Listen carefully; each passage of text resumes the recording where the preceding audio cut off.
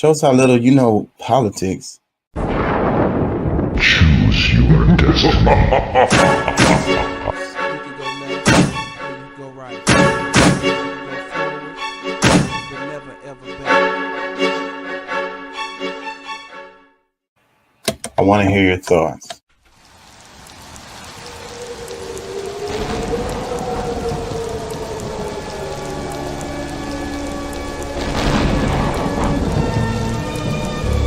Good evening, my little one. I shall make you psychotic. Mommy, what does psychotic mean?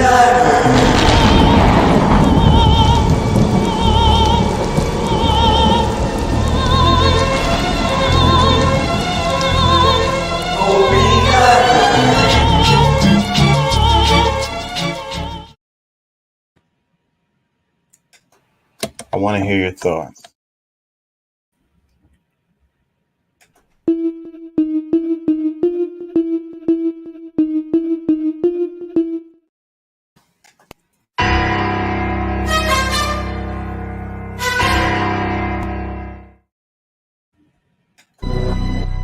Yeah.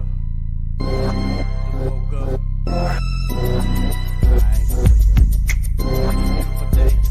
I ain't feeling your side.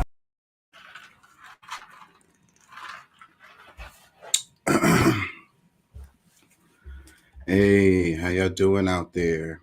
How y'all feel? Remember, an educated public cannot be controlled. Learn to be active. The views and events expressed here are totally whacked, not necessarily the views of anyone. ¿Cómo estás? ¿Podemos ayudarnos más? Sí, se puede. Don't take my word for it. Look that mess up. How y'all feel? Y'all feel good? Don't forget to look that messed up yourself. You know, I say that every time we start the show. And I've been saying it since I started the show, and it's been like 2 years. Take some time, man. Type some stuff in your search bar, man. Do it for me if you want to do it for yourself. Just type some stuff in there, bro. Look some stuff up, or sis.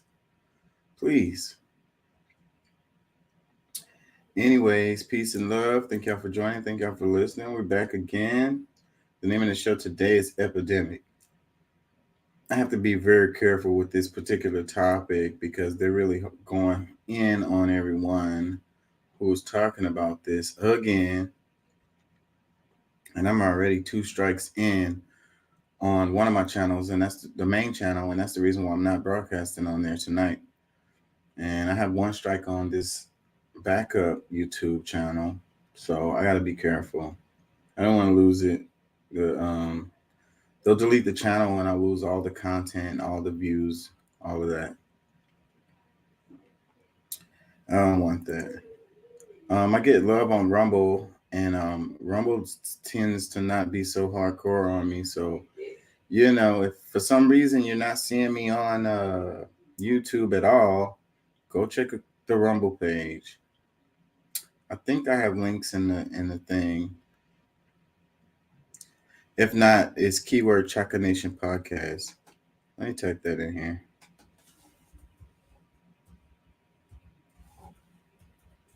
Chaka Nation Podcast.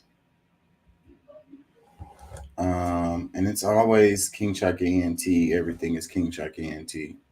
So you're gonna find it. King Chaka ENT, Chaka Nation Podcast. You'll find it. It'll be there. I'll be there. For sure, for sure.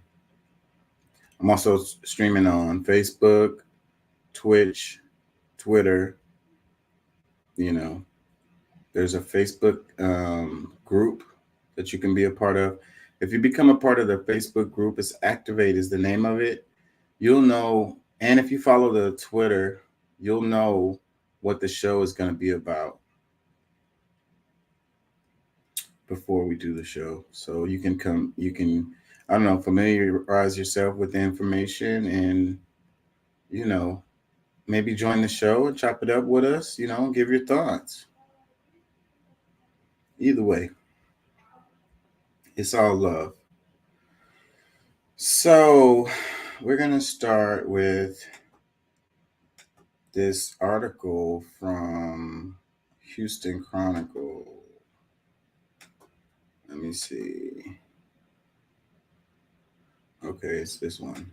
Let me share this with y'all.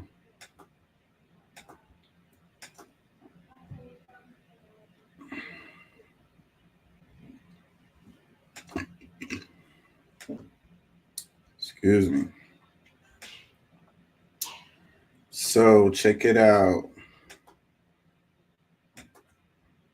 It says new COVID variant found in Houston. Wait, no, I don't want to start with that one. Hold on. Is that the right one? That's not the right one. Hold on. I want to come back to that one. I want to start with this other one first. Here it is. This is the one that caught my eye. It came down my timeline and I was reading it and I was like, what the F? It was on my timeline on Instagram. And I was reading it and I was like, God, you know, hey, by the way, I work in a restaurant and I don't want to see another lockdown. I don't want to see mask mandate and all of this. I really don't want to see that. You know, I have to pay my bills, y'all. So please, can we not do this again? I don't want to go down this road. Anyway, so the name of the article, it says Houston is in a summer COVID wave. What to know about its severity? BA 2.86 variant and new vaccines. I saw because Biden was in the news and he was like, "Yeah, we got a new vaccine coming and it's gonna work." Da da da da da. And I was like, "Oh," and he was like, "Yeah, it's gonna work and everybody should take it." Da da da da da. I was like, "Why is this guy talking about this?" So, and that was like a week ago, or it might have been earlier this week. I think it was last week. Anyway, so this article is by Julian Gill, August 30th, 2023. Um,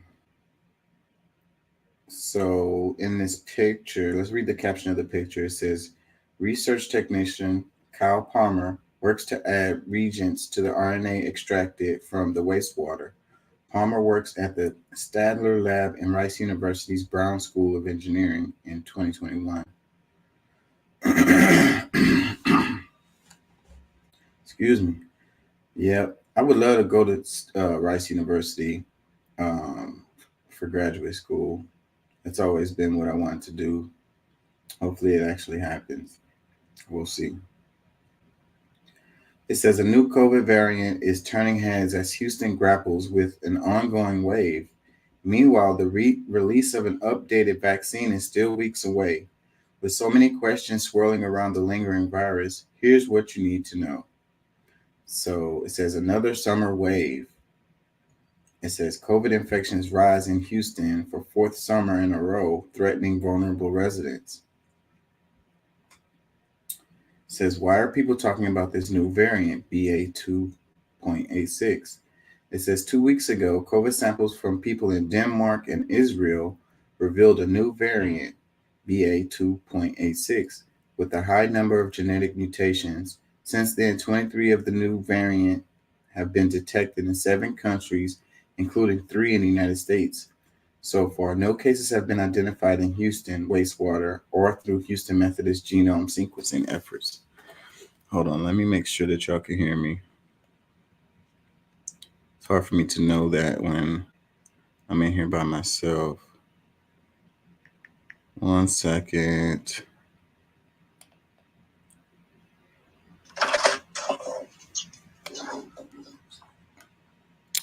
I guess y'all can hear me. Wait. No, that's the old one. Here we go. Let's see. Wait. No, that's the old one. Okay. We're good. Anyways, did y'all hear what they said in this article, right? I mean, in this paragraph, it says, so far, No cases have been identified in Houston wastewater or through Houston Methodist genome sequencing efforts. Okay, so this is what caught my eye immediately right away when I was reading this because the name of it was, it said, where is it at? Houston is in a summer COVID wave. And over here it says another summer wave. COVID infections rise in Houston for fourth summer in a row, threatening vulnerable residents. So it says summer wave in Houston. COVID infections rise in Houston for fourth summer in a row. And then in the article, first paragraph, it says so far no cases have been identified in Houston wastewater or through Houston Methodist genome sequencing efforts. Wait a minute, I'm confused. So which is it? Is it a wave going on in Houston, or is it that they haven't identified any cases in Houston? Which is it? The next paragraph, it says it's still too early to tell whether the new variant is more transmissible or severe than the current strains in circulation. Areas where the variant has been detected have not seen an unusual increase in hospitalizations, according to the Center for Disease Control and Prevention. However, its presence in multiple countries at a time when genetic sequencing efforts have slowed gives scientists reason to believe the new strain is spreading faster than the data shows. Okay, so they're saying that it's showing up in multiple countries at the same time. And then it says, so genetic sequencing efforts have slowed, so they haven't been testing or whatever as much. So that leads them to believe that it's spreading faster than the data shows. Just because we're not testing and we've got some tests that show it in multiple countries at the same time, we're leads us to believe that it's moving faster than the data shows. So, and again, how does that relate to Houston? I mean, just because it's showing up in different countries around the world, what, how do they come to the conclusion that we're having a wave in Houston? It says there is a concern that the strain's mutations could allow it to evade immunity from recent infections or vaccinations, according to the CDC. The number of genetic differences is roughly of the same magnitude as seen between the Delta variant and the Omicron variant, which led to record-breaking number of cases and hospitalizations across the country in early 2022. New strains with eye-catching combinations are nothing new, said Dr. Wesley Long, a pathologist at Houston Methodist. Many heavily mutated variants detected during the pandemic never outcompeted the dominant strands and fizzled out. Even if it is more evasive, pretty much everyone at this point has some level of immunity and some level of memory cells to COVID-19, he says. So with that sort of evasion, it could just mean you'd be more likely to get a symptomatic infection than not. Vaccines should still provide a good defense against severe disease and death, he said. It says, how will the new strain affect the fall COVID vaccine rollout? An updated vaccine tailored to the XBB lineage of the Omicron variant is expected to become available shortly after a CDC advisory panel meets on September 12th to vote on recommended guidelines. The targeted strain, XBB 1.5, is already losing ground to other variants. As of August 19th, strains called EG.5 and FL.1.5.1 dominated cases in the United States. Both variants are within the same family as XBB. So the new vaccine should still offer good protection, said Long. It's still unclear how the upcoming vaccine will perform against the new variant, BA.2.86, but boosting our COVID-19 immunity overall is going to help protect against any variant that comes along to some extent, Long said. Only 17% of Americans received the last updated COVID shot, which became available in September 2022. Even when a vaccinated person becomes infected, a recent study suggests their symptoms are less severe and shorter lived compared to an unvaccinated person. Is Houston still in a COVID wave? How bad is it? Yes, the viral load in Houston's wastewater is 375% of the baseline set in July 2020, a nearly six-fold increase since late June, and the highest level since January. Infection levels appear to be tapering off at many of the city's 31 wastewater treatment plants, with 18 plants showing a decreasing or unchanged viral load compared to the previous week. Okay, let me try to understand this. 375% of the baseline set in July 2020, a nearly six-fold increase since late June, and the highest level since January. Infected levels appear to be tapering off at many of the city's 31 wastewater treatment plants, with 18 plants showing a decreasing of unchanged viral load compared to the previous week. So you're talking about the wastewater treatment plants, but it says infection levels appear to be tapering off. So infections of the wastewater. Help me understand. Am I reading this wrong? Or, does that mean that people are getting sick? Who's getting sick? They're not saying that. They're just saying they're talking about wastewater. Move on. It says Texas Children's Hospital continues to see an elevated number of COVID admissions. The hospital reported more than 20 COVID hospitalizations on Tuesday, up from about 10 patients per day earlier this month, officials said. Also on Tuesday, there were 119 COVID patients at Houston Methodist, an increase from 107 the night before. Okay, so here they're saying that they are.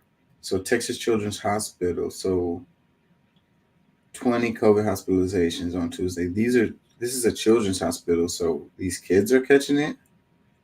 It says up from 10 patients per day earlier this month, officials said. Also on Tuesday, there were 119 COVID patients at Houston Methodist. So Houston Methodist, that means those are adults, and it says an increase from 107 the night before.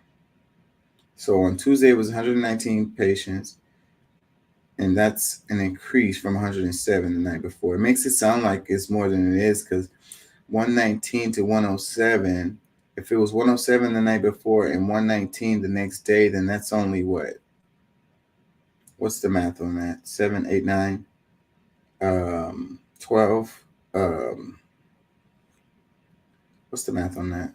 I'm sorry, y'all. I'm sucking at math right now. 12. So 12 more patients. Okay, 12 more patients. Then it says, it has become difficult to measure the full scale of COVID hospitalizations since the Texas Medical Center stopped regularly publishing data.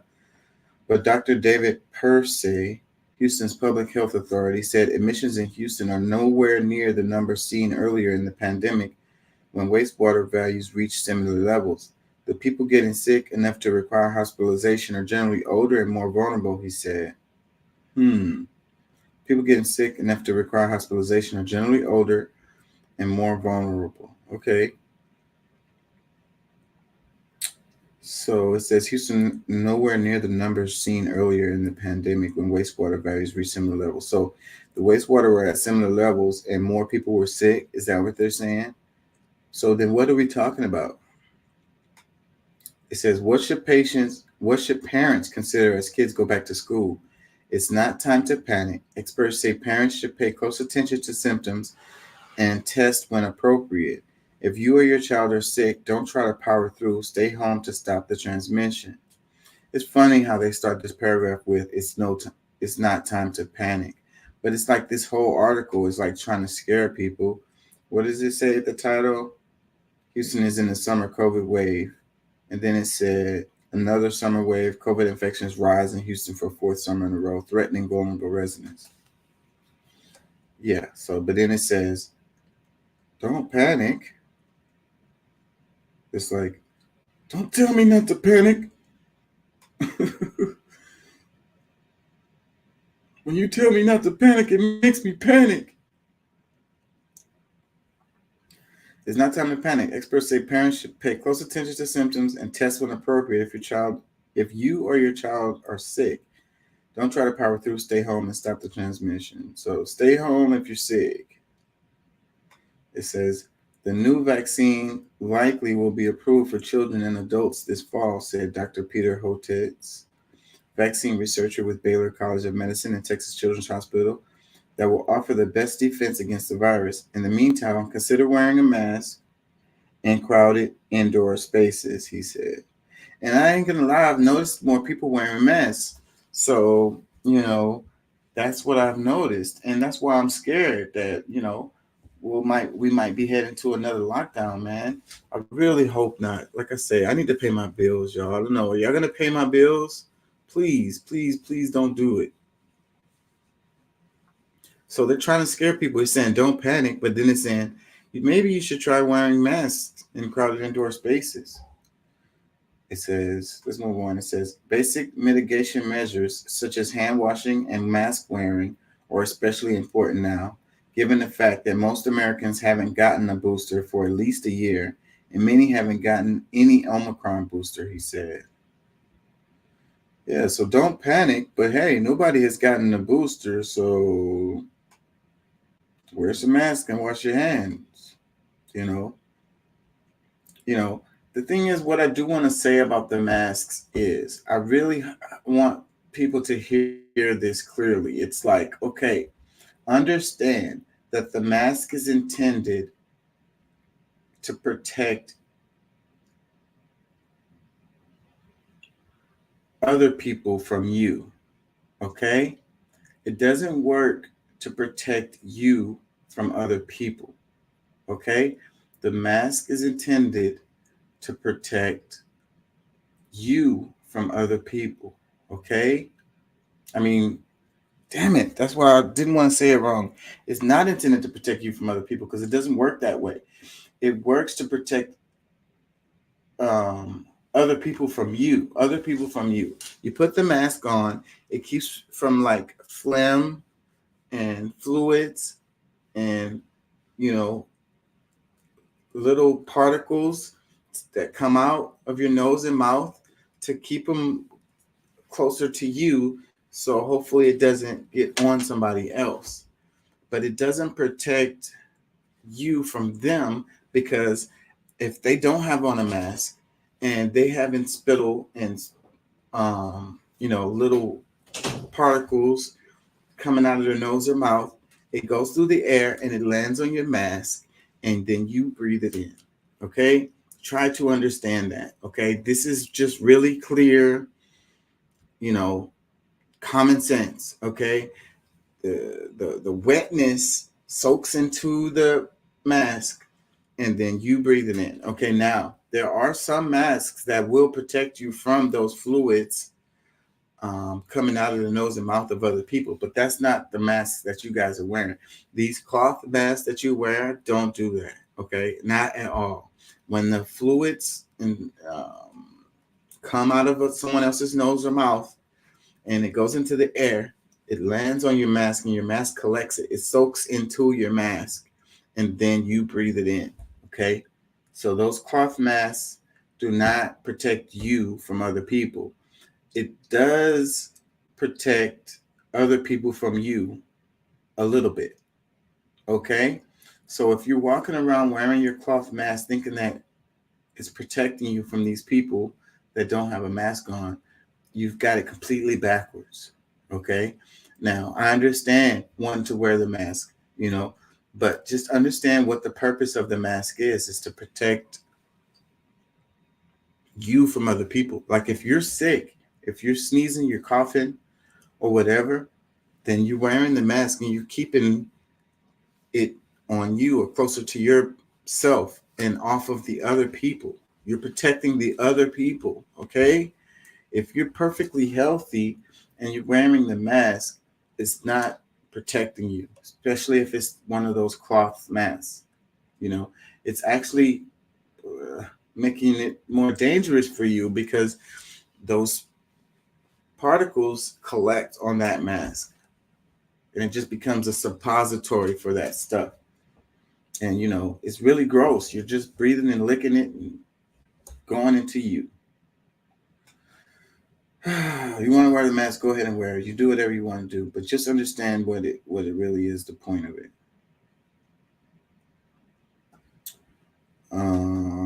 Let me go to this other article.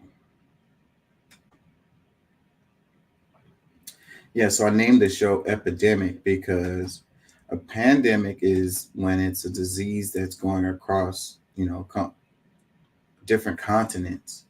You know, an epidemic just means that it's on one continent. Okay, so that's the thing. You know, China's going through it right now, but you know, if it's not all happening at one time and you're just having like booths, if you're just having like a wave that's happening, you know, um, then that's just an epidemic. It's not a pandemic. Did I just go to the same one? Yeah, this is the same one. Hold on, y'all. I'm talking and clicking at the same time. Not doing a good job multitasking here. Okay, this one. And again, don't panic. This is not intended for you to panic.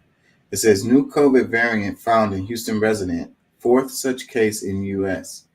It says the variant first emerged 2 weeks ago and has since been detected in several countries, including Denmark, Israel, and the United States. So this one is September 1st, 2023 by Rebecca Noel. And this is the Houston Chronicle, right? What is this? NPR. This is NPR. The last one was Houston Chronicle. It says a Houston resident has become the fourth person in the country to test positive for the new BA.286 COVID-19 variant. However, experts say that while the new variant has gotten a lot of attention, it's unlikely it will have more impact than other current COVID-19 variants. Okay, so what is the point then? Why are we talking about it? It says Houston resident has become the fourth person in the country to test positive for the new BA.286 COVID-19 variant. However, experts say that while the new variant has gotten a lot of attention, it's unlikely it will have more impact than other current COVID-19 variants. So why are you talking about it? Why did you make an article about it? You know, it's like a new variant, but it's probably not going to have more impact than the other COVID-19 variants. But hey, it's a new variant. This was different than the other one. It says the variant first emerged 2 weeks ago and has since been detected in several countries, including Denmark, Israel, and the United States. Dr. Wesley Long, a researcher and physician at Houston Methodist Hospital, said BA 2.86 is what he calls a remix of mutations common in other variants, meaning immunity gained through vaccination or previous infection will likely offer some protection. Okay, that's great news. It says it's music that our immune system has heard before, but put together in a new way, but it will, to an extent, likely recognize parts of it, said Long. I would not expect it to cause a wave like the Omicron wave. It says, so far, there have been under 30 confirmed cases globally. Under 30 cases globally. Why are we talking about it? There's like there's like there's like other things that happen that's they're under 30 cases globally. Like that's like nothing. That's like nothing at all. I mean, more people stomp, fall or something like random, like struck by lightning, something completely that you would more people win the lottery. It says Long said while it's still early on, he does not predict a wave as serious as other Houstons has seen so far. There's no reason to suspect at this point that it is any more severe or different in terms of outcomes than the currently circulating variants, he said. The Houston area is currently experiencing a spike in COVID infections due to the XBB lineage of the Omicron variant. An updated booster tailored to these particular variants is expected to be released following a meeting of a CDC advisory panel on September 12th. Why are they going through all of the trouble? And then it's like they got to come up with a new booster specific for this. And they're talking about 30 confirmed cases globally. Oh. It says Long recommends staying up to date on vaccinations, including getting the newest booster when it's rolled out. And that's it. So yeah, scary, scary, scary. Don't be scared. Don't panic. But yeah, there's a new variant. It's only 30 cases globally. But yeah, we're gonna come out with a booster to make sure you're good. So don't panic. Whatever you do, don't panic. Why you keep saying don't panic? It's making me afraid. I think I'm gonna panic.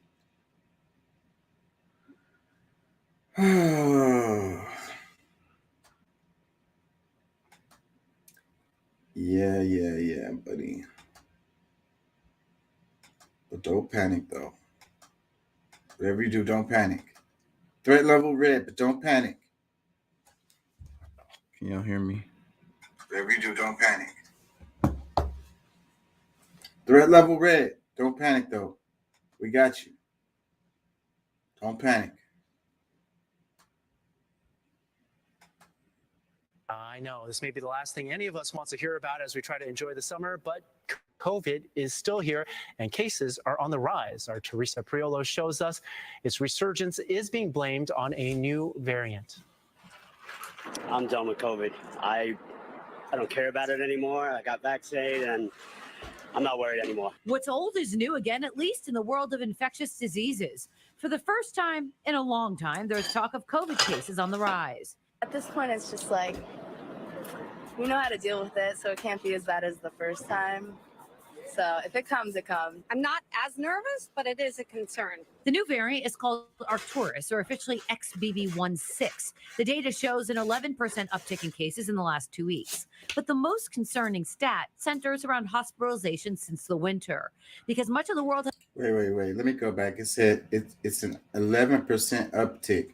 So whenever they use like stats like that, that always sounds like something more than it is. 11% uptick. Okay, so... Well, if it's only like 30 cases or something like that, then like, what is it?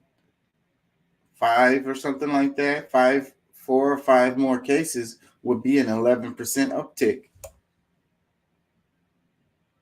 Has moved on from COVID. There's no real indication of how significant the problem is. We got down to almost single digits in individuals across our healthcare system that were, hospitalized with acute COVID, in other words, true COVID infection. Dr. Michael Phillips is NYU Langone's chief hospital epidemiologist. Those folks that, were admitted were people that were older, typically greater than 70 years of age, or sometimes really severely immunocompromised, And we really haven't seen a significant change in that, although we're keeping our eye on it. The infections do not appear to be severe, and healthy individuals are recovering quickly. Mild illness, people recover after a day or two, everybody's okay. So it certainly why are we talking about it then? Transmissible. And we may be seeing an increase in the community, but, fact is many people, it's mild illness, they're not getting tested. Most notably, Dr. Phillips does not believe that we're in for a severe COVID season this fall and winter. As he puts it, things are trending normal. On the Upper East Side, Teresa Priolo, Fox 5 News.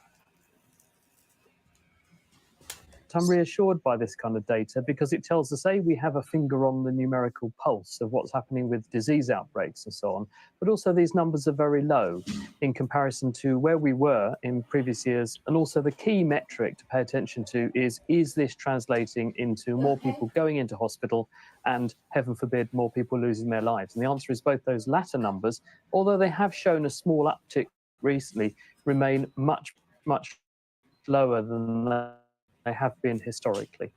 Of course, what shows the coronavirus, it's still lurking. It says Boost reports 33% increase in COVID tests sales last week. So people are getting more COVID tests. So they're like, don't panic, don't worry, it's not a big deal. People are just having mild symptoms. It's not a wave, but we got a new variant. So then people are like, okay. But then they're like, well, you might want to go get tested, though, So, okay, well, then there goes the sales for the COVID tests, Fact that we have to go and buy them now. They're not free. People are testing, and when you test, you find answers. If you don't test, you don't get the answer. So to a certain extent, without testing, ignorance is bliss. So some of the ignorance that's gone on is because we haven't been looking. But in the background, there have been, until about springtime, about 1.5 million cases a week of coronavirus in the country. So if you just pause time at any moment and looked how many people have got coronavirus in the UK, it's very, very high. It's been about 750,000 cases at any one time in the last month or so. And it's So, but then why do we need to be tested if it's a mild thing that people are going to most likely get over and most likely have natural immunities to it already at this point, especially if they've already had previous vaccinations. The variant isn't very much different than the one from before, so your body recognizes it and fights it off. It's like having a little cold or something.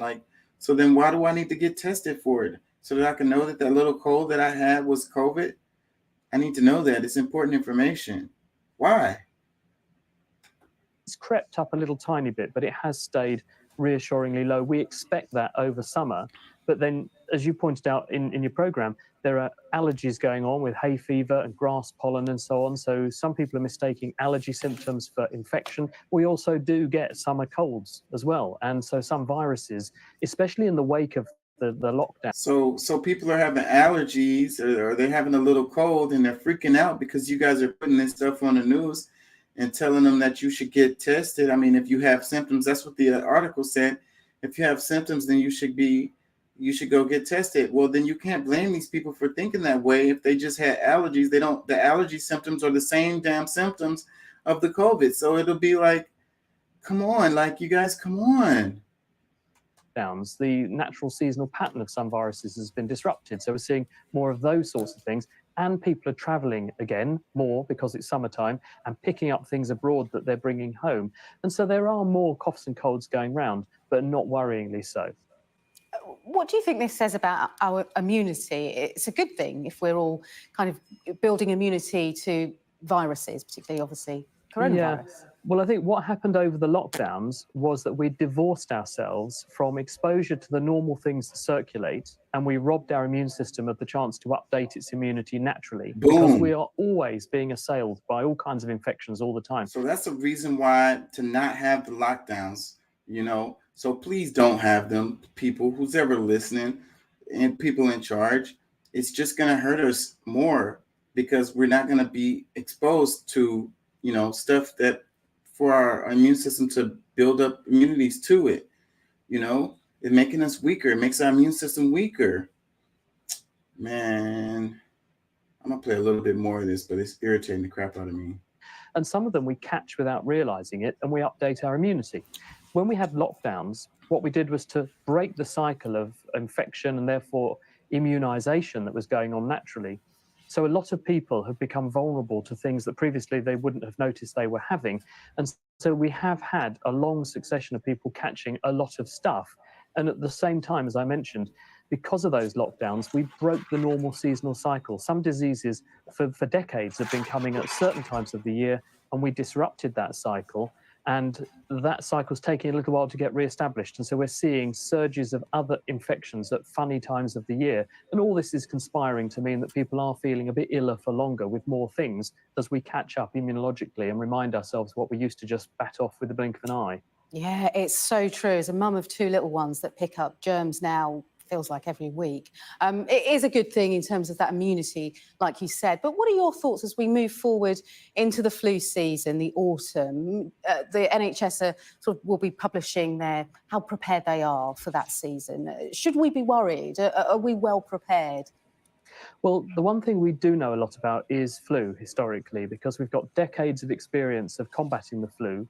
There's a really good international network of laboratories that gather data on the flu and share that information all around the world, and it's used to make the flu vaccine. So what's going on in the southern hemisphere at the moment, where it's wintertime and their flu season, they're collecting samples of flu. They will be sending those into a network of World Health Organization laboratories who compare what's doing the rounds in the countries that have flu outbreaks with what's currently in the vaccine that we're going to make to put into people for our flu season. And they'll ask the question, does this vaccine protect against this strain of the flu that's circulating, and where we think that strain of the flu is going to end up when it changes and adapts, which flu does every year. If the answer to the question is the flu vaccine looks good, then they will scale up manufacture and they'll aim to get it into people at least a month ahead of the flu season starting. The simple reason being it takes you a month after vaccination to build appreciable immunity, and prevention is always better than cure. So we try and go in early in order to protect people before a surge of disease, but not too early, because the immunity isn't long-lived. It protects you over that winter, but not much beyond that. So you want to get the sweet spot in the timing to protect people for the longest time possible. Otherwise, there's a chance you get some breakthrough. Yeah, and I don't like the flu vaccine. The last time I got the flu vaccine, I got horribly sick afterwards. And this was years and years, or lots of years ago. So ever since then, I'm like, I'll pass on it, because I wasn't sick. I got sick after I got the shot, and I was like, man, I'm horribly sick too, like terribly sick. Like, I'll pass on it. So, but hopefully people, can learn some stuff. Hopefully you guys learn some things. Don't be afraid. Don't let them threat level red you. New COVID wave and have you all scared and stuff, because you know just learn more stuff about it, and make good decisions. Protect yourself, of course. Wash your hands, especially, like, that's the main thing. Wash your hands, drink fluids, eat well, get some exercise, go outside and get some sun, get some fresh air. A lot of us have freaking inside our homes, the air inside of our homes is terrible. Get some little plants or something, or just open the window every now and then. Just be smart. The main thing you can do is wash your hands. Just that's it. Being around little kids, if you have to be around them, you got to be around them. It is what it is. But avoid being around stuff that's gonna possibly get you sick.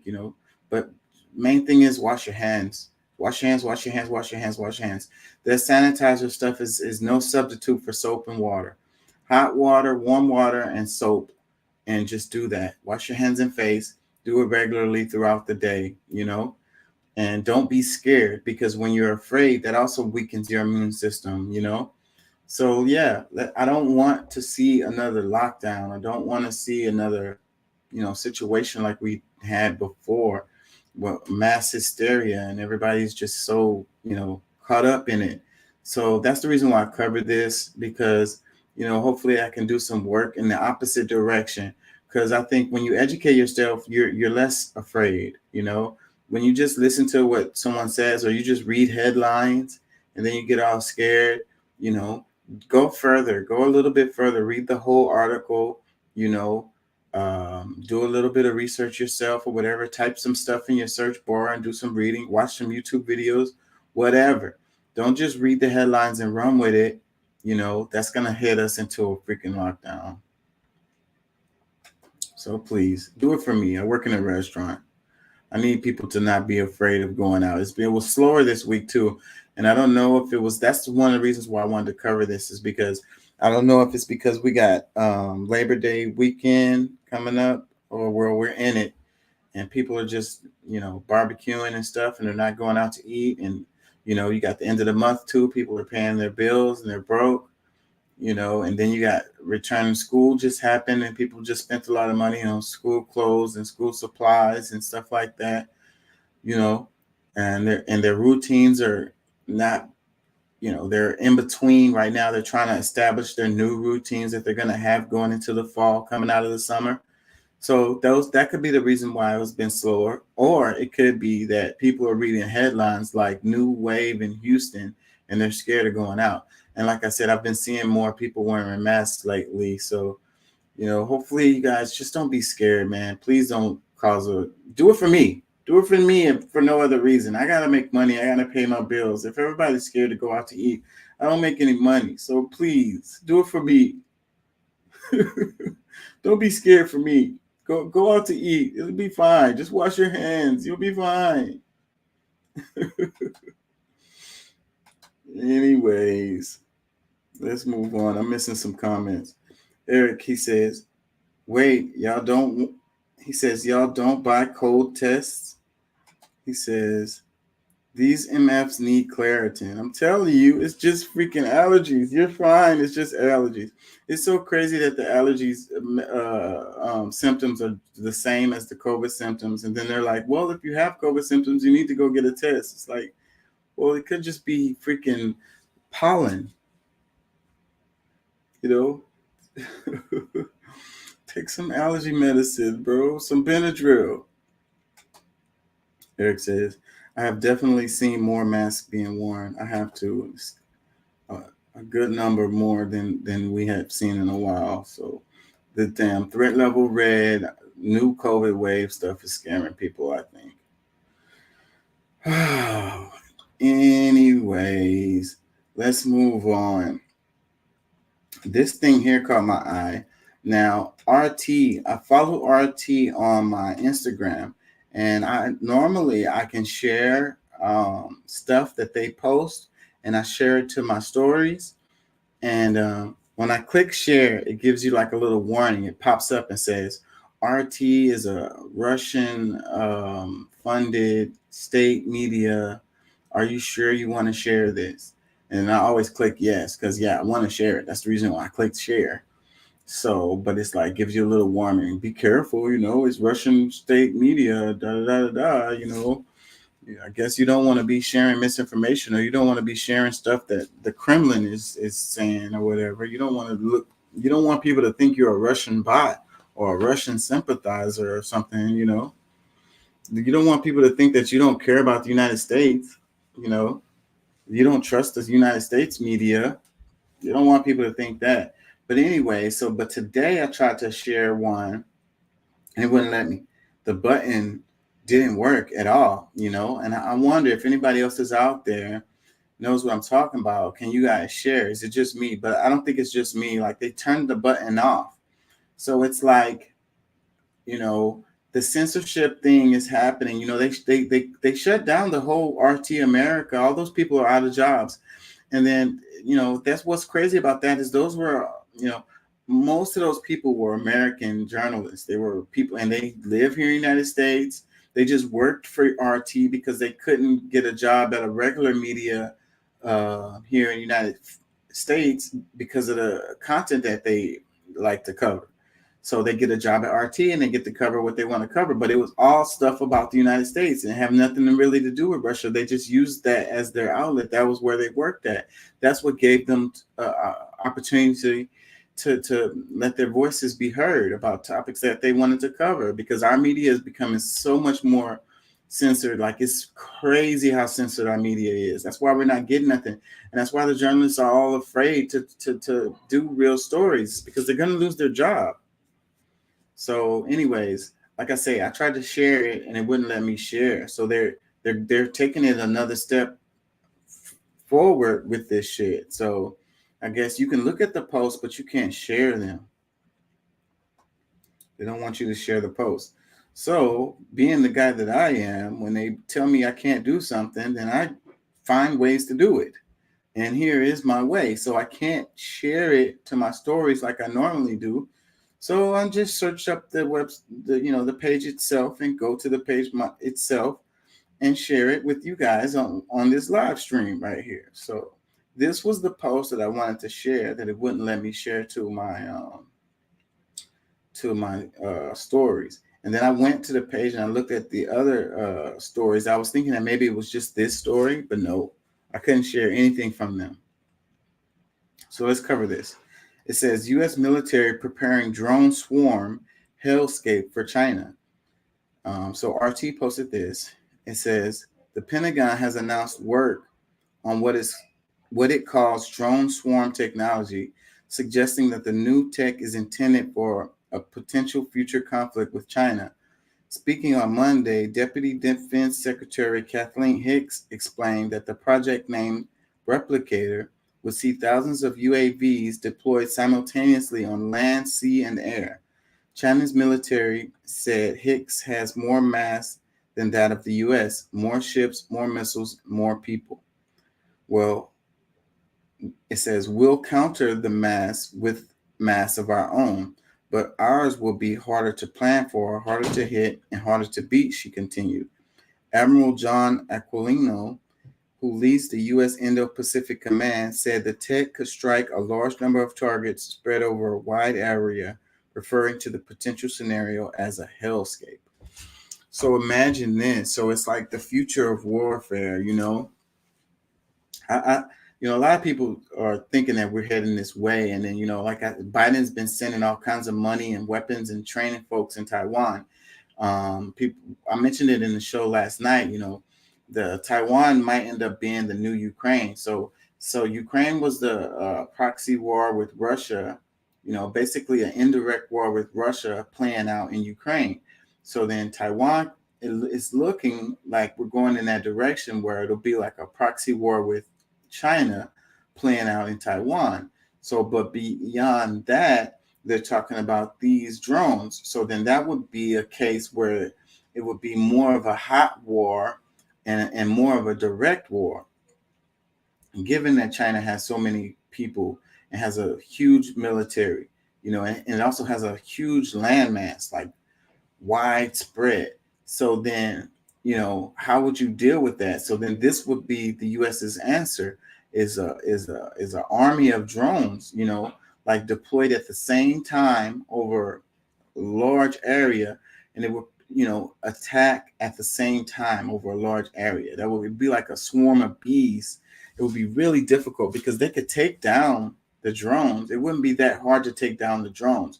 But if you have a large number of them like this, then they're going to do a lot of damage before they get taken down, So maybe this is what it is. And maybe there's a reason why they don't want to share this, because it will be giving out information of what the United States really wants to do or whatever, so that China can get prepared for it or whatever. You know what I'm saying? But since they released the information anyways, I'm sure China be on it when it comes to information. So I'm sure they know about this stuff anyways. And I think that I'm sure that they would be preparing themselves on how they would deal with it anyways. But I guess, with the media, they just don't want people talking about it. They don't want it shared. They want to keep a lid on it a bit, But this would be a crazy ass scenario, right? Freaking drone wars, bro. Like, this is the future right here. Scary, scary stuff, man. I don't think that we want a live, full-scale, head-on war with China. Honestly, I don't think that we would win. I really don't. I'm sorry, you guys. The United States, we do have a huge military. We spend more than the next, like, 7 to 10 countries all combined, and we sell arms. It's one of the main things we do. And we produce a lot of weapons here in the United States. So it would, regardless of what happens, it'll be good for the military industrial complex. But in the long run, would the United States actually win? That would be a question. I know a lot of people would be like, America, and they don't want to think like it's a chance that we could lose a war. So historically, the United States has benefited from these kinds of full-scale wars. It's kind of the reason why the United States is in the position that it is in today, is because of what happened after World War I and what happened after World War II. But a lot of that stuff was happenstance. It wasn't necessarily as a result of, superior military might that we had. It was more of like just the way things kind of fell, and in some of them cases, like we didn't get into the war until way later, like halfway in or even towards the end or whatever. And then when the chips fell the way that they fell, it just so happened we was on the right side. That's just the way things happened. It wasn't because of a superior military or superior generals or any of that. It was just the way things happened. So, but who's to say that that's how it's going to happen this next time? Like, if we have an actual World War III, there's no guarantee that we're going to be on the winning side, or and even if we are on the winning side, it doesn't necessarily mean that we'll benefit like we did the previous times, and be able to flourish and grow and be the United States that we are. Things could be dramatically different. It could really go in a whole nother direction.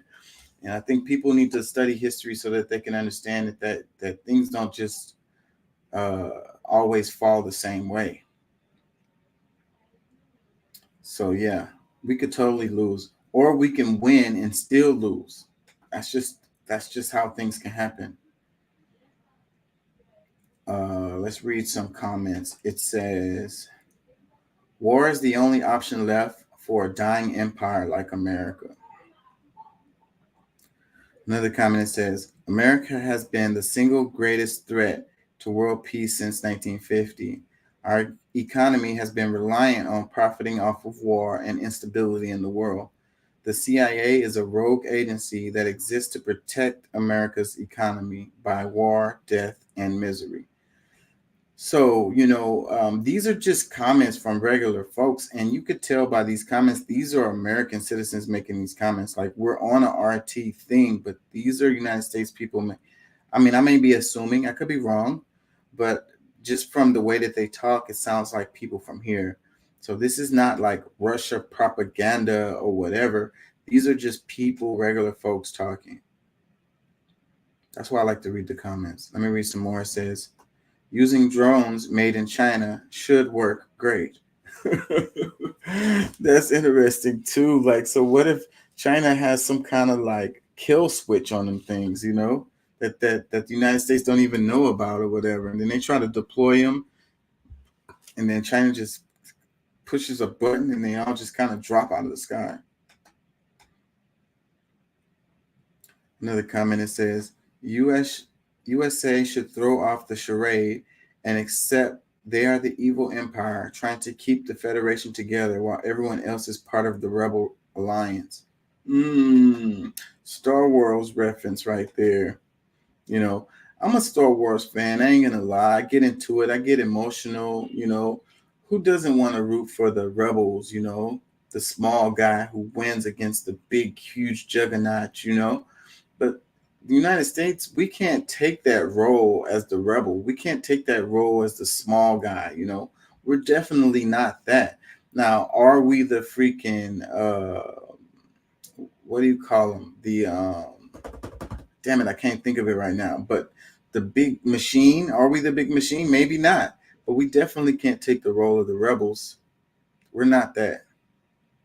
We're too big to be that. Then read another comment that says, why don't you just hand over the U.S. to natives and return to Europe? Less wars. Another comment that says, empires always collapse, and this time it's the U.S.'s turn. Ooh. The United States hasn't been around that long either, too. It seems like the way we look at stuff, we like to think the United States been here forever, but it hasn't. It's a really young nation compared to a lot of the nations around the world. We're very young, at like 200 and something years, like less than 300 years old. That's a very young nation. We like to think that we've been here forever and we're gonna be here forever, but nations come and go. It happens. That's why people need to read history and learn their history more, so they can understand that things turn around, things change. I don't like to make predictions or whatever. I don't know what the hell's going to happen in the future, but I wouldn't be surprised to see that the United States kind of breaks into pieces. Instead of it being like a civil war, it just ends up being like, it just kind of falls apart, as far as like you have different parts just fall away from the United States. An area that was previously the United States is called something different. Like, that could totally happen, y'all. Could totally happen. See, the shining she might come to an end. But that's what gives the United States so much strength and power, is because of the way, how much the land mass. Like, it's really difficult. Like, there's never been like a war on U.S. land, like, since the United States started. Other than like the Civil War, but that was us against ourselves. But there's never been like a foreign invader that came over here, and it would be so difficult to conquer the United States in that way.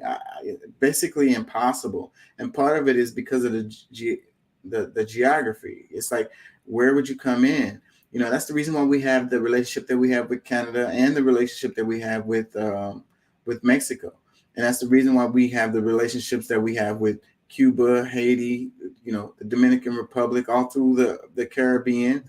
That's the reason why we own Alaska. And, how would you come in to the United States to conquer the United States? And if you got somehow got in, how would you get to where to conquer? Like the geography is a problem. We got mountains on one side. We got these huge flat like plains areas, like, and you're gonna meet what they say, it'll be a gun behind every blade of grass, and you best believe that. So you wouldn't be able to do it that way. Let me read some more. It says, war is only beneficial to the elite. Every couple decades, rich men conjure up plans to rid the earth of the strongest amongst us. This is nothing more than a way to destroy the middle class in pursuit of death. That's really interesting, because last night I was talking about Ukraine and how working, fighting age men is hard to come by. They're having a hard time finding people to fight now. They've lost a lot of people. The young men fighting in the war. Ukraine is not that big.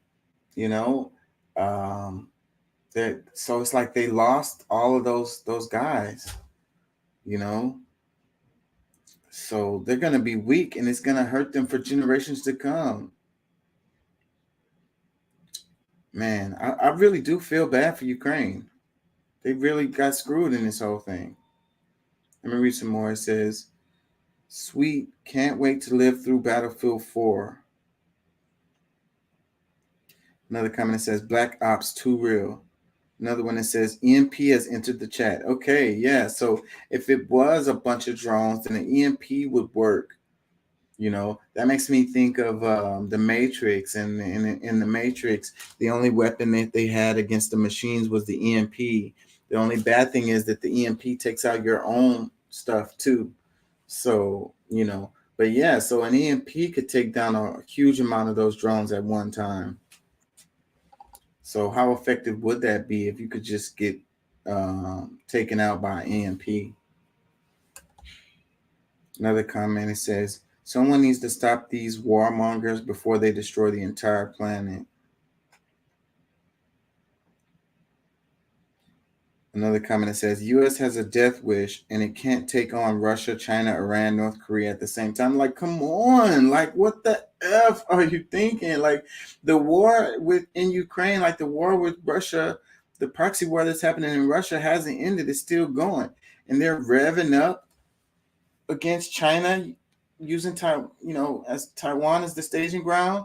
And then, we got stuff going on in Africa, all of this at one time. Like, even with the big ass military that we have, do we really think we're going to be successful fighting wars all over the world all at the same time? Come on, man. That's crazy talk.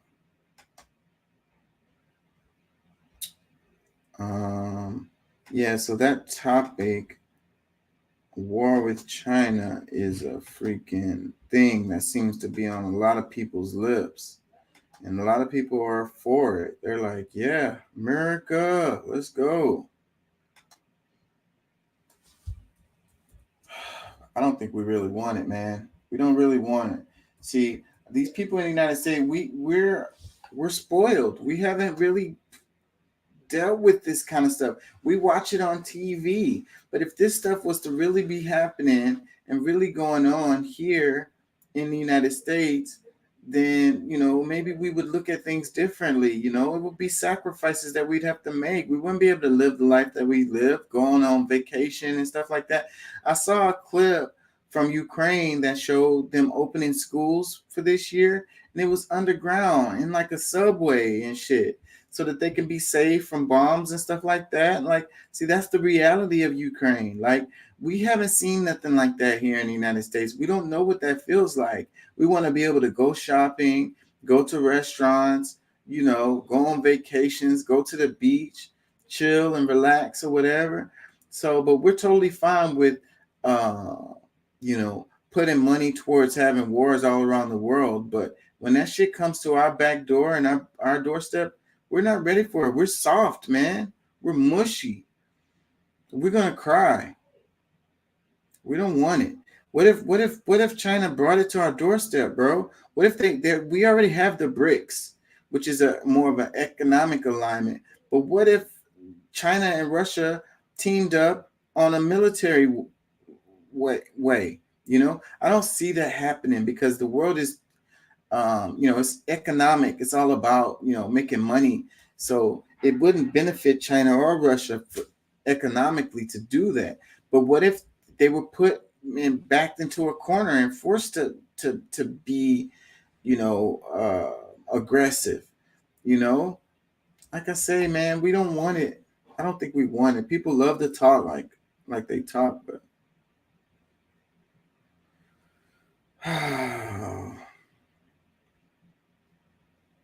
Associated Press, 1 minute. Let's watch a little bit of this.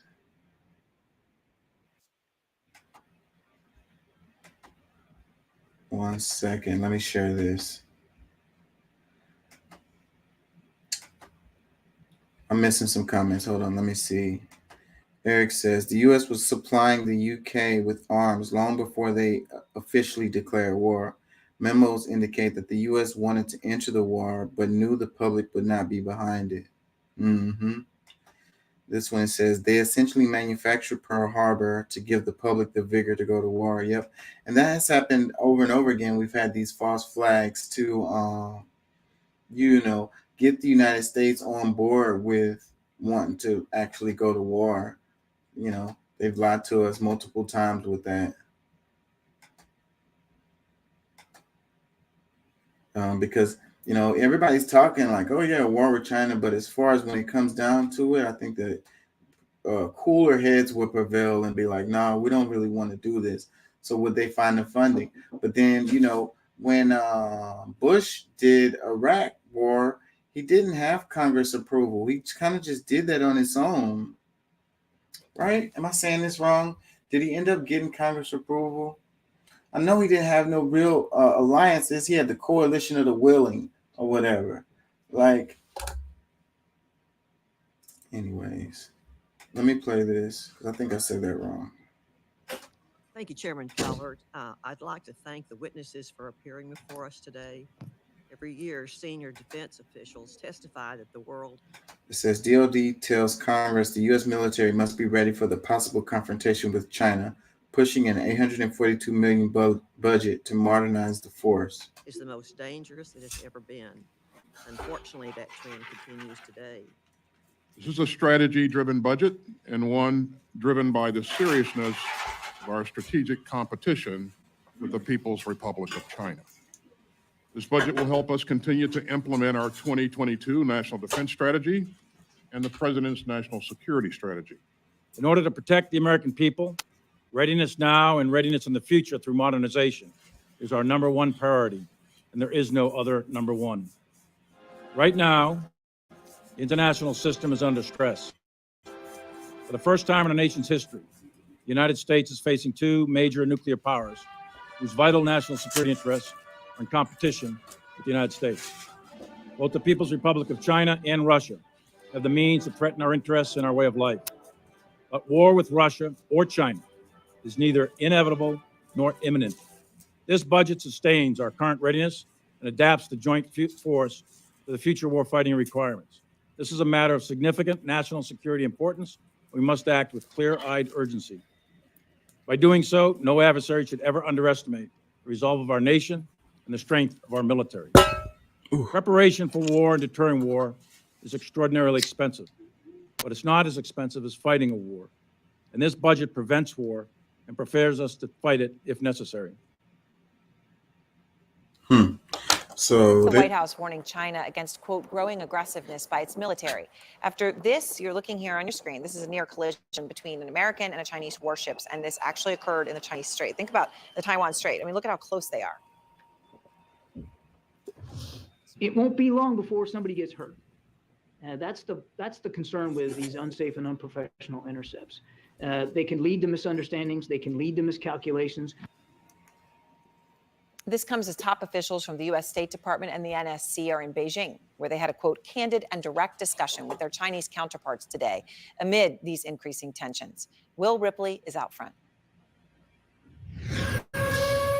On the streets, in the skies, and on the sea, rising rhetoric, and the U.S. warns real danger of military confrontation. A growing list of U.S.-China flare-ups, fueling fierce anti-American sentiment among the Chinese public. Chinese state media adding fuel to the fire, blasting the airwaves with outrage. Public perception of the U.S. plummeting. A recent Chinese poll reveals more than half of those surveyed have a very unfavorable or somewhat unfavorable impression of the U.S. The U.S. keeps picking on China, says this man in Beijing. It feels like the U.S. is bullying China. Another making his views clear. I don't like the U.S. All bad things in the world are caused by the U.S. U.S. polls show many Americans have similar views about China. Even in polarized Washington, countering Beijing has rare bipartisan support. From the Taiwan Strait to the South China Sea to Singapore, the U.S. and China seem to be spiraling closer to conflict. On Saturday, a near collision on the Taiwan Strait. The U.S. accused a Chinese warship of cutting off a U.S. Navy destroyer. The U.S. says both ships came within 150 yards, less than 500 feet of each other. The U.S. destroyer took emergency measures to avoid a collision. A close encounter U.S. Defense Secretary Lloyd Austin called extremely dangerous. I'm concerned about, at some point, having an incident that could very, very quickly spiral out of control. Austin speaking at this Asian Defense Summit in Singapore. The Pentagon says China rejected a proposed meeting with its defense minister, Li Shangfu. Their only interaction, this brief handshake. The U.S. says they did not have a substantive exchange. General Lee had plenty to say after the near collision, blasting U.S. claims of a peaceful passage through the Taiwan Strait with a Canadian warship. They are not here for peaceful passage, he says. They are here for provocation. Tensions already high, getting even higher. Just days earlier, over the South China Sea, a mid-air incident caught on camera. A Chinese jet dangerously close to a U.S. reconnaissance plane. The U.S. calls this an unnecessarily aggressive maneuver. China says it was just safeguarding its sovereignty, accusing the U.S. military plane of deliberately intruding into China's training area. The government spokesperson saying the U.S. should immediately stop such dangerous and provocative. Let me pause for a second. So the one with the airplane, it's like they said that was in the South China Sea. So, okay, so the China's flying planes around the South China Sea, that would make sense, right? The U.S. flying planes around the South China Sea doesn't really make sense. Come on, let's think about this for a minute. How far away is that from the United States? Why are we way the hell over there? What are we doing over there, you know? Come on. And so like the China saying, what are y'all doing? You know, flying all close to us. And then the thing with the boats, I remember that story really clearly. And what they said was it was the U.S. who was like in the way. They caused that situation to happen. Like, I think that we can accidentally fumble our way into a fucking live fire ass freaking situation with China by accident. You know, just screwing around too freaking much, doing too much. Actions. Washington rejects Beijing's territorial claims over nearly all the South China Sea, saying the United States will continue to fly, sail, and operate safely and responsibly wherever international law allows. Tensions rising ever since a controversial Taiwan trip by former U.S. House Speaker Nancy Pelosi last year, and this year's meeting in California between House Speaker Kevin McCarthy and Tsai Ing-wen, president of Taiwan. China also claims sovereignty over the self-governing democracy its communist rulers have never controlled, launching 2 rounds of massive military drills near Taiwan, only adding to U.S. concerns of a potential military miscalculation with massive consequences. I mean, Will, it's amazing to see that. And I mean, just to think about 450 feet apart and the speed with that wake that those ships were moving. I mean, you just think about what could have happened.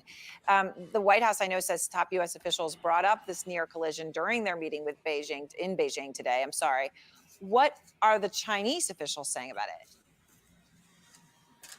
Publicly, not much other than calling on the United States to stop what they call provocative behavior, Aaron. But look, just the fact that there are talks happening in Beijing is an encouraging sign, because for months, the U.S. has been trying to rekindle high-level diplomacy. Remember, there was that thaw when President Biden and President Xi met in Bali last November, but then the suspected Chinese spy balloon on the eve of, it was supposed to be a very important diplomatic visit by the Secretary of State to Beijing. That derailed the whole thing, and basically both sides haven't been able to communicate at a high level ever since. So if indeed now there are these lower level discussions, perhaps that could lead to higher level meetings, which could try to potentially put, some sort of a pause in this escalating tension that really has been going, whether it's Taiwan, the South China Sea, China's deepening partnership with Russia. There's a lot that the U.S. and China need to talk about to avoid a misunderstanding there. And, the whole thing with the balloon, that was debunked. It came out that there wasn't no spy balloon, and they keep on repeating that. It's so crazy how when a headline, gains steam, it seems like the media never comes and says, oh, well, yeah, we made a mistake or whatever. We was wrong. Information came out. It'll be like a little low at the bottom of the whatever. It'll go across the screen in words. Like they won't even say it out loud. Like, that's what's crazy, freaking, I don't know. I really don't know what to say about this, but like, it's scary times. It really is. I was going to say something and I lost it. What was I going to say? China. That's what it is. The economic things. That's the real issue that the United States has with China. It's about tech. You know what I'm saying? It's about the chips and stuff like that. So it's like an informational war. It's a technology war. United States companies competing with China companies related to tech, and they don't want the China to overtake the United States in the tech sphere. So a lot of these animosities really come from that. You know what I'm saying? So, but then it's boiling over and turning into like, kind of like a military thing or whatever, but it's really about the tech. And that's the reason why Taiwan is important to it. They create chips. They make chips over there. And the United States wants to have, we want to have the upper hand when it comes to that, because these chips are the future. All the tech is going to rely on these chips. I'm missing comments. Let's see. It says Pope famously lied to Congress to go to war with Mexico. True. It says, who is ready and willing? The dudes furthest from the fight. Funny. Yeah. The dudes that ain't never haven't seen a live war in ever.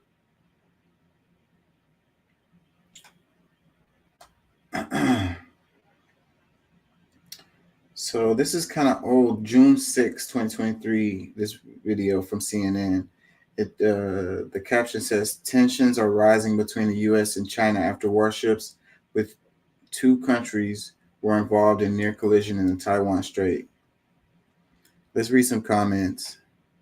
It says, the thing is, most everyday citizens of countries around the world are generally nice, respectful, etc.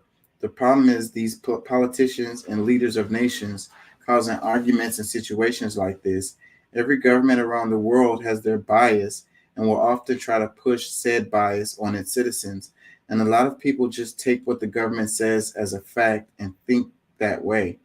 Depending on the country, said government bias could be more or less like, for example, China and their relatively restrictive government on its own people. But these days, most people are smart enough to realize this and will hear out what their government says and also do their own research on said claims from various sources and think about what is actually going on. Hopefully they do.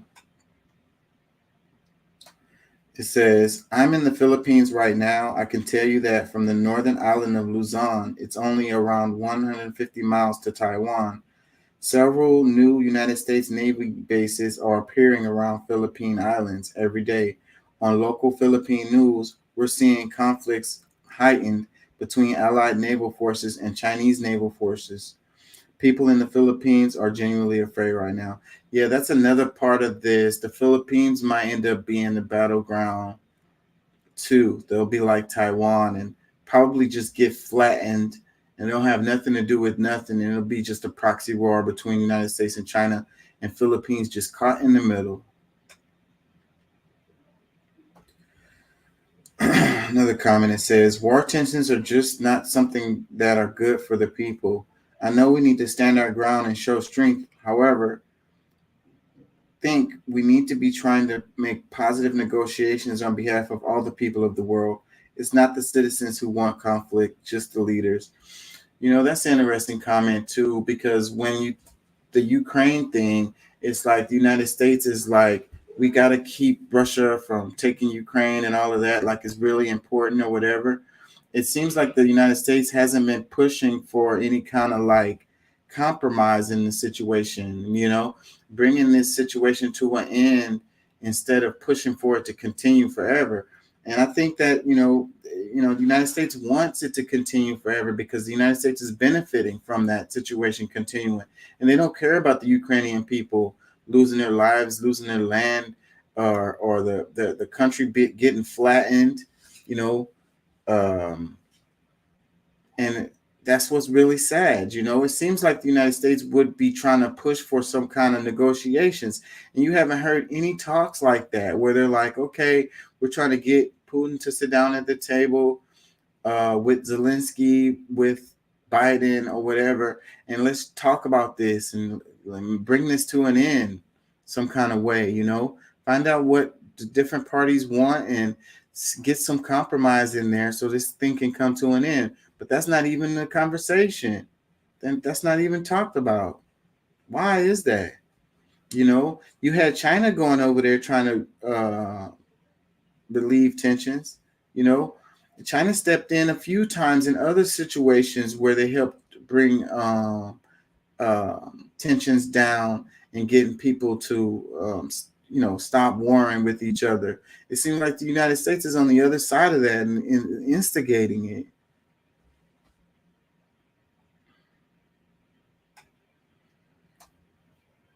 Another comment, it says, hear what the Chinese have to say equals two random people in the street and talk for 2 seconds. Nice job, CNN. Not a clickbait at all. Another comment, it says, it's sad that the war seems to be an inevitable part of human life. I'm an American that went to China back in 2017 with my close friends. We went to Beijing, Guangzhou, and Shanghai. Guangzhou was the most beautiful place I've seen on earth. The people in China were not any meaner or nicer than the people in America. Aside from a few cultural differences, they were largely the same, just average people caring for their families. Two of my best lifelong friends are American citizens who were born in China. It's sad that despite average people having no cause for conflict, average people are sent to war against each other. Yes, really sad.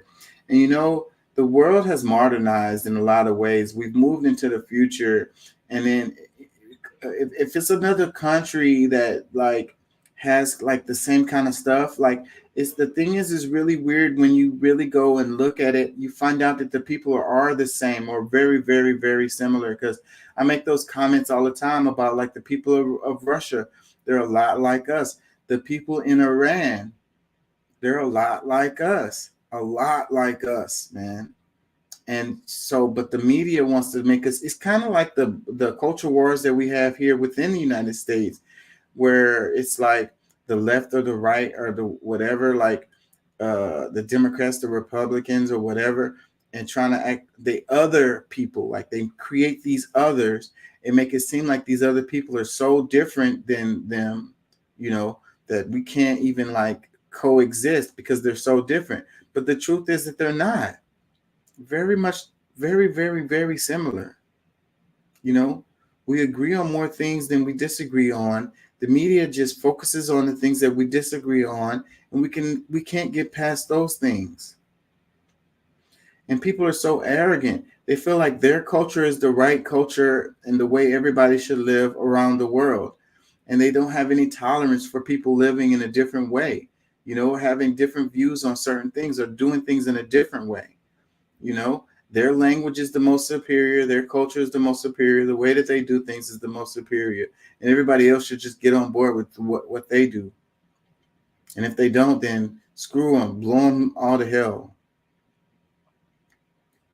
Another comment, it says, that second guy did not say what the translation said. At least the first part that you could hear, the actual Chinese, he was commenting that everything right now is provocations. This could mean a negative view depending on the context that CNN muffled, but he definitely did not say, I don't like the U.S. All bad things are caused by the U.S. That's a thing that I always worry about. And that's why, I know it's true in some cases because I've been learning a lot of Spanish. So when they translate, sometimes they translate completely wrong, And the other things that I worry about a lot of times when they do these translations of languages that I don't know, are they actually translating what these people said? Like, you only know if you really speak the language. And that's the reason why when I play clips on the show, and it gets annoying for Pat, he gets annoyed. But I like to play the actual language that they're saying, and then read the translation or whatever. But I want the actual words to be heard, so people that do know the language can hear it, and if they can step in and be like, okay, well, that's not really what that guy just said or whatever. But when they mute out the words that the person says in the other language and you just hear the translation, who's to say that they're not just saying something totally different? It was this lady, it was really funny, who she got in trouble. She got a job as a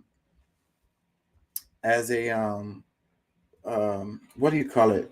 I can't think of what you think of it, like sign language. She was doing sign language for a press conference or whatever, and she wasn't saying what, like, at all, like, but nobody in the room knew sign language, so they didn't know that the lady was just like pretending the whole damn time. She ended up getting caught and getting in trouble later on or whatever. She was like a con artist or whatever. But like, that's just another example of, like, the how do we know that the translations are actually what these people are saying? And then you got instigators. So, the media wants to instigate. So then they say, the guy said, I don't like the U.S. and all bad things caused by the U.S. And it's like, well, what are you talking about then? Well, we're going to blow you up then, And then come to find out it's not even what the guy said at all.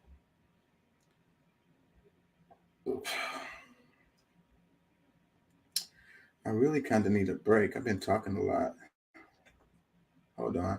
I wanted to go and see what comments was underneath this one. Thank you, Chairman Calvert. This was the video I played previously of DoD budget preps for U.S. possible war in China. This was 5 months ago. Pentagon leaders tell Congress that U.S. military must be ready for possible confrontation with China and are pushing Congress to approve the military proposed $842 billion budget to modernize the force in Asia and around the world. That budget went through, and they gave them more money than they asked for, too, I want to say. Let's read some comments. It says, I really hope the average person realizes that the budget isn't funding the front lines of the troops. It's funding the billions in contracts for contract companies that profit off the war. And that's what people don't understand. Like, these be blank checks to these private contractors, man. It's almost always that. And it's a lot of, what's the word? Like, it's shadiness. It's like, my buddy, my friend, my homeboy, he has a business or whatever, and I want to hook him up. So I give him a government contract, so I'm a government official, and I get to choose where these monies go.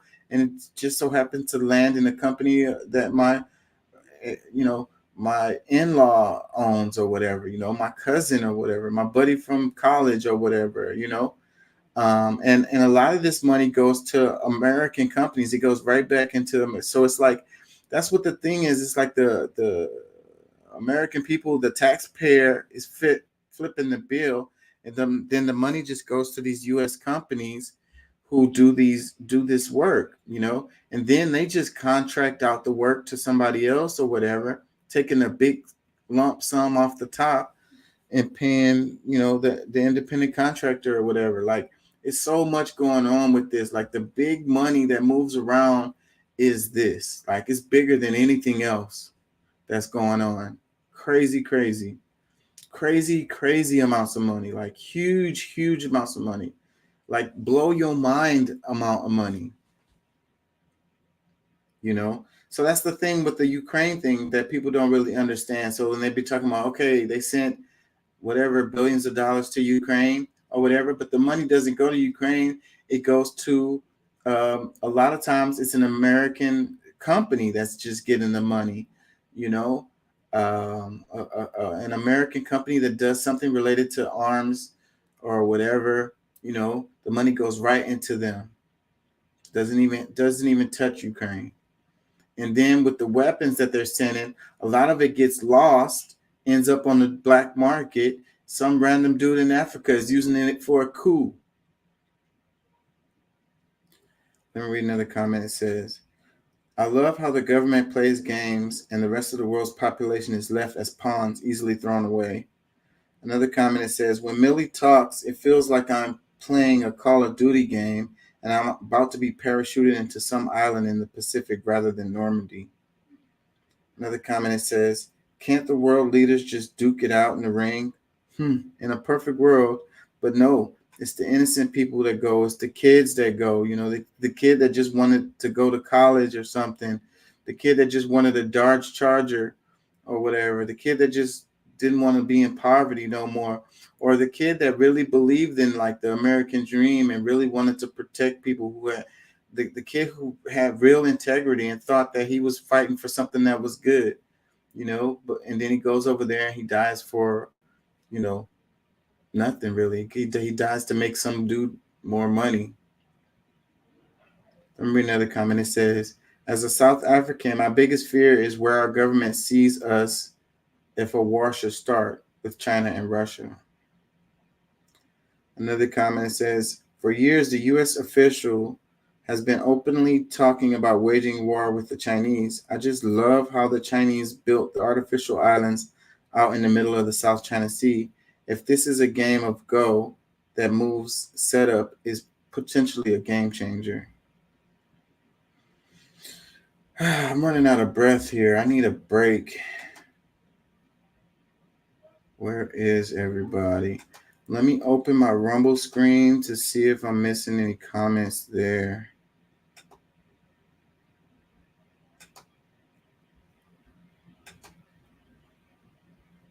In a second, y'all. Okay, am I caught up on that? No comments in the chat. Thanks for listening, guys. Thank y'all for listening. Thank y'all for being here. Try to give y'all a good show. But I'm running out of breath. I need to play a video or something so I can catch my breath. If I had somebody in here, like Pat, could just be talking right now so I can catch my breath. My breath. Hold on, y'all. Let me see if I can find something that I meant to play. I played that video. Biden promises new COVID vaccine that works. Did I play that?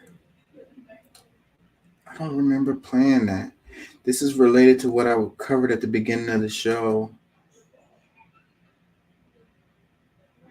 Let's play some of this. It's still kind of on the topic what we talked about at the beginning. It's like 30 cases worldwide and shit. You know, don't be scared, but hey, it's a new COVID variant.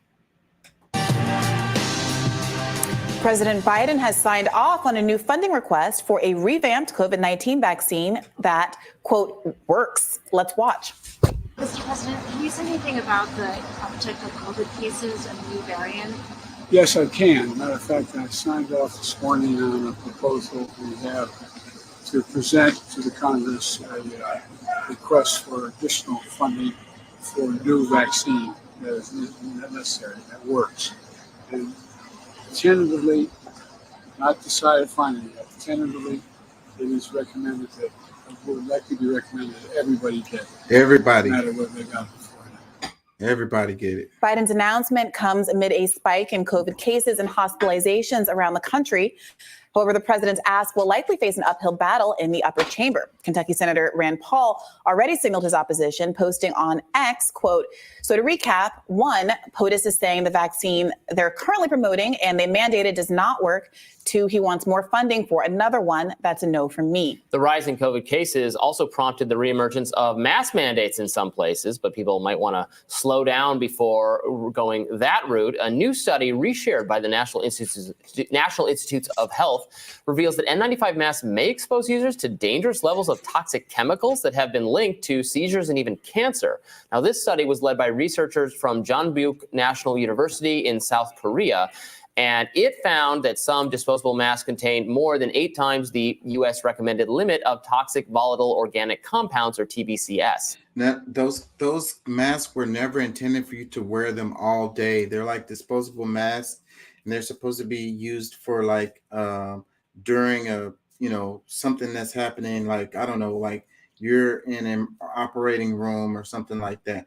They're not intended for you to wear them all day, 24/7. They're not designed for that kind of use.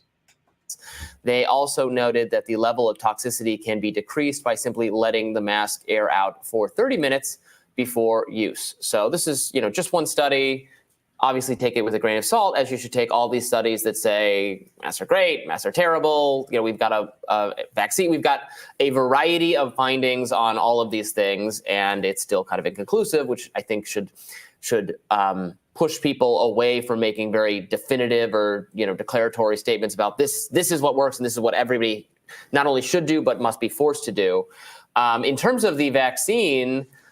Does Pfizer or Johnson & Johnson or whoever it is really need more taxpayer dollars to develop their next vaccine? Please go ahead and develop it. And I don't have a problem with them, reaping the profits of the vaccine as long as it's not forced on anybody. It's not paid for by us. But that's not the way it's gone. Obviously, in recent history, it has been forced on people.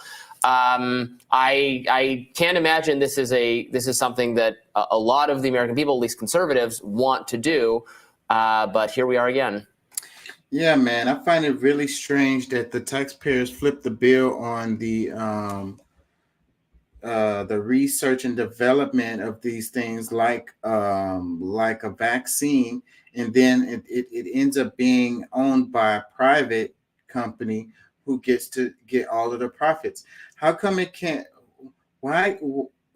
What if we lived in a world where if the taxpayers put most of the money into the research and development of, let's say, a vaccine, and then once it comes on the market, how come that money, the profit, can't come back to the taxpayers in some kind of way? It could go into some kind of, I don't know, social programs or whatever, or it could just go back and pay down the deficit, or pay down the whatever we owe or whatever, or maybe just give us a tax break on something or whatever. Like, can we figure out a way to like who gets to invest in stuff and don't want any return on their investment? It seems like only the taxpayers are in a position where they shouldn't ever expect any return on their investment. Like, you put in most of the money for this thing to be researched and developed, and then you don't get anything in return. Not only do you not get anything in return, they charge you for it. Now they force you to get it, and then you have to pay for it. You paying for it twice. Is that not crazy? Am I crazy for saying that? Yeah, it's an interesting question. What warrants government investment in a particular pharmaceutical? I suppose the idea would be if there is a broad public health interest in having it. For example, the American economy shut down for a year, huge impacts as a consequence of this global pandemic. It wasn't an American phenomenon, obviously, and the economic consequences of it were felt around the world in various ways. And I think the question is, if we know it did it once before, there's a possibility of new variants that could potentially put us in a situation where the disease was as deadly as it was prior to the first vaccines, which did work. They did work. They were useful for that variant, and they continue to work to prevent people from having hospitalization and death. So I would push back against Rand Paul's comments there. I don't think that saying that, articulating the idea that we want vaccines that work better, which I think that Joe Biden was getting at, isn't an admission of some kind that the current vaccines don't work. They don't do what we would like them to do, which is to prevent the spread of COVID, but that's exactly why they want more funding. So, I can see a world where, I think it would be justified to give government. Wait. If they're not preventing the spread of COVID, then that means they don't work. Come on. Funding to provide a vaccine that actually performs that specific function. One, because it would prevent COVID from ever being an issue again. We could just get to the bottom of this and end it because we would be able to stop transmission. And two, I think it would really enhance the faith that people have in these kind of medical interventions. Why would the next vaccine be any better at shutting down the spread of COVID than the last? I mean, by the time it comes out, this is the problem. By the time the vaccine comes out, it's a different variant than what that vaccine is tailored to. I mean, this is an issue with the boosters right now. Honestly, if the government wants to do something that'd probably be useful, they should probably work toward cutting down on whatever bureaucratic or regulatory process for approval for these things so that people who want them, again, I'm not making anyone take them, but people who really want to take them or feel the risk of COVID or whatever new variant is more threatening to them, be able to take them earlier. Whatever can be done to speed up that process is probably what should be done. Wasn't the argument during COVID that people felt like the vaccine was rushed and they had all these concerns about the health implications of it because some of those protections were eliminated in order to get it to the market more quickly? Certainly some people's argument. It does start to feel sometimes like I'm open to a lot of people's concerns, but it does start to feel sometimes like there's a piñata swing in the middle of the room and everyone will just attack it from whatever direction to make some point about how much they don't like COVID. Those people didn't whatever. They thought it was unsafe and untested and rushed and it was being forced on people. I'm not going to force it on anyone. Okay, I think it should be up to you. There's no mandate. So now the question is how much government resources should go into this. I'm not an expert. I don't know what the limits of science are. I don't. If the scientists told me that it was possible if they put their minds to it for long enough to create what is it called, a sterilizing vaccine that actually neutralized spread, then I would definitely think that was worth. Would you believe them? Yes, I would believe it if they published scientific studies and demonstrated that that's the case. Of course. Why no. If they just said, yes, this is the next round of funding we need, and then we're going to have. I mean, like, think about how we've talked about Bill Gates, pivoting from a vaccine to like an inhaler is his next dream, because it's just like what the company's selling and what the company wants. No, to do. I think you have to demonstrate it. Just like anybody who tries to make any product and didn't get funding for it has to demonstrate the efficacy of the product. Now, people do lie and there are scams. There is this allegation now that Vivek Ramaswamy made his money by buying a drug that had already failed multiple clinical trials, changing the name of it, having his mother, who's a doctor, writing a new survey, not like a new research, but basically a new survey that indicated the drug could be more promising, having the stock go up on the drug, profiting from that, and then the drug ultimately fails anyway. So there's definitely scams, and it's incumbent on the people who approve these things, who have scientific knowledge, to actually assess the possibility of these interventions being successful. I'm not the person to do that.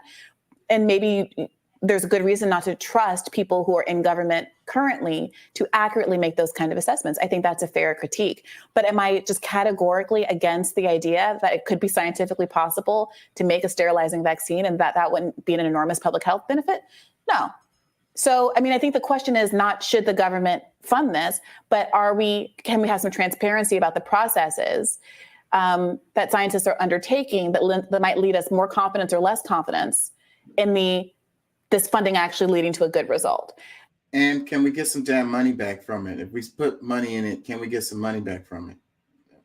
And then the other question I would ask is, if the likelihood of actually getting a sterilizing vaccine is relatively low, would some of that money be better spent improving air quality in public spaces, getting air filters and things in schools and the like, that will help us deal with the situation that we have now? Did you see there was an infuriating story in the New York Times this morning from my least favorite. Coronavirus reporter Apurva Mandavili on the state of the air filtration issue in schools. It's all about that. You would be very interested in this article about how, schools closed last time. If there's another wave, can we just keep them open this time if we improve the air quality? But it's very frustrating because, as she acknowledges in the article, $200 billion was allotted for this purpose. Another $300 billion was given to state governments, and one of the things they can spend it on is this. You can't argue the money's not there. The money was set aside for this. It just didn't happen. Yeah, I would love to see some of the people who have been keeping the fight for civil liberties with respect to COVID issues alive, really drilling down, trying to do some investigative research. And now we've research. had time. I mean, obviously you can't, what happened it takes a little bit of time, but now it's been a while. Pressuring the Biden administration to do more, to put those things in these public spaces, including schools. That's, I think, a really useful path for people's political energies. And it's pushing the government to do more to protect people, particularly our kids, as opposed to telling them just to do absolutely nothing, which I think could really backfire depending on the course of this virus. And that's crazy because that's a simple as answer that they could have done right off the bat, not having anything to do with vaccinations or nothing, but air purifiers, whatever, cleaning up the air, it seems like they don't never want to improve the public schools in any kind of way at all. I bet you if you go to some of these private schools, I bet you they have air. Now, I don't know this for a fact, but I'm willing to bet that you go to some of these private schools and they probably got air purifiers, air humidifiers, stuff like that. This is kind of stuff that people put in their homes. How come we can't do stuff like that in the public schools? It just seems to me that they don't ever want to improve the public schools in any kind of way. The schools look the same that they looked in the early 1900s with the same type of desks, the same type of blackboard and everything. The setup is all the same. Where is the improvement? All the money that comes into these schools, where is it getting spent on? The teachers are complaining that they're not getting paid enough. The kids don't have books. They don't have school supplies. Like, what the F, man? I think that it would have to take, there is a concerted effort to make sure that these schools don't improve, that they're not good. They want these public schools to fail, to force people into private schools so they'll have to get a decent education or just to get a decent environment that their kid can be in. People were, a number of states have passed laws to make it so worse that these kids can have free lunch and free breakfast. And a lot of people are pushing back on that. They don't like that idea. I don't see what you have a problem with the kids having lunch for. I don't understand it. I really don't get it. You want them to have to pay for everything. Yes, there's no such thing as a free lunch. The stuff is getting paid for. There's no such thing as anything free. It's getting paid for. But, the money is coming out of taxpayers' pockets. Yes, that's cool. But you got a problem with kids getting food? Like, you want them to get kicked out of school for not having the, they withhold people's diplomas or their report cards or whatever because they owe the school lunch. That's the system that you want to have. Like, that works for you, right? That makes you happy. I don't know. That's craziness to me. So the name of this one was, it says Biden promises new COVID vaccine that works, quotation marks, funded by taxpayers. Rand Paul says, no way, funded by taxpayers. And then it's going to be privatized. That's the thing about like this corporate like system, capitalism system that we have. They like to privatize profits and they like to socialize costs. And that's what even these big corporations, they do it time and time again. They get subsidies left and right to do the things that they do. And then they don't share the wealth, man. They privatize the wealth. And that's the reason why we have this system or situation where few people have everything and the majority of us have nothing. We still have to pay into the system, though. And we don't get anything in return. Like, I don't blame people for not wanting to pay taxes because they don't feel like they get anything back for it. So, but if you make it so worse that people actually do get things back for their taxes, then they'll probably be happy to pay them. Close the damn loopholes, collect the damn taxes that's on the books, and then use the money for actual, like, real social programs. You know, or if people got problems with social programs, fix the damn water pipes, fix the damn freeways and roads.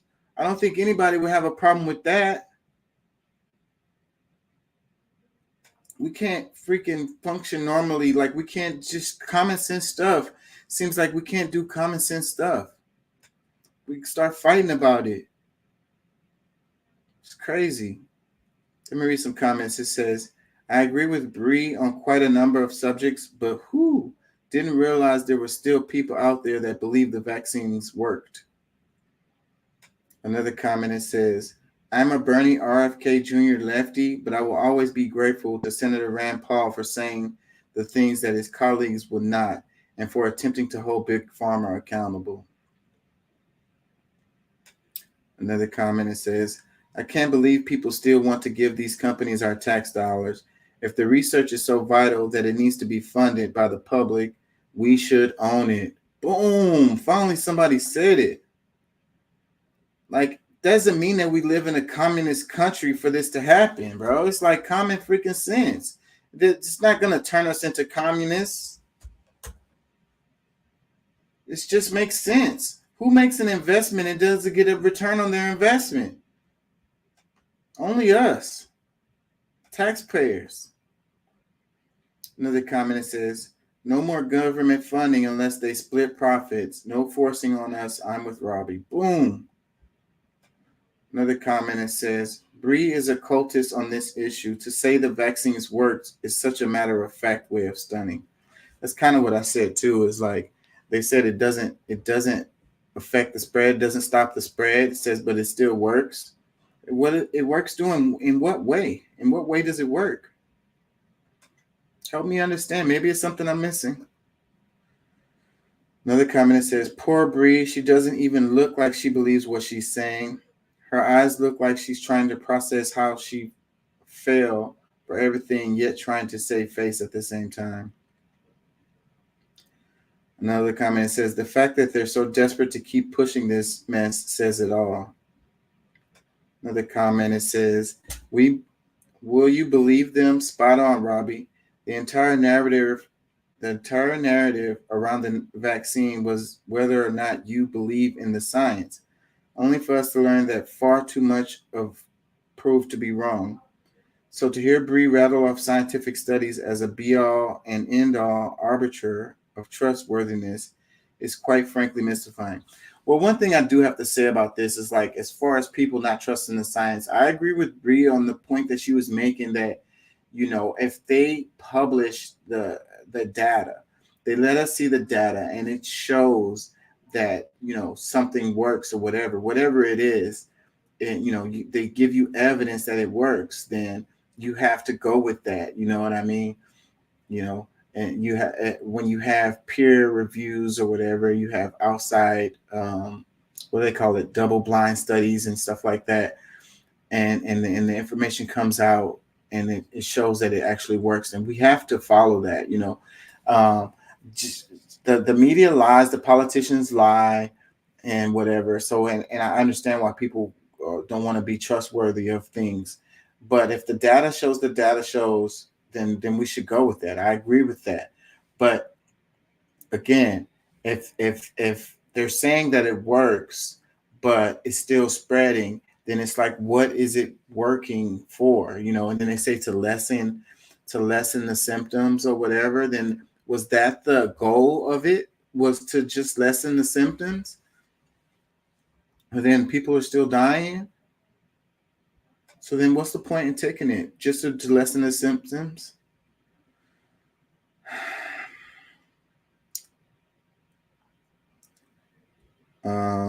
It says Bree will never admit she was wrong about anything related to COVID. She just says it's an interesting question. Another comment, it says Bree is the epitome of the quote, it's easier to fool people than to convince them they've been fooled. Another comment, it says Bree is either absolutely clueless or getting paid. Just wow. Another comment, it says, contacting my congressman and telling them no, absolutely not. Another comment, it says, OMG, how can anyone still think these things work? This is insanity. Yeah. I think we're beating the dead horse now. I just hope we don't go the direction of another lockdown. I'm so afraid of that happening. Can that please not happen? Let's pray. Let's pray on it.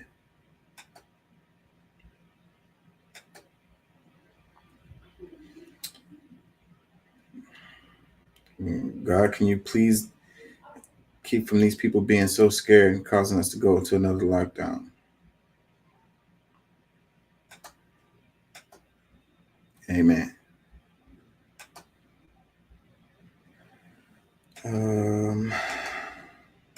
I need somebody to get in here and chop it up with me so I can.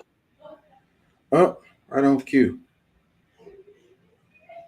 We got Doc. What's up? Let me play this. And you have a termination meeting planned, everyone's phones are going to go off in the middle of it. If you're holding a funeral or a wedding at that time, every single person's phone in that room is going to go off.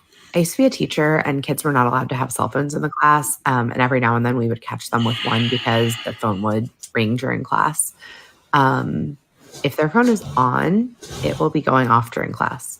So anyway, don't schedule anything important on October 4th at 2:20 Eastern. And if you do, make sure everyone's phones are actually turned off. Not just ringer off, but the phone itself is off. And I'm not sure if when you turn the phone back on, if these alerts are going to come through at that point. So I would also be really careful about where you turn your phone back on if you are, say, a student who is not supposed to have your phone at school. This is a PSA. On October 4th at 2:20 Eastern, every single phone in the United States is going off. I saw it on a TikTok and thought they were lying, but I went off to fact check and it's real. And apparently this is not like an Amber Alert where you can kind of turn it off. It is going to happen to every single phone that is powered on in the United States. So if you're in HR and you have a termination meeting planned, everyone's phones are going to go off in the middle of it. If you're holding a funeral or a wedding at that. So it says, FYI, October 4th, Wednesday, 2020 p.m. Eastern nationwide. This just seems like something we should all know about. I'm not sure exactly, but this caught my eye. It says, FEMA, in coordination with the Federal Communication Commissions, will conduct a nationwide test of the emergency alert system and wireless emergency alert this fall. The nation test will consist of two portions, testing WEA and EAS capabilities. Both tests are scheduled to begin approximately at 2:20 p.m. FEMA and FCC plan nationwide emergency alert test for October 4th, 2023. I don't know. It may not be a big deal. This may just be kind of like alarmist a bit right here. All that is the, like, you get it, like half the place gets an Amber Alert, when you're at work. Your phone goes off, it's like, I don't know. When that happens to me, I'm like, I feel like Batman. The city needs me. That kind of thing going on there. That's all it is. It's a test of the emergency network. Yeah. But they're trying to strengthen the federal one instead of just using the state Amber Alerts, which sometimes those things bug me too. It's like we're in Houston, and it's like 5 minutes ago, a young teenage girl was picked up in El Paso, Florida. It's like, yeah, I'm sure in the last 5 minutes, they've made it 1,200 friggin' miles. Yeah. Yeah, and I think they do them too much, so we just kind of ignore them. Well, you want to make some comments? The two main stories I covered before you came on was they're talking about another COVID wave. We got to be careful when we talk about this. So let me make sure I tell you that. So don't say anything. That's real simple. It's flu season. Boom. People are going to be traveling. It's holiday season. People are going to be coming home from school to see big people in their family. People are going to be traveling like they wouldn't. It's just like any other flu season. There's just a new nasty boy around. That should be pretty safe to of a picture. I mean, of course there's going to be another wave because you know, I mean, I know raising my kid, every time the kids left for holidays and came back, I'd get sick for about 2 weeks. Yeah. It's like that when they start school too. Whenever they go to school, they get around those other little kids and then they catch some little bug and they come home and give it to me. Happens every year. Yeah, I mean, the kids are they're immune to it because they're used to it. It's in their environment. They bring it home to us, and all of a sudden we got the freaking cooties. Yeah. Yeah. So I'm just afraid of another lockdown. I just do not want to see that happen. And I said that I've been seeing more people wearing masks. And I think it's because of these news stories talking about another wave and all of Hey, that. I'm okay if you are immunocompromised or if you are someone that's got respiratory problems and stuff already. I got no problem if you want to wear a mask, man. It's the time of the year that about 2 weeks from now, you definitely want to start to. I mean, I'm not going to knock you for it, but I sure as hell don't want the government to come in and tell me they're going to put me in jail otherwise. Yeah. I don't think they're going to be able to get away with mask mandates and stuff like that here in Texas. I want to say they passed some laws already that said that no employer can force you to wear a mask, something like that. That won't matter. That's just like no employer can charge us if someone walks out on their dinner, but they can sure write us up for negligence. So they find ways around it.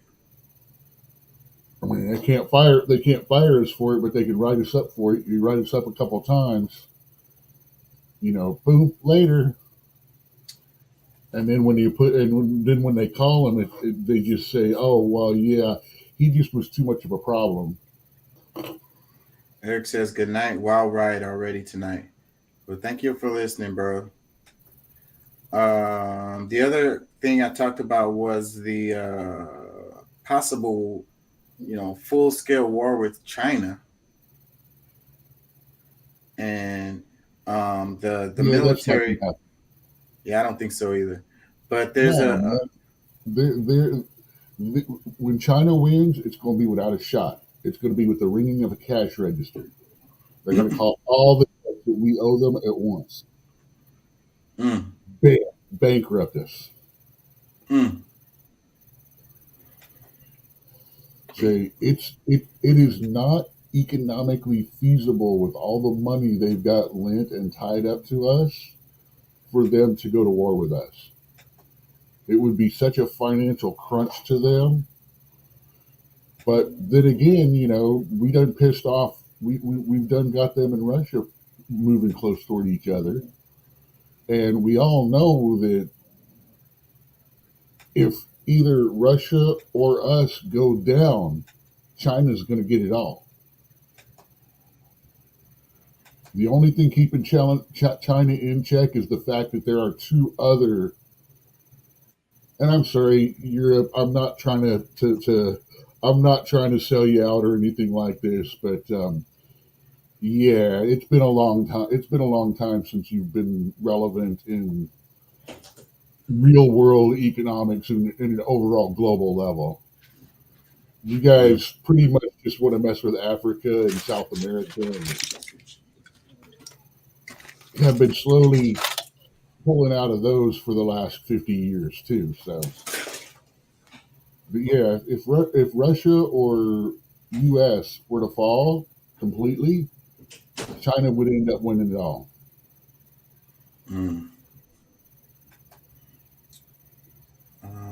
I want to check this page right quick. Am I missing anything on Rumble? No. Okay. Let's do this story right here. It says how greedy corporate landlords are creating a housing crisis. The current CEO of Blackstone. Blackstone is a private equity firm. And what Blackstone did around 2011 was create a company called Invitation Homes. Invitation Homes originally acquired foreclosed properties, discounted properties with the intention of one day selling them when the market went up, and realized that they could actually rent them and make pretty good profits. So Stephen Schwarzman is worth about $12 billion. Last year alone, he raked in $787 million at his position at Blackstone. Uno de los dueños de la compañía con la que estoy rentando, Invitation Homes. Uno de los hombres más ricos de Estados Unidos. He has a Napoleon complex, likes to put his name on things like libraries, and tried to put his name on his high school and failed. He also has a huge love of houses and mansions. He has a mansion in Hamptons, in Saint-Tropez, a beachfront villa in Jamaica. Yo vivo aquí en mi casa con mi esposo y mis dos hijos. El calentón nunca ha funcionado, pisos están quebrados. Cuando cae la lluvia, incrementa más el moho sobre las paredes. De un cuarto donde están mis hijos. Les he reportado todos los problemas, ellos no han hecho caso. The Costa-Hawkins Act ties the hands of local governments from dealing with the Blackstone problem. Since the mortgage crisis of 2008, large Wall Street financial institutions, like the global private equity firm Blackstone, have gobbled up millions of foreclosed single-family homes, and California is ground zero in the Wall Street absentee corporate landlord trend. Stephen Schwarzman is a corporate landlord. These corporate landlords are trying to squeeze as much money as they can in order to generate returns. It was just the perfect house to have a childcare business. But in 2013, we discovered that the area I was using for a playground was contaminated with lead. I notified the property owner, and they didn't do anything about it. Corporate landlords have a whole set of investors that they're accountable to. Stephen Schwarzman, he is a 19% shareholder in Blackstone. And what that means is that they also have to generate continually rising returns for their investors. The majority of the money that he made was as a shareholder in Blackstone. Because of the negligence of Blackstone, I lost the family child care. El único que trabaja aquí es mi esposo. Él tiene 2 trabajos. En los últimos 5 años, ellos me hicieron un incremento de casi $700, del cual yo ya no podía pagarlos. Today, you can rent a home in a neighborhood that would have otherwise not been a choice for you. I get a letter saying that they're going to increase my rent in July, an increase of $700. Stephen Schwarzman is the current CEO of Blackstone. Yeah, so Blackstone. Go ahead. Thank you. Yeah, man. At the beginning, it said that they thought that they were going to be able to sell these homes. I don't think that they had any intention of selling them. They knew they were just going to become inventory. But, maybe not. Maybe they don't want to have so much inventory because then they got a huge overhead because they got to take care of these properties. But whatever. It's reasonable for them to have bought to flip. And then it's like, okay, well, some of these we can't, let's go ahead and rent some out. And then the number crunchers get involved and go, hey, you know what? We're making we can make in 1 year on these properties what we were going to make selling it once. And make it yeah. Year after year. And The funny thing, Blackstone, it's like I said, it's absentee corporate, so they can put stuff. It's not like the slumlords in New York where you've got someone that you can get your hands on or contact. I mean, you just have a faceless corporate. Yeah. Remember, I was telling you about Blackstone early on, like a year or two ago, and remember that they did a big, huge buy during the pandemic when everybody was losing houses because mortgage didn't have a memoriam on it, but rental did. Right.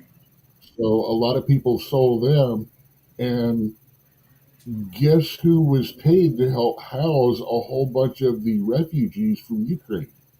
Blackstone. And guess whose houses were used? So all of those houses are now getting Uncle Sam money on them. That's guaranteed income, so they don't even have to worry about it.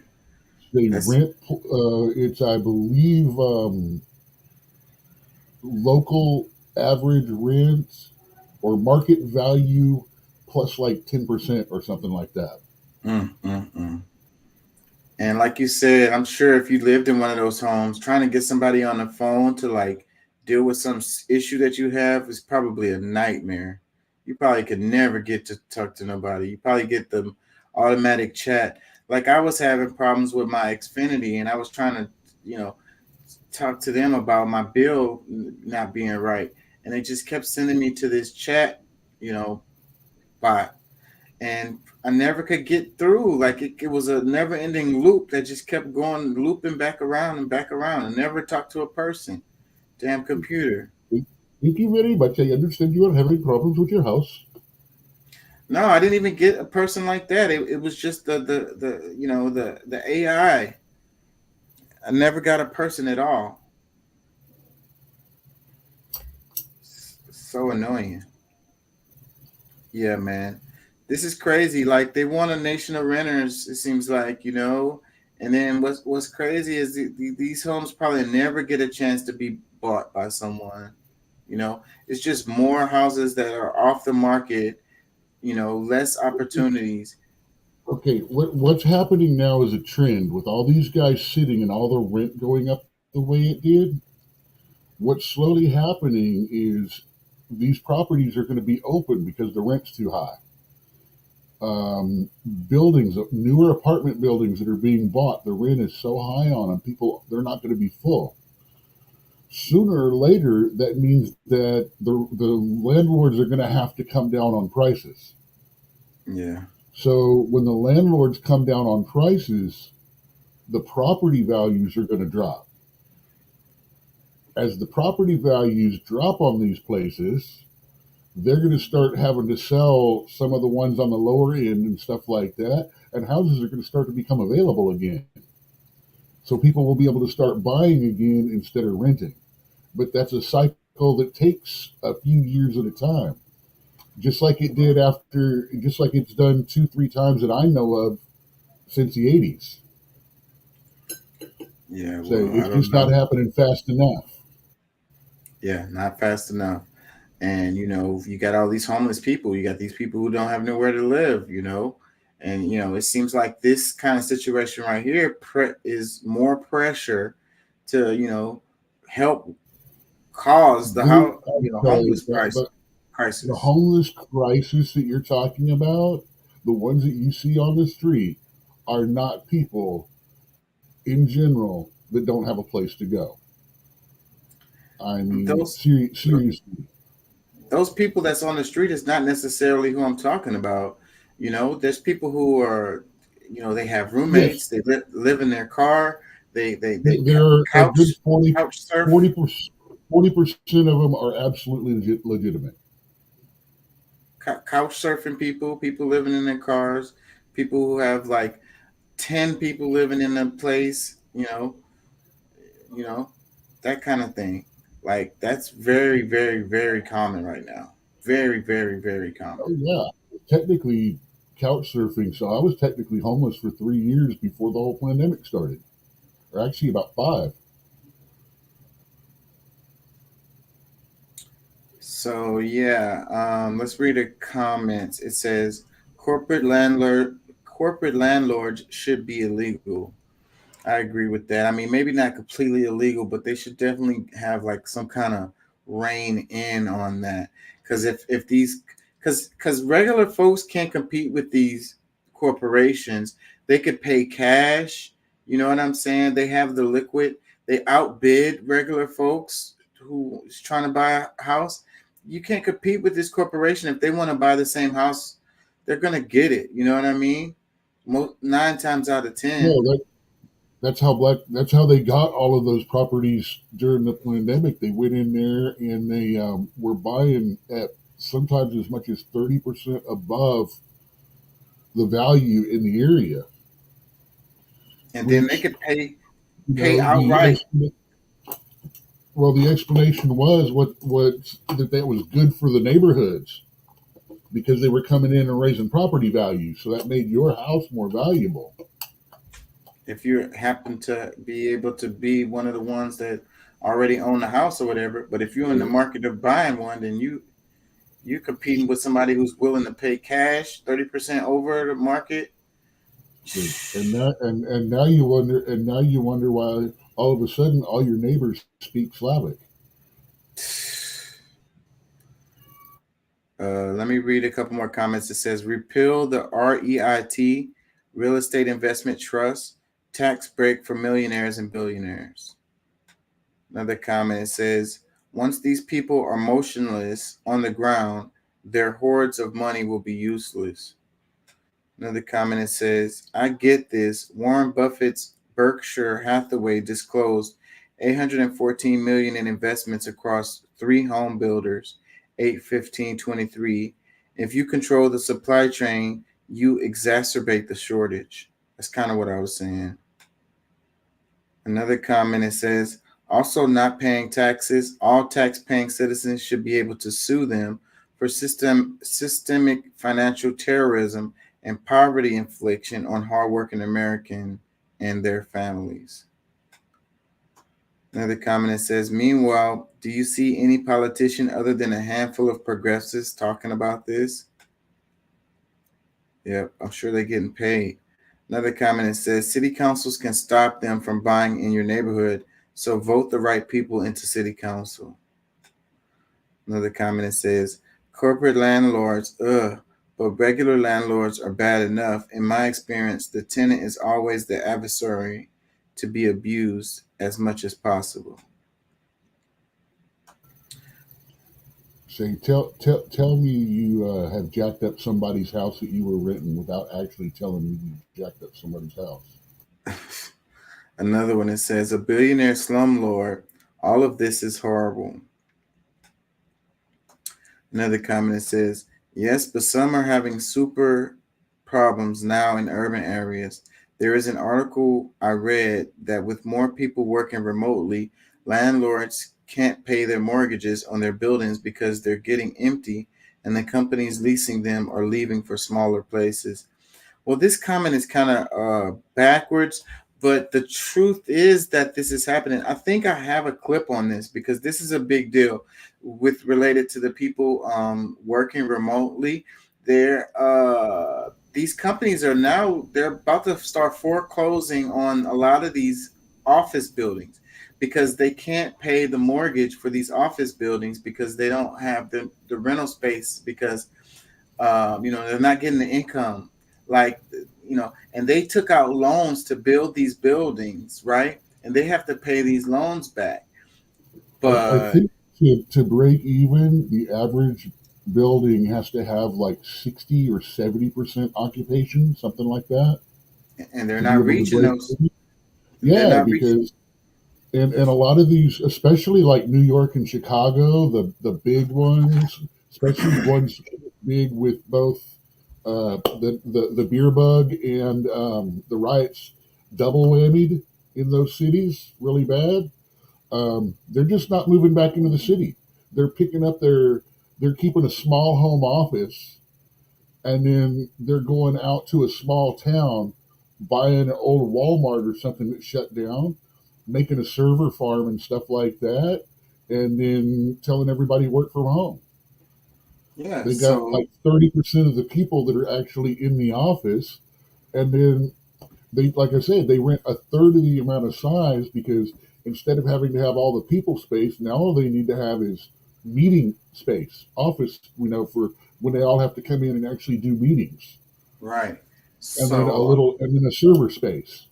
Yeah, so a lot of these office buildings are empty, and they had a boom like a couple years ago where they built all these office buildings, anticipating to be able to fill those spaces with the people who are at work, and because of COVID, it sidelined all of that shit. And now the time has come by where these people have to pay back start repaying these loans, and they can't do it. So they're going to start losing these office buildings. It's happening in like every city across the nation. Let me see. Do I have that in here? I think I have it. Let's see. Is this it right here? Yeah, this is it right here. It says the urban doom loop could pose the next economic threat. Washington Post posted this. It says all across the country, downtowns, office spaces, and shopping centers are at risk of becoming ground zero for a new economic hazard, the urban doom loop. In Indianapolis, the technology giant Salesforce is paring back a quarter of its office space in the tallest building in Indiana, where it has been a key tenant for the past 6 years. In Atlanta, the private investment giant Starwood Capital defaulted on a $212 million mortgage on a 29-story office tower. And in Baltimore, a landmark building sold for $24 million last month, roughly $42 million less than it fetched in 2015. The fear is that a commercial real estate apocalypse could spiral out and slow commerce, wrecking local tax revenue in the process. The worst case scenario would go like this: with more people working from home, companies from Milwaukee to Memphis are rethinking their leases or pulling out of them altogether. That drives vacancy rates up and makes it harder for landlords to attract new tenants or sell buildings for a healthy price. The property owners might struggle to pay off their mortgages or clear other debt. Business districts will dry up, stifling tax revenue from commercial properties or employee wages. Shoppers and tourists would have fewer reasons to venture downtown to eat or shop, choking off spending and forcing layoffs at restaurants and retail stores. Read more from the story by tapping the link in the bio. Yeah, man, this could end up being like a depression. It could be like a housing crisis, kind of like what we had in 2008, but this time it'll be office buildings, and it could cause a whole stock market crash. Heck, what I'm seeing is if I win the lottery and get stupid money, it might be time to buy some office buildings cheap. Yeah, I think that the answer would be to make those into like apartments, because that's what they're. You can't though in a lot of places. Why? Because of zoning restrictions? Most cities are zoning problems. Houston, we don't have that problem. Here's what I've always thought: you get you a nice little 12-story building, give like a doctor or a dentist some cheap rent down in there. Get a couple of like a bar and maybe a couple of different little restaurants. Let them use the bottom floor. Then you have some corporate offices in the mid floors, and then the top floors have apartments. So you actually have just kind of this little mixed bag. Make sure there's like a convenience store, down in there. And literally you've got a community building where people can work, have a little quick, maybe not go to a hospital, but like a little doctor, just a little doctor's office down, stuff like that, and just make one building into kind of like a central area where you might like need to go down the road for groceries or something like that. But for the most part, you're cool right where you are.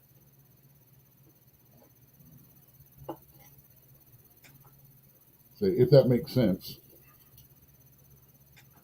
Because I was looking at a 6-story building the other day that was on sale for like $3 million, $4 million. And it had 3 floors unbuilt with like 58,000 square feet on them. So it's like, I was thinking like, rent that stuff out to offices on the cheap and stuff like that, just enough to cover mortgage and thing. Take one of them floors and have the biggest friggin' house that I've ever had or everything I ever wanted. A millionaire's mansion hidden inside this, 6-story office building. I just think that we need a dramatic restructuring of society.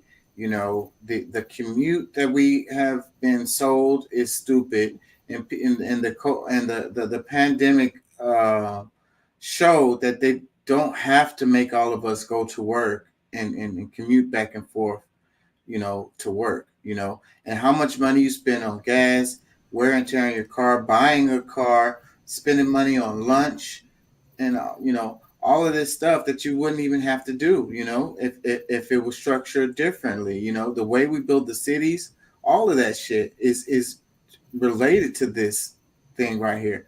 You know, I think it just shows something that we've been doing wrong, you know, and that we could definitely do differently, you know. And you know, most of these buildings, these office space buildings, be empty any damn ways, you know.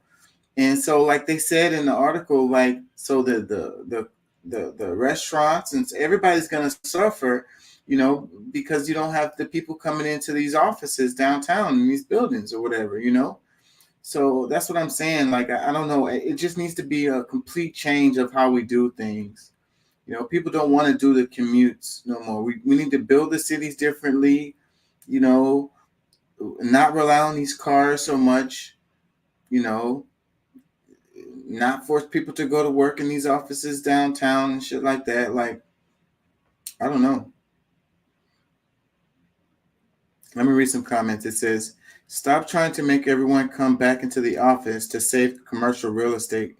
Property owners should just pull themselves up by their bootstraps and figure it out. Oh, I love it. I love it. I love it. I love it. Yeah, so they're making all of us scared. But then, too, like I say, this could literally cause a depression, like a recession. This could trigger a huge ass thing, you know.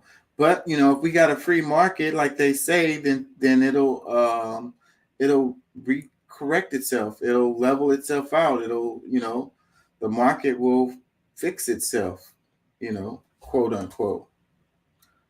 Let me read another comment. It says, maybe set up community housing, indoor grow houses, beyond weed, many ways to use these spaces. Pretty soon, much of our land will not grow food. Maybe time to rethink urban buildings. Like I say, I don't know if urban indoor grow houses is the answer, but like a complete change in the way we think about this stuff is what we need to do. Let me read another one. It says, Los Angeles has downtown office buildings standing empty, and they keep building more. How about throwing some of that money at the homeless issue and not at buildings that no one wants, needs, or can use? You know, that's one thing they could do. I mean, empty office buildings, freaking throw all of these homeless people in there. One, again, we've already talked about zoning. Two, differences in commercial quality and residential quality housing.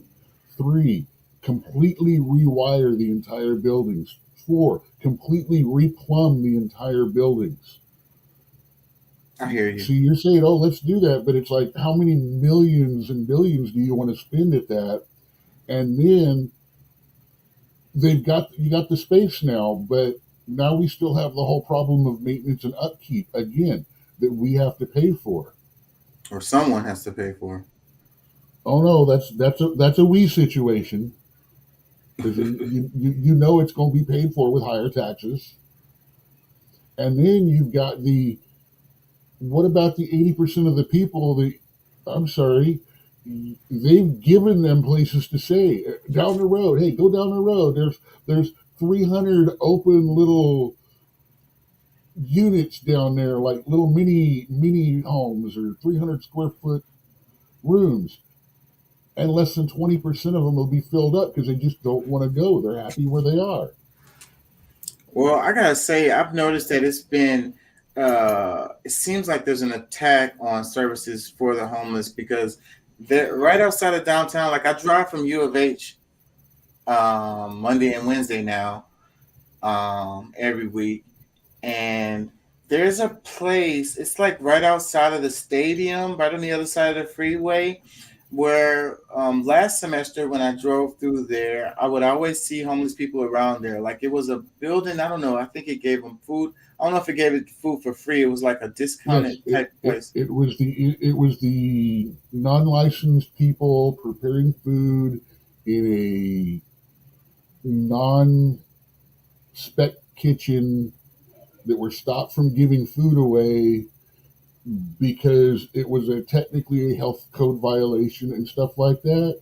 Because they were making they were making the food. They're just end user people. They're not like a company or a business that was doing it, and they were making the food in their own homes. Okay. Well, I And didn't then know that. distributing the food for free, and they were stopped because it is a violation to publicly give food out and stuff like that unless it was prepared under proper health you take the test too, so you know what I'm talking Yeah, about. I know what you're talking about, but I didn't know the details about it. All I know is that now when I drive Yeah, by there, you talked about them on the show. that. It's the two old ladies that we talked about on the show But that they were going to put in jail. I thought those were people. I thought those were just the people on the street doing that. I didn't know that was this building that I'm talking about because it looked like No, a. they were doing it at that building. Okay, see, I didn't I make mean, that connection. they didn't have the building. I don't think. I think they just set up there because Well, it's right by the parks, right by the stadiums. Yeah. So when I Yeah, drive by there now, this semester it's empty, and no one's there. No one's out there. Is no activity happening. yeah. I think they were set up in the parking lot there. Well, it had, like I say, it had a building. It had a building. It was like 2 or 3 story building. It was kind of rack shack looking building, but right behind where I live, we've got a food pantry.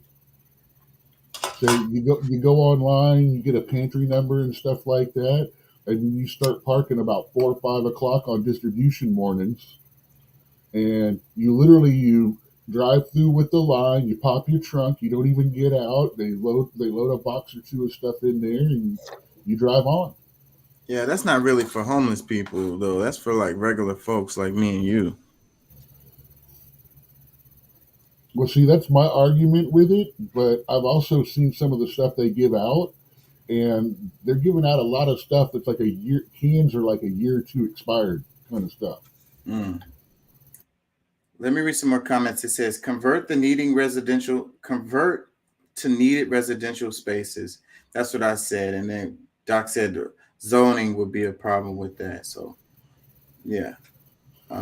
Another comment says, plus if you end up, if everyone's saying, oh, turn them into homeless encampments. Well, that means you're going to have a concentration of thousands of homeless people who are still going to act like homeless people in the middle of a high dollar of a high dollar industrial district or financial district. I mean, it doesn't change much. It doesn't change who they are. It just gives them a box to push their buggies back to instead of a tent somewhere. It still doesn't answer the problems that have them askew of society, if that makes sense.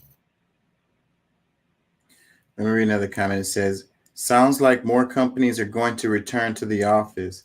And it's been a lot of pressure on trying to, and that's what like all of the bosses are saying, like, oh, I want the people in the office. It works better for me. People are more productive, like they get more done when they're in the office, da da da da da.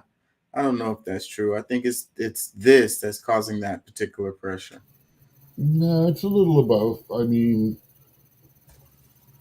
I'd be a day-to-day basis. There'd be some days I'd get tons of work done, and other days that I wouldn't. I'd just not by working at home. I mean, I'm the guy that would have to have a routine. I would actually still get dressed properly. I'd have a room. I wouldn't have cigarettes. I wouldn't have. I would make it like an office because if I didn't, I wouldn't be able to treat it like an office. I'm absolutely the same way. I would totally have to take shower, get dressed, just like I was going to the office, and I would have a space that actually is like the office and go over there and work. I would have to do it that way, or otherwise I wouldn't get much done. But but that could and would work though. Let me read another comment. It says, "Ooh, so they may need to configure their business to tailor to demand, like housing. What a shame." So that's kind of what I was saying about the market is just going to have to adjust. Let's play a clip related to this. So Breaking Points talked about it. Let's go to that. Now, we're talking zoning and stuff like that in a lot of places. If I'm not mistaken, Houston does not have zoning laws. Yeah, we don't. We don't. Which means we're one of the few places that don't. If someone wants to have the balls to do it, Mr. Moneyman millionaire out there, buy one of the buildings downtown. Open it up to residential. Turn it into a custom residential build out and stuff like that. Charge them high for the build outs, whatever. See if you actually can make money. They've already been doing that. It's so many of them popping up more and more and more. I'm really seeing it a lot around the U of H area, because that's right outside of downtown. And you got students and professors and so forth. They don't, again, it's related to the commute. They don't want to have to go far, because parking is a bitch or whatever. They could just ride their bike to work. I had a professor last semester that rode her bike to work. So yeah, you got, and students also. So you have a lot of these buildings are doing that, and it's really starting to get nicer around in that area. I kind of grew up in that area too because I went to Yates, and that area's been trashy for the longest, but they're making it nice. What I don't like is how they right. So, but what I don't like, they sent that train through there, and I don't like that. I like the train, but I hate that where they chose to send it through or whatever, and it killed all of those businesses that were there. But now, the property values are way low, and so now you got them coming in and building nice shit, right next to shanty towns. Let me play this. This is actually a fascinating one. Crystal, you flagged this. Let's go ahead and put this up there on the screen. I know you've been diving into this a lot. Yeah. LA's office towers have on average $230 in debt per square foot. The only building that actually sold this year went for $154 per square foot. So that's obviously a huge delta. The biggest landlord in Los Angeles, which is called the Canadian giant Brookfield, has actually defaulted on more than $1 billion worth of loans already this year. And so really what they're...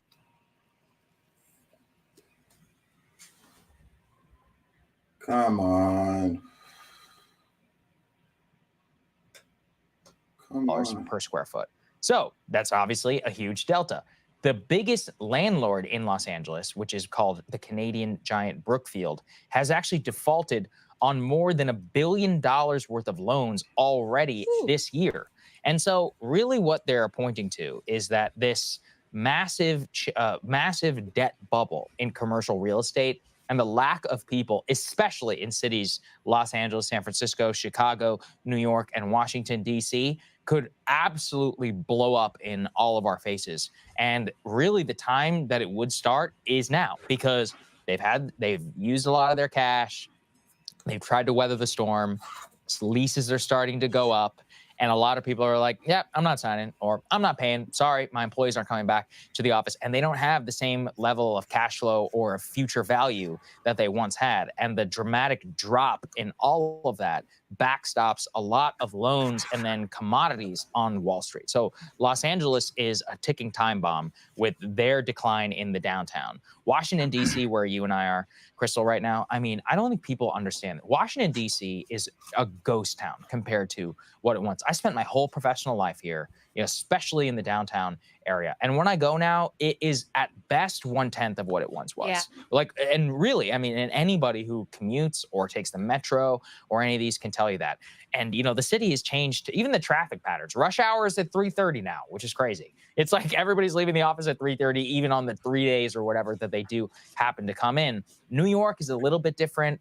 Commerce apparently demands people to come into the office more often, but flexible work has still dropped things by 40%. San Francisco is donezo. Like from my family, I've been to many of those neighborhoods in San Francisco, which were once like thriving business districts, or at the very least had a lot going on. From everybody I know who's visited since has completely either abandoned or they've moved to different parts of the city. And it's not a surprise. I was in downtown LA not that long ago. It was basically me and a bunch of other people who were there for a conference, and nobody was actually there for any other reason. Well, the hardest hit and the most likely to be hit very soon are the West Coast cities, because on top of the pandemic trends of people working remote or having hybrid work schedules, they also are dealing with this massive tech session, which impacts them more than any other cities in the country. So in San Francisco, put this next piece up on the screen. I mean, this is really ground zero. They say, this is from The Guardian, they say vacant skyscrapers, empty trains. Can San Francisco once again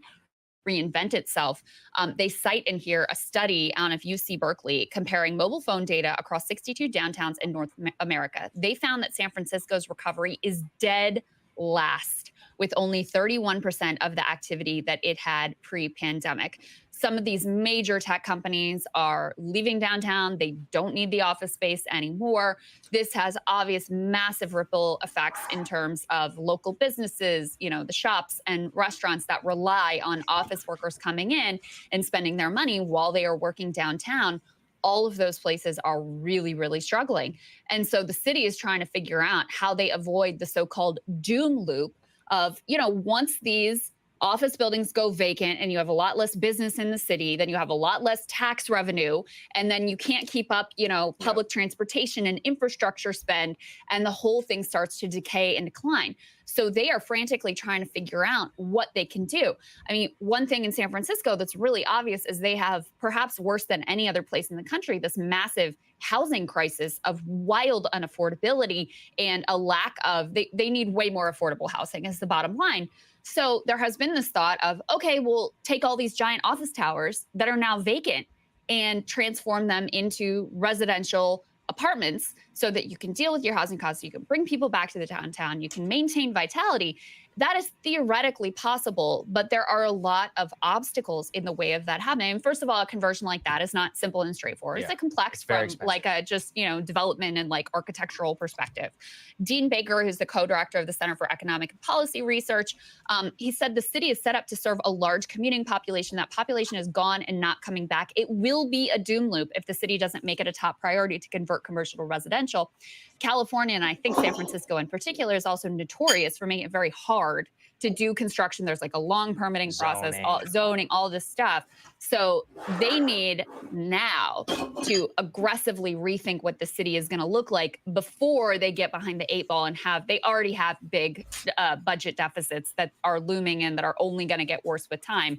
So it is quite a dire circumstance for them. Budget, crime, like they have everything that could possibly go going against them. It's expensive and it's not a nice place to live. That's basically because I loved San Francisco. Oh, it's a great city. Yeah, it is a great city. I mean, look, vibrant and interesting, and you know, culture there, restaurants there, like it's beautiful, wonderful. Like people get weather. mad when I say this, but California wins on all the fundamentals. Look, I like Texas; it's where I grew up. But listen, the ocean is nice, and so is weather, where it's hot, but it was also not crazy amounts of humidity, and also the sun shines. I mean, look, it does. You can actually. They basically said the same stuff that we said, like with less details and clarity. But I do agree with him, man. California, San Francisco, beautiful city, beautiful town, beautiful weather. I would not go there to visit if you paid me to right now. Actually, I would, but well, you know, I can't even conceal carry there right now. They don't recognize concealed carry from other states. So yeah, I couldn't go there because I wouldn't feel safe. Yeah, and I agree. It's beautiful. I've been there many times. I have family in San Bernardino, San Diego. I've been to LA, well, outside of LA a few times, you know.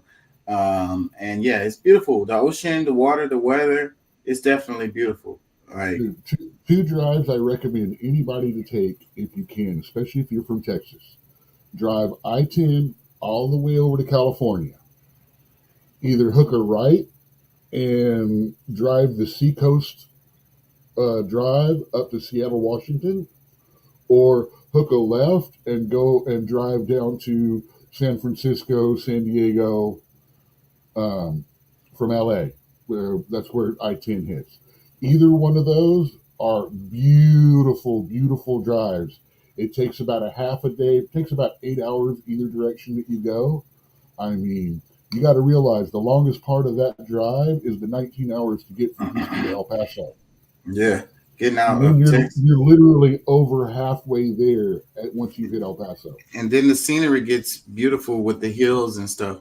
And but you know, as a kid, because I used to go in summers, and what I remember as a kid is walking along like in the neighborhood and seeing like grapevines everywhere, just kind of like growing along the fence lines and stuff, and fruit trees and shit everywhere, like just walking along the street picking grapes as I walk along. That's one of the fond memories. And I remember like the smell of like water when it hits the concrete. Like, I don't know, it's just different. You know, doesn't, this is Southern California. It doesn't rain that much there. So, but when it does, you know, it hits the concrete, and then you have this, like, I don't know, it's a nostalgic smell that, you know, brings that memory to completion for me, you know. And the water doesn't have that gray cast of Galveston to it. Yeah. And going to the ocean, the water is so cold. Like, I can't really enjoy getting into the water. It's warm over there. Well, it's cold. It's cold on the East Coast. The water. Well, that wasn't my experience. I didn't enjoy. It's a matter of perspective, I'm assuming there. Yeah, I didn't enjoy getting in the water. I get in the water here, even though it's all dirty or whatever, but it's like warm or whatever. But the water was so cold there that I couldn't enjoy. The Gulf is warmer than the East Coast, and the Gulf is warmer than California. Yeah, I couldn't enjoy getting in the water there at all. Like the kids, other people is out there in the water and swimming in it, and I just absolutely couldn't enjoy it. I was freezing. One, our Galveston, our warm water here in this part of the Gulf is warmer than Tampa Bay in Florida, which is also inside in the Gulf of Mexico. It's warm there, but it's still warmer here. Let's read some comments. It says the effects of the downturn are beginning to sink in. People are being impacted by the long-term decline in property prices and the housing market. I recently sold my house in LA, and I want to invest my lump sum profit in the stock market before prices start to rise again. Is now the right moment to buy or not? I guess it depends on where you're talking about buying that house. And I guess that explains why so many people are moving from California. But you know, I watched a video, I think I might have shared it in the group chat, where they were talking about the percentages. And they were saying that it just seems like a lot of people are moving from California to Texas. But when you look at it by percentage, it's not really a lot, because the population of California is so huge. And that's what makes it look like that. So, but if you look at it through the percentages, then it's really not that much, you know. But again, that would probably explain why so many people are moving, you know, from California to over here, related to the real estate market. You know, you could get such a bigger house with a lot less money. You know, you get more footage. You know, we're also starting to attract tech companies and things like that. Things that they like. All they need is building and computer space. So they're uprooting themselves from California and Silicon Valley, going, you know, we're paying all of this high-priced crap over here, and they're actually building a new Silicon Valley in, I want to say Austin, but it might be San Antonio. We got a lot of tech companies that are dropping from other places, and they're starting to build headquarters and places in one of those two. I can't remember which one. Let me read a couple more comments. It says, asking a real estate agent whether you should buy a home right now is like asking an alcoholic whether they think you should have a drink. LOL. Homes in my neighborhood that cost around $450K in sales in 2019 are now going for $800 to $950K. Every seller in my neighborhood is currently making a $350K profit. Simply unreal. In all honesty, deflation is what we require.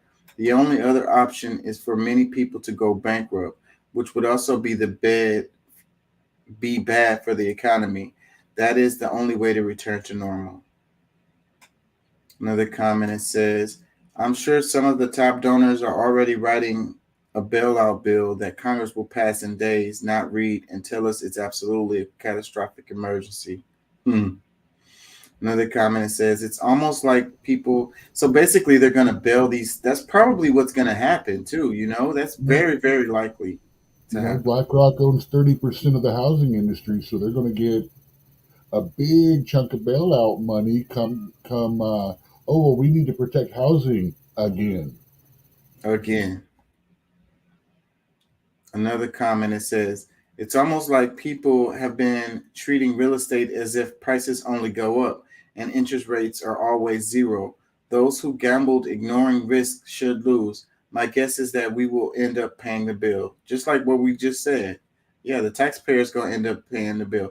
And so it says interest rates will always be zero. Those who gambled ignoring risk should lose. And that's what I think too. Because back in the 2008 housing crisis, those banks that got bailed out, they were the ones who were taking these risks or whatever. And I've said it before on the show. I mean, if you screw up like that, you should go out of business, man. If any of us do it, it will happen to us. They're not going to come and bail out you or me who's listening on this show.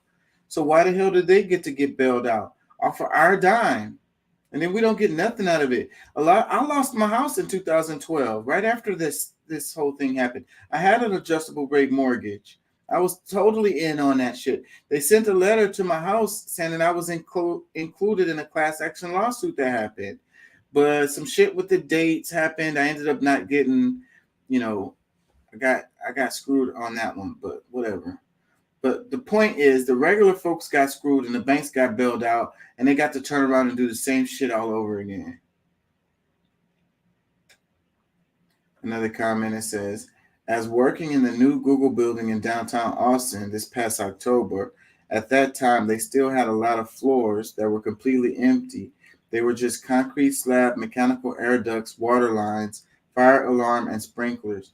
After 2020, it's going to be hard to build buildings that size and expect people to drive an hour in traffic both ways when they accomplish the same work at home. Boom, boom, boom. We got to change the way we design society. It has to be completely changed. And this is another factor.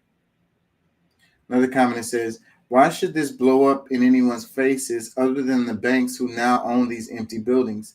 It's on them to find ways to create value from them. The people shouldn't be responsible for bailing out bank as soon as the time gets hard. I'm telling you, they need to be creative. Shit, they supposed to be the smartest people anyways, the most qualified or whatever the hell. They're getting paid all of these money to so then hey, they need to earn their check. That's what my old boss used to say when she had a really hard day. She would say, I earned my salary today. Yeah, so these motherfuckers, they need to earn their damn salaries. Figure out how to fucking do this shit without the help of us.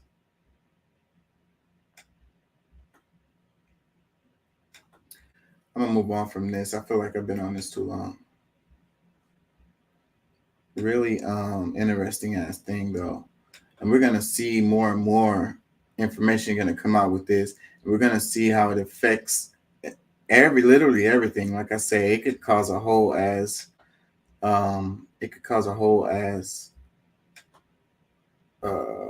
depression, like Wall Street crash. It'll just be, people don't understand how everything is connected. It's like the domino effect or whatever. One little thing falls and it's not a big deal, but then it knocks over another thing. and it's still not a big deal, and it knocks over another thing, and it's still not really a big deal, but then it knocks over another thing, and knocks over another thing, and knocks over another thing. Before you know it, all the dominoes have failed, and you got a freaking really terrible situation for everybody. That's why I don't feel too bad about the bailouts that we've given. I mean, I get it. I may not like it, but I get why we did it. On the other hand, why the hell are we having to bail out the same industry twice? I'm telling you, man. Once is you got a major part of the population that will fail if you fail. We're going to help you because you're going to get your shit together. If you don't get your shit together, we should not have to bail you out again. I'm telling you, too big to fail. Once is, oops, we made a mistake. Twice is, I'm bad business person. Yeah, shame on me. Especially when it's happening because they're doing the same thing they did before. Right. Short selling, investing in other things than the business. It's like, yeah, we're going to make sure we make money because we're going to put all of that money, instead of making our business better, we're going to put it into the stock market and get the 8% off of it guaranteed, and keep squeezing all the extra profits that we need out of our retail stores by cutting this and cutting that and cutting everything for the consumer. And businesses that do things the right way are the ones that should benefit from these types of things. Let these people fall out. I remember reading an article about this back in 2009, 2010, or whatever, and they were talking about banks that did perfectly fine during that time, and they were in the same market. They did the same, the same type of business, but they didn't go at it with these futures, these speculations, this shady shit that they were doing, basically, and their business was strong and they grew during that time.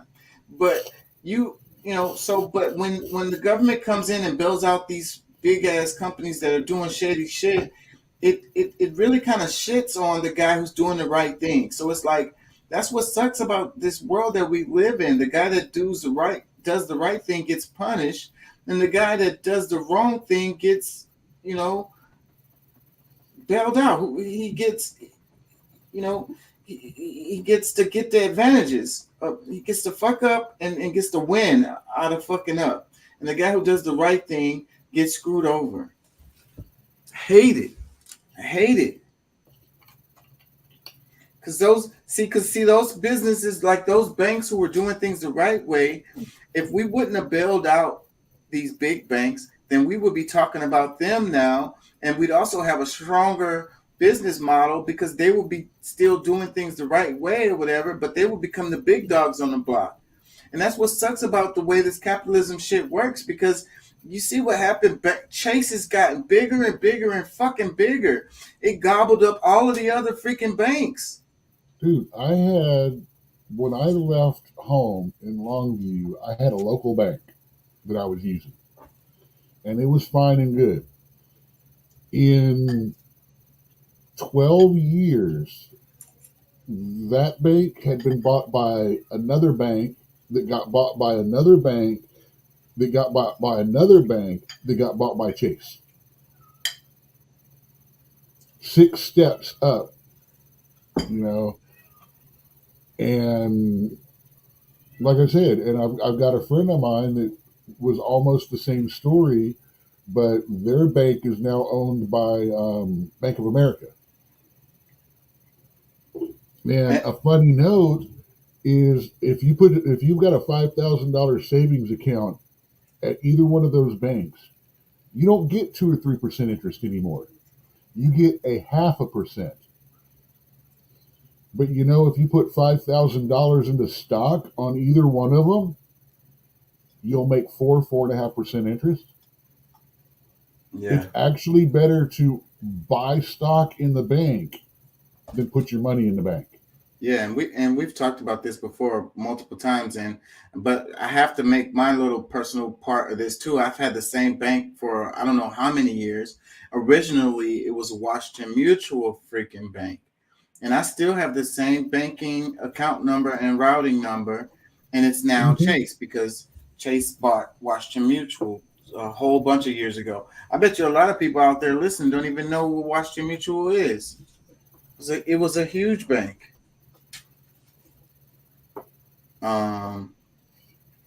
Let me read this. It says, Finland ends homelessness, buys flats for homeless people, saves €15 per homeless person per year because it's cheaper this way. I don't know if that's euro. I could be wrong, but I think that's euro.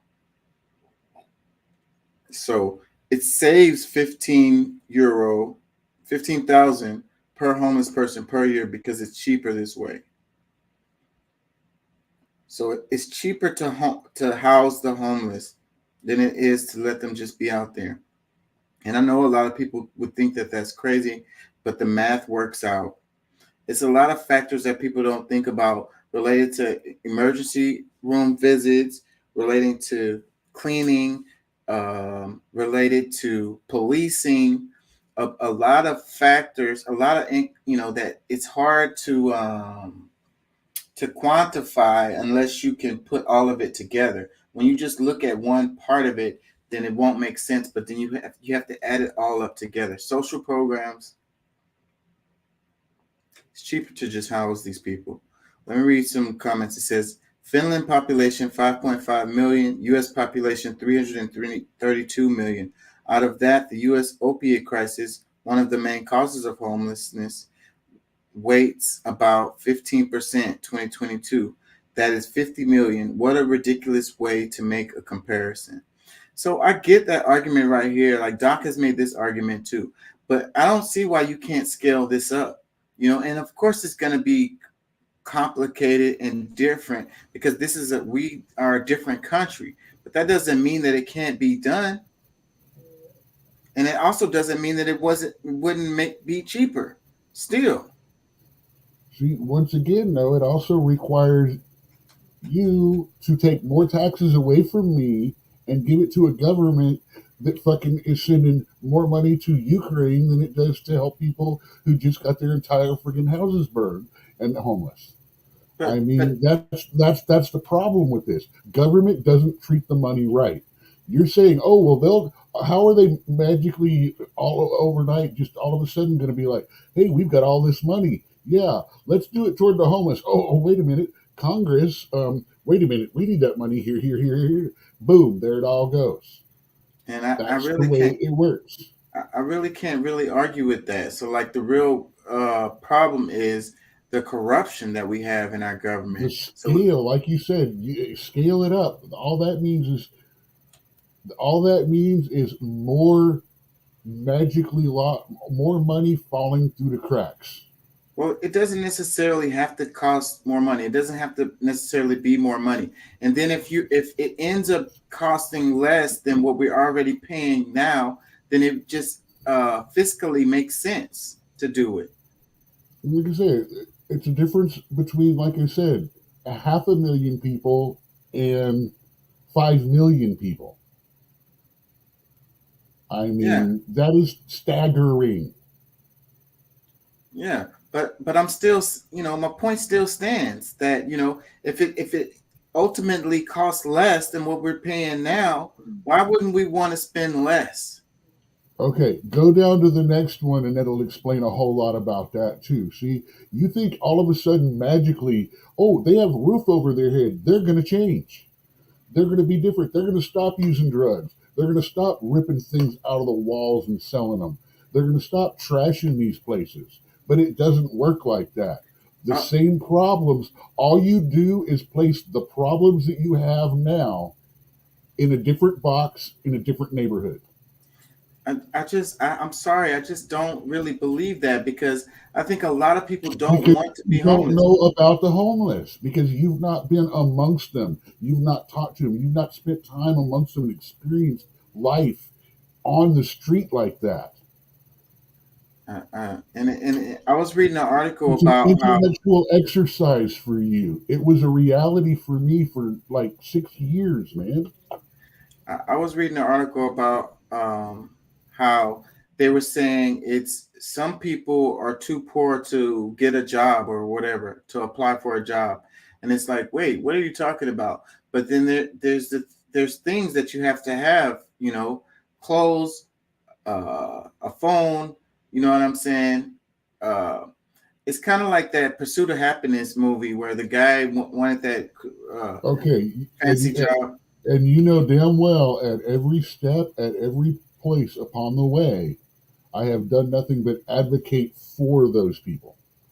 Those are the people that we need to be spending the money for. Yeah, well, Those are how the people many? that can benefit from something like this. Well, But how when many you're of? talking about doing it at a scale that big, you're not going to get those. When you go down to the homeless encampment, that's not where those people are. Yeah, well, how many of those people that has landed in a homeless encampment would move on to even like a corporate job if they just had the opportunity? Maybe 10 to 20%. Maybe. Well, even if If they're those, even capable of doing that kind of work anymore. even if those are the numbers, that's still 10 to 20% of people that could be contributing to society, paying taxes. This will help everybody overall, make things better. Paying taxes, paying bills, going to restaurants, Like I said, tipping. I can tell you have gone over this with a whole bunch of people as an intellectual exercise. Yeah, well, I'm an I mean, academic. there's a lot of I am too, but there's a whole lot to be said about experience. Let me read the And next. go ahead, yeah. Yeah, let me read the next comment. It says, "It's not though. Those flats will be trashed, just like all the hotels in every American city that has tried this. It's the most liberal line of thinking. They are homeless, so let's give them a home. No, why are they homeless? That a lot of people just fall on hard times. A lot of us are one check away from being homeless, bro. Like we Again, how live. many times have you heard me answer that question though? Okay. But still, a lot of us live check to check. Something happens, you have a medical bill, you end up homeless. You lose your job for some random reason. You're You never homeless. go. You can never end up homeless over a medical bill unless you take a private loan. Either way, that's still beside the point. The point is, a lot It's of us not. is on the edge of being homeless. A lot of us. But see, So the using last things line. like that as an excuse and stuff like, oh well, that's not the way. It kind of is. It's disinformation. Just like you're thinking, well, I'm trying to give disinformation and stuff here on a lot of things. I'm actually doing my best to recognize the reality of what's going on, but you have to recognize the difference between homelessness even 10 years ago and now. This was already trending back when I was homeless, 92 to 96-ish, 98, right around there. I just don't like this line of thinking because it leads to the idea of there's no point in even trying. These people are irredeemable. They're unsavable. It's pointless. You're going to always have homeless people. Well, how can that be the case? That is absolutely a true statement. What you just said. There will always be people who choose not to be part of society, to be homeless, to say that they live free off the grid and all that. Yet we pay out our ass anytime they get hurt, hospital, whenever anything goes bad. I mean, there will always be that group of people. There will always be a small group of people, about 40% of them, that actually want more, try more, and will work for more. And then there's a whole bunch of people that are just victims of addiction and psychopathy that does not allow them to function in society. I can't agree with that. Three different kinds. You can't agree with it because you haven't been down and met them and talked to them. There's evidence that shows there's countries around the world who have zero homelessness, effectively zero. Yeah, because they beat the hell out of them and throw them in jail if they catch them being homeless. You either go to the shelter or you go to jail. And you got high-end people of society who mooch off of the system too, you know? And you got other people that live off the grid. Like living off the grid doesn't mean that you're just like a homeless person. And where are we talking about them? I mean, you keep bringing them up, but you the other day you didn't want to talk about what about Biden because that's not the subject. I get the whataboutism argument right here. That's fair. I mean, like I said, you have to learn more about these people from a psychology and sociology, or actually anthropology point of view. It is a system. It is a society amongst itself. There are different groups of homeless people. I mean, you can go to encampments in California, and near one, there's tons of needles on the street. Near one, a little further down, there's not. Let me read another comment. It says, "Sorry to break the bubble, but this is not real. There's been some discussion of something like this a long time ago, but this is actually fake news. And to be honest, with our far-right coalition, there will be nothing like this in the foreseeable future. Greetings from Finland." Another comment, it says, "Important note, not many people own a house in Finland because owning a real estate in the country is taxed so hard that most people can't afford. You basically pay the cost of the real estate in 5 to 10 years, again, just in tax. Finnish people with an average paying job, 250 to 300 euro a month, can't afford to own their own house, even if it's inherited." Another comment, it says, "How do you get addicted homeless people to go to government provided housing? Nearly all of the homeless people in my city, Seattle, refuse housing offers because they do not want any intervention regarding their heroin fentanyl addiction." But I've seen videos, I've seen where there's always going to be a percentage of people that's not going to get off the drugs.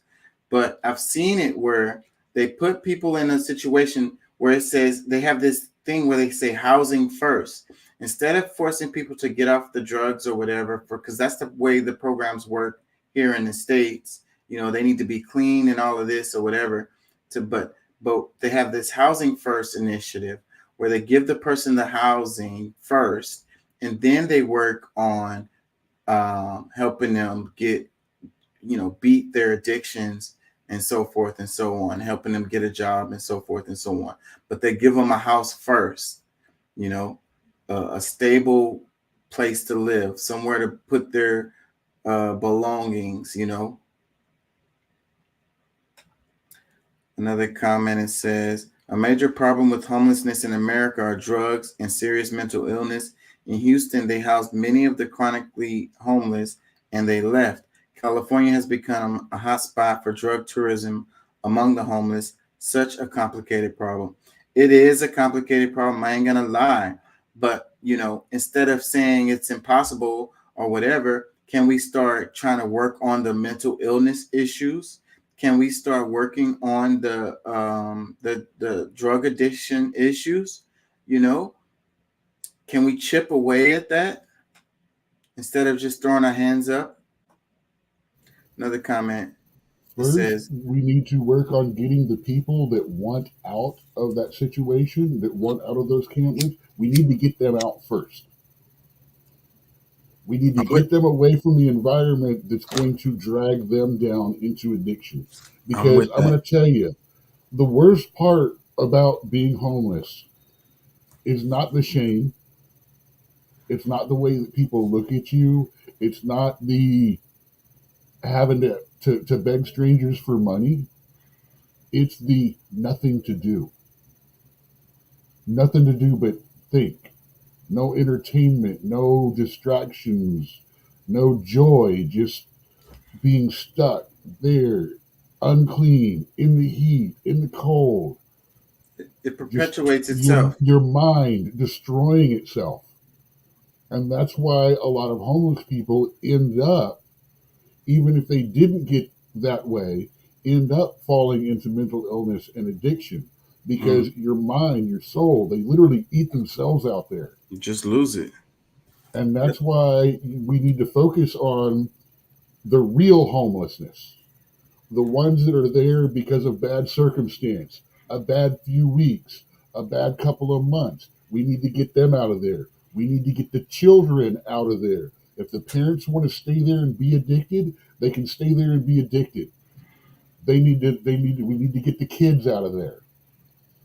Yeah. Once we've got those people out, then we go, okay, what is the largest problem that we now have with the homeless that are left?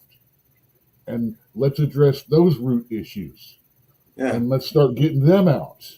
I just don't think that there's much of a actual real political will for this to happen, you know? And like the thing I say all the time. There's no money to be made in it.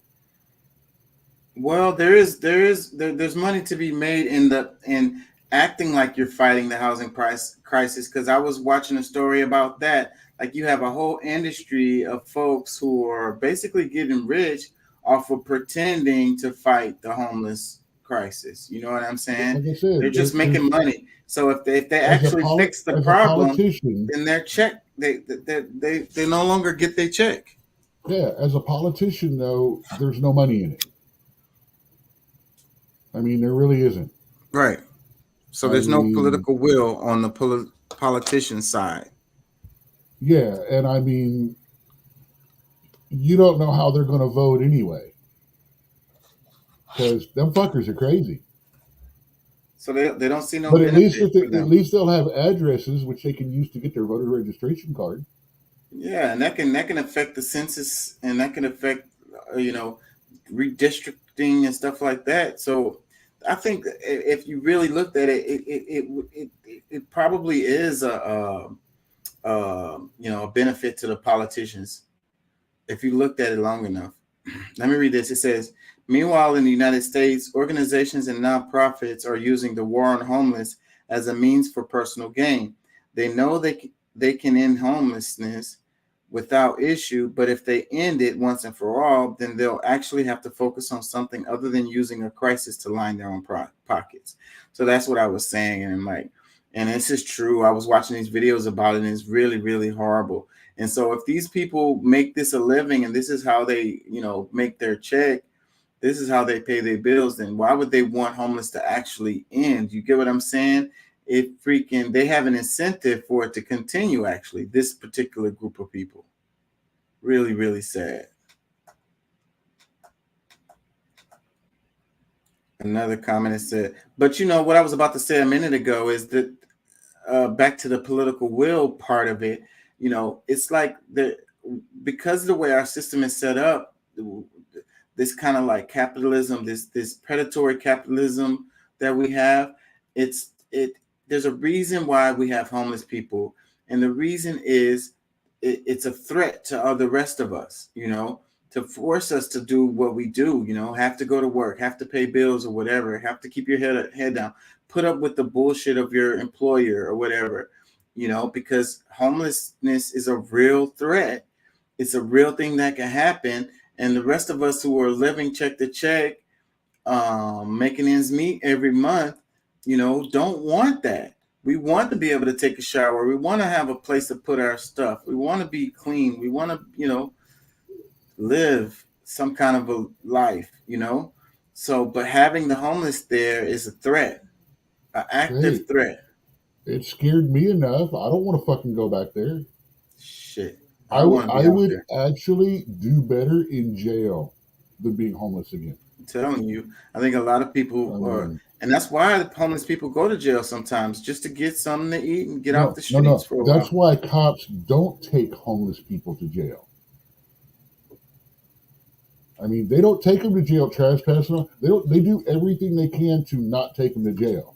Yeah, Half the time, if the homeless person wants to go to jail, they steal something or do something that gets the cops called on them, and then they take a swing at a cop. That gets them a weekend in jail. Half the time, the cop doesn't show up or chooses not to press charges,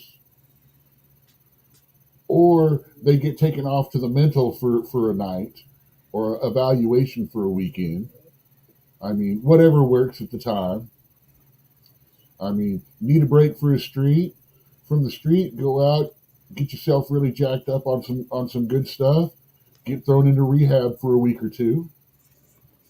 You know, get back in shape, get some good food in you for a little bit. Yeah. I mean, say line up when the script band comes in the bus. They take about 8 to 20 of you to a little hole in the wall doctor who writes every one of you a prescription, and you can either take money from them or a couple of the pills, and they keep all the rest of them. I mean, and that's another part that goes into the cost, because who's that's flipping? criminals preying. That's criminals that are preying on the homeless. And I'm not saying, hey, this is some thing I wrote about when I was, doing a criminal. This is something that I participated in when I was homeless. Yeah. So, but what I'm saying is, who's flipping the bill for these activities? You know what I'm saying? There goes another part of the cost of having homeless people out here. You know, another part. Let's read a couple more comments. It says, "Common sense no longer allowed in our sick USA. These people need housing and new mental care developments." Another comment that says, "I got an idea, but if I say anything, I'll get banned." Okay, I mean, why would you even make that comment? Like, I wish I hadn't read that. Another one that says, "Yes, plane tickets to Finland will help the homeless." Oh. Another comment that says, "The more the government does for the people, the less the people do for themselves. We need a system that provides people opportunities rather than handouts. A hand up, not a handout." Okay, I mean, I get that. So, but give them the hand up then. Do it. Don't talk about it. Do it. Another comment that says, "The problem is not the initial cost. The problem is the ongoing expense of repairs. Unfortunately, so many people destroy property, which then makes it uninhabitable, which costs money to repair, because you can't expect someone to live in a hovel, even if it is of their own creation. It sounds like an easy thing. We all know there is no such thing. You can control people." I think they're trying to That say should say you can't control people. Yeah. Yeah, you can't control people. So, but That's no, you almost can't word control for people. word. That's almost word for word what I said earlier. Yeah. Yeah, you can't control people, but you can give them incentives. Let's move on. This one, it says, "Unpopular opinion: the greatest threat to humanity is ourselves, our lack of emotional maturity, our inability to communicate effectively. How so few adults can navigate conflict with empathy. We're at war with ourselves and each other. We need healing." Let me read that one more time. It says, "Unpopular opinion: the greatest threat to humanity is ourselves, our lack of emotional maturity, our inability to communicate effectively. How so few adults can navigate conflict with empathy. We're at war with ourselves and each other. We need healing." Let's read this. It says, "The true nature of human beings is compassion, love, and awareness. We are born to connect and collaborate with each other. Helping each other and being generous is our nature. But generational trauma and wounding blocks our true nature. We become bitter, angry, and defensive. Other people become threats. We lose sight of the reality that we are spiritual beings having a human experience, that our lives have meaning and purpose, that when we act outside of our true loving nature, we hurt ourselves too. The greatest threat to humanity is that we're losing touch with it. We're forgetting how we actually are, who we actually are. We're getting caught up in our addition to chaos, separation, division, and maybe the greatest addition of all, blaming others for our suffering." I think they was trying to say addiction. Another comment, it says the rest of it says, "The epidemic no one talks about is the epidemic of adult emotional immaturity. The fact that we struggle to communicate, that we insult and tear each other down, that we can't navigate conflict in ways that serve both people, that we're hyper vigilant from decades of complex trauma, so we can't even let people in, that we normalize maladapting coping strategies rather than healing them. The human spirit is able to overcome anything. We were born to overcome, to be resilient, to give back to the world around us. But for many of us, that means facing the reality that we didn't fully emotionally develop, that we are still children in adult bodies, and that comes out most when we're upset or when we do not get our way. It is not our natural state to enjoy tearing each other down. It's not our natural state to turn away from people suffering. Division is not who we are. This is survival mode. May we all have the courage to stop pointing fingers and start looking in the mirror. May we begin with ourselves. May we understand that changing the world has always and will always start with us. May we have the humility to start looking out there and start looking inside ourselves. We are our own worst enemies, our own greatest healers. May we choose wisely, self-healers. Great words right there. I like this a lot. The holistic psychologist posted this. Go ahead. You want to make comments?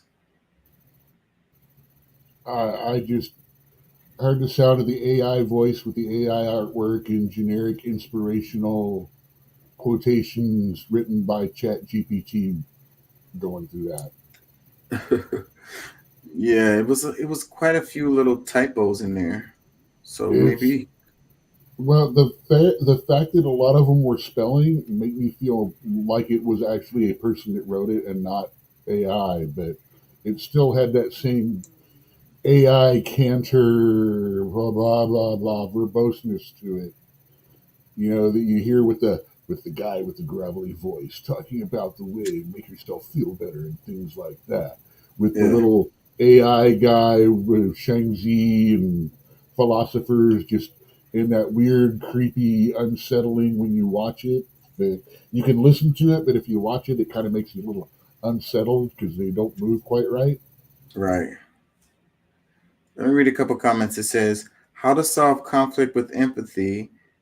There's a world of advice in Buddhist teaching, and you don't have to be a Buddhist. They instruct their children by example.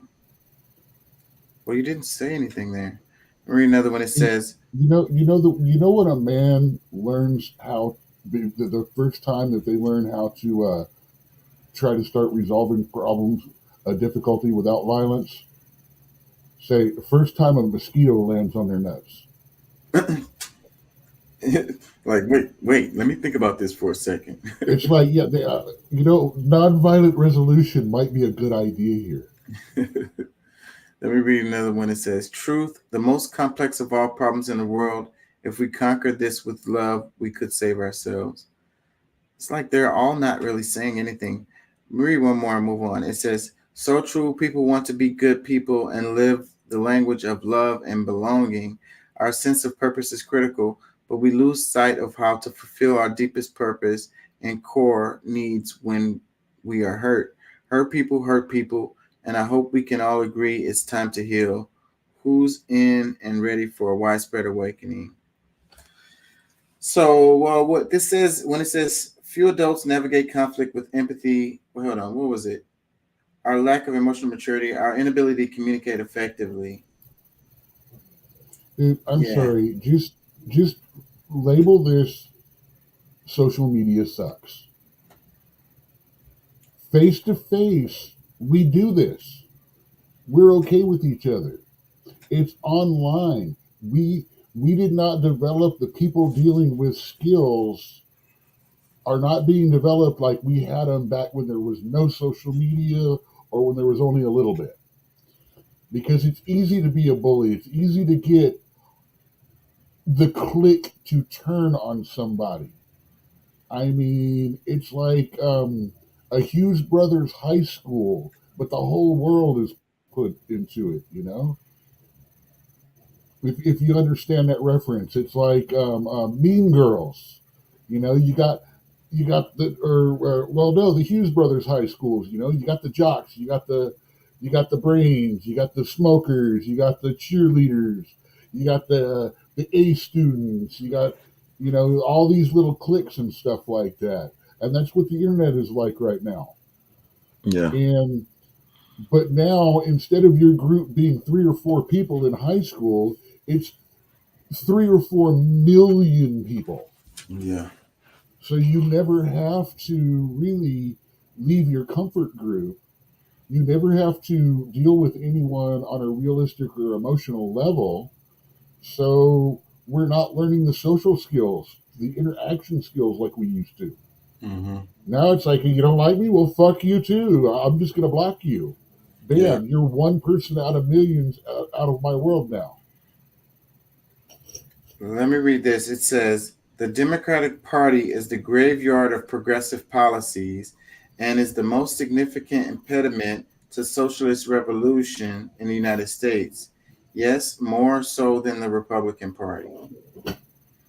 So, yeah, this is what I say about these liberals and why I hate them so much, and how, like, they pretend to want to make change or whatever, but they don't really, you know. And they're the main ones in the way of us moving forward into these, you know, progressive policies. They, you know, it's so sad. And then, you know, so then it's kind of like AOC is a good example of that, because she talked really good early on, and then once she got into the mold of things, then now she starts talking about this incrementalism, and things just stay the same and nothing really changes. When she was a shill for the Young Turks and was quoting them party line all the time, she was raising up high. As soon as she got out from underneath them and started speaking for herself, it started going back. Her idealism and all that, she realized this is not how things are done in the real world. And she had to make a choice. Toe the Young Turks line, play the cute little socialist bartender girl, or actually try to be a politician and do something instead of standing up and preaching. Let me read this. It says, the Republican Party is quite openly antagonistic to and serves as the enemy of labor. The Democratic Party is supposed to represent labor. It should be the vehicle through which working classes can impose their will, but instead it absorbs, co-ops, and insidiously exhausts working class politics. It says, if the Democratic Party didn't expend the majority of its energy defanging progressive policies and progressive activists, these policies could actually be popularized and present a real front against the right-wing populism and fascism. So I think these comments really just show how, you know, the Republican Party and the Democratic Party, they kind of work together in tandem. It's the two wings of the same bird. It's good cop, bad cop. And the results just end up being exactly what, you know, the overall bird wanted to happen, you know. And it's all just kind of like political theater along the way, but, you know, nothing really gets done because the only things that happen is the things that they want to happen, you know, as a whole. And, you know, so we always land in, you know, inactiveness, you know. But then it's crazy because some stuff actually does get done, and the stuff that does get done tends to be regressive type like policies. Instead of progressive policies getting done, is regressive stuff gets done. You know, the pulling back of stuff, you know, especially anything related to like social programs. And like I said earlier in the show, like, look at the education system, look at the schools. They still look the same that they looked like in the early 1900s. What have we been doing all this whole time? Let me read this one. It says, the Democratic Party is just one side of the capitalist coin. It exists to make sure that no left party can ever be a viable option in our electoral system. Assisted, of course, by vote-scolding liberals and the lesser of two evils fallacy, and that all leftist ideology is ultimately extinguished. Lesser of two evils. Evil is evil. So this it's got a meme here. It shows Democratic Party, it shows liberals, they're hugging each other. And then it's got Republican Party, and it's got the Democratic Party is holding the hands of the Republican Party behind the liberals. This one, it says, very sad to have to say this, but Bernie Sanders actually sucks, and it sucks that we all gave him so much money. It says Sanders hits at Cornel West over criticism of Biden. There's a real question whether democracy is going to remain in the United States of America, Sanders said. Yeah, they're talking about how Bernie is going in on Cornel West because Cornel West is running in a third party.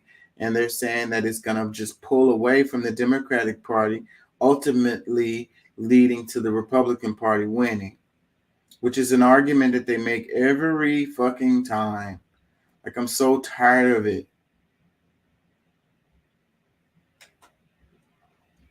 Let me read this. It says, the working class could have organized and funded a vanguard party with all the money people gave Bernie.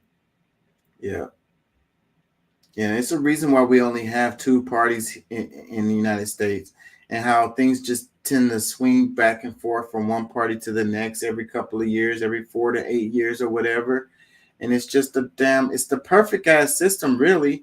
And when I say perfect, I don't mean like good. I mean, it's perfectly set up to pacify us. And you know, it's really like the old systems that we've had in the world, but updated in a way that make it looks like it's different, but it's really the same. Used in a way. I agree with it being a perfect system. However, it has become used in a way that is no longer perfect. It works perfectly. The problem is big money has taken control, and it was never supposed to have been. The system is perfect, but it has also been perfectly subverted. I think we're perfectly pacified. And each time we think that this is the most important election of our life. I'm sorry. I don't think $70 billion worth of fire damage is pacification of a public. I don't know what you're talking about there. Riots. No, I'm talking about riots. That's not pacification. That's provocation. Well, the riots are the people showing that they're not happy with the situation. That's not pacification. I don't disagree with that. That is not a pacified public does not riot. Doesn't matter what the riots are about. If you're talking, you feel pacified, yet that's going on, then no, we're not pacified. Well, I'm saying that the political system is a tool to pacify us. And then we think that we're doing something every 4 to 8 years. It's been subverted by the money people and made to a system that gives us no choice. Yeah, the choice is there, but it has been bought and paid for. I don't think it's a real choice. The choice is between Coke and Pepsi. You know what I mean? It's really ultimately the same thing. Slightly different flavor. Then you should probably go back and reread Constitution, Bill of Rights, Declaration of Independence, foundation documents, and all that stuff again, because you missed something there. It's not the system that's the problem. It's the fact that we've let the system become controlled by an outside entity instead of the people. Yeah, I don't think we're saying different things here, because you're saying the system is bad, the system is wrong, the system is created to pacify. I am saying no, it was not created to pacify. It is not created. It is not a bad system. I am saying we have allowed the system to be taken over by different and outside interests. Well, if there was more than two parties, then maybe it would be different. And I didn't say that There used to be like 5, 6. Yeah. So what I'm saying is the present form. There's 5 right now.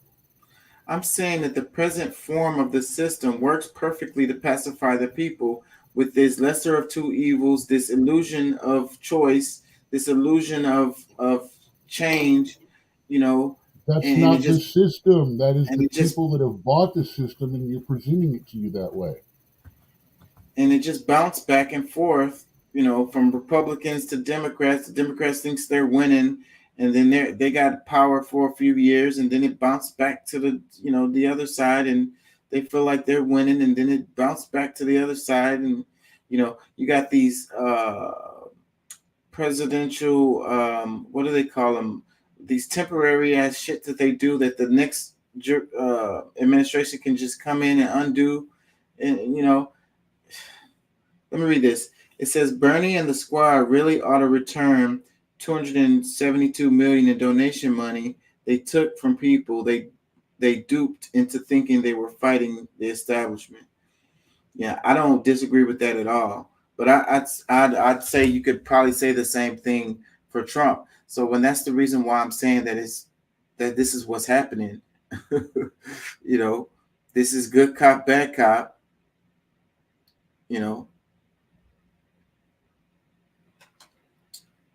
Another comment, it says, the support of Cornel West is a measure of the level of corruption, imperialism, and neoliberalism in the Democratic Party. But instead of addressing that, they use their vast media apparatus to smear and try to destroy him. Good luck with that strategy, you depraved scumbags. Yep. So, yeah. So people don't want to vote for the Democratic Party. And then they're like, so you got them saying, well, if you don't vote for the Democrats, then you're just electing Republicans or whatever, instead of being like, well, why don't you want to vote for us? Well, it's because you don't get nothing done. Well, we don't want to talk about that. It's the lesser of two evils. You got to pick us. This is what you got.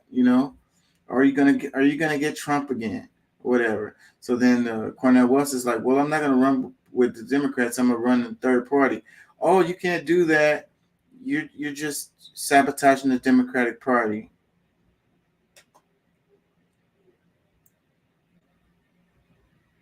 It says electoral fetishism. It says fantasizing that the electoral process at this point in our history is anything but a bourgeois tactic of diverting and exhausting energy away from revolutionary action. See, that's what I'm kind of saying with the pacifying. That's what I mean, making them feel like their vote is doing something. Meanwhile, things just stay the same, Nah, that word revolutionary just gave you a chubby, that's all. Well, shit, I think that's what we need. Awesome. We need the we need the brown community and the poor community to pay the cost of even more fucking shit. Good call. Shit. Whatever, some eggs gonna get cracked. Let me read this. It says, from Bernie's lurch to party loyalty to the absorption and exhaustion of the George Floyd defund movement into a feckless establishment campaign, it's safe to say that we should all be looking beyond the two-party duopoly and the electoral process if we want to see radical change before the double barrel of climate change and fascism usher in an era of complete immiseration and planetary destruction. Welcome to our meme page. Thanks for visiting. This page is run blah, blah, blah, blah, blah. Couple comments. It says, voting is damage control. If you think it doesn't matter, lucky you. Another comment, it says, I do not like Democrats either, but right now the country is being actively destroyed. My solution is make Democrats the conservative party in America and create a new liberal party. But guess what? That means it means voting in tons of Democrats to make that the normal. I want to see AOC and the rest of the real progressives have room to oppose Democrat policies, but the whole party is on razor's edge of losing the entire country to the right. The problem also isn't necessarily politicians, it's that every single news media source is either conservative or centrist. There is zero left-wing media. Zero. Another comment, it says, no one ever explains how the lesser of two evils mentality is a fallacy. The ratchet effect is very real, and we need to block any movement to the right in order to sway the country towards the left. Not voting or voting for third party is just giving the GOP more power over us. Another comment, it says, you should vote and take action. If you don't vote, the Republicans will take over. Until we can overthrow the duopoly, we'll have to vote Democrat. Let's get that vanguard party going so we don't have to keep voting Democrat for much longer. Another comment says, there's so many white liberals in the comments losing their minds. Bless your hearts. Another one, it says, one problem with the left is the tendency to form exactly this kind of circular firing squad. Bernie doesn't remotely suck, and refusing to acknowledge the very real danger of fascists taking over as we attempt to make the jump from where we are to a true leftist government is beyond disingenuous. If you have thoughts on how to navigate that, great, please share. But solutions and lifting people up are what we need, not attacking our own. He's one of the guys that gets it, and me and him could have a really good discussion.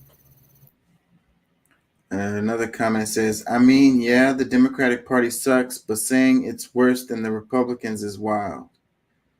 Another comment says, I love how so many of the counter arguments I'm seeing here are literally some version of, look, the Democratic Party isn't perfect, but we must hold our noses and vote for them just like we have been for the last half century when things went from bad to worse.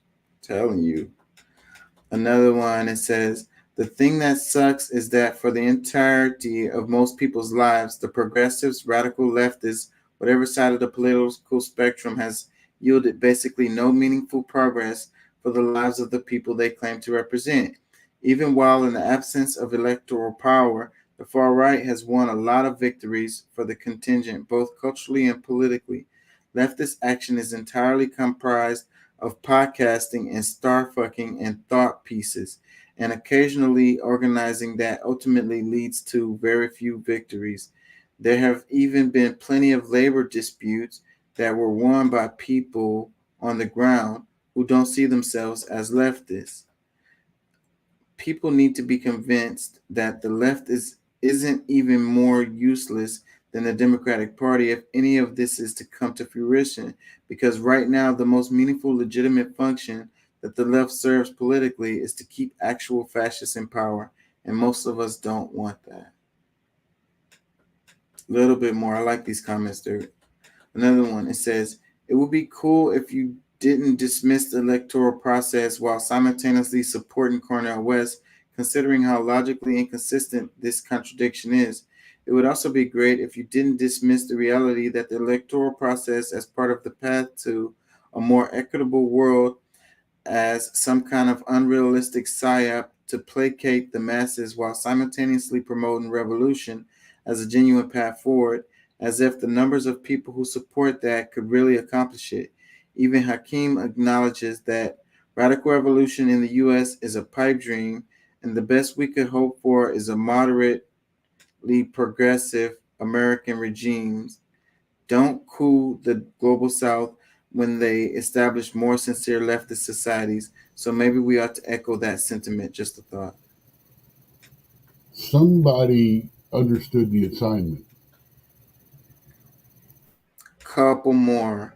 It says, thank you. We can walk and chew bubblegum at the same time. Nothing to lose, everything to gain. You want to change Dems' minds. Imagine a naive, militant, organized movement marrying labor and social justice to a party that's federally recognized this, forcing the duopoly to actually care, because we know statistically our vote doesn't matter when given to the duopoly.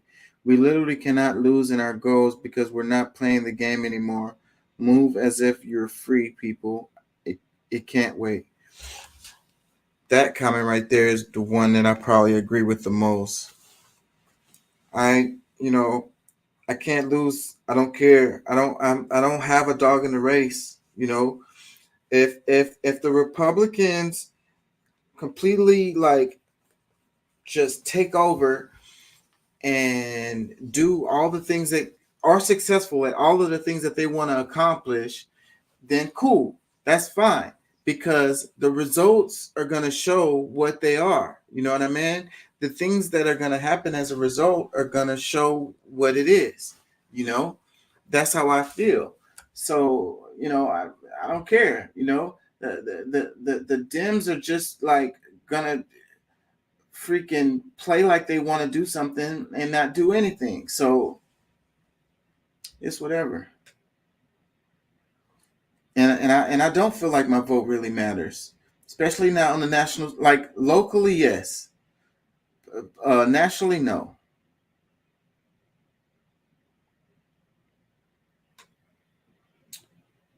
I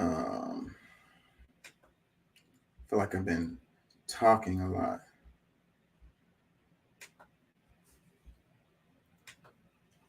Mouth is getting dry.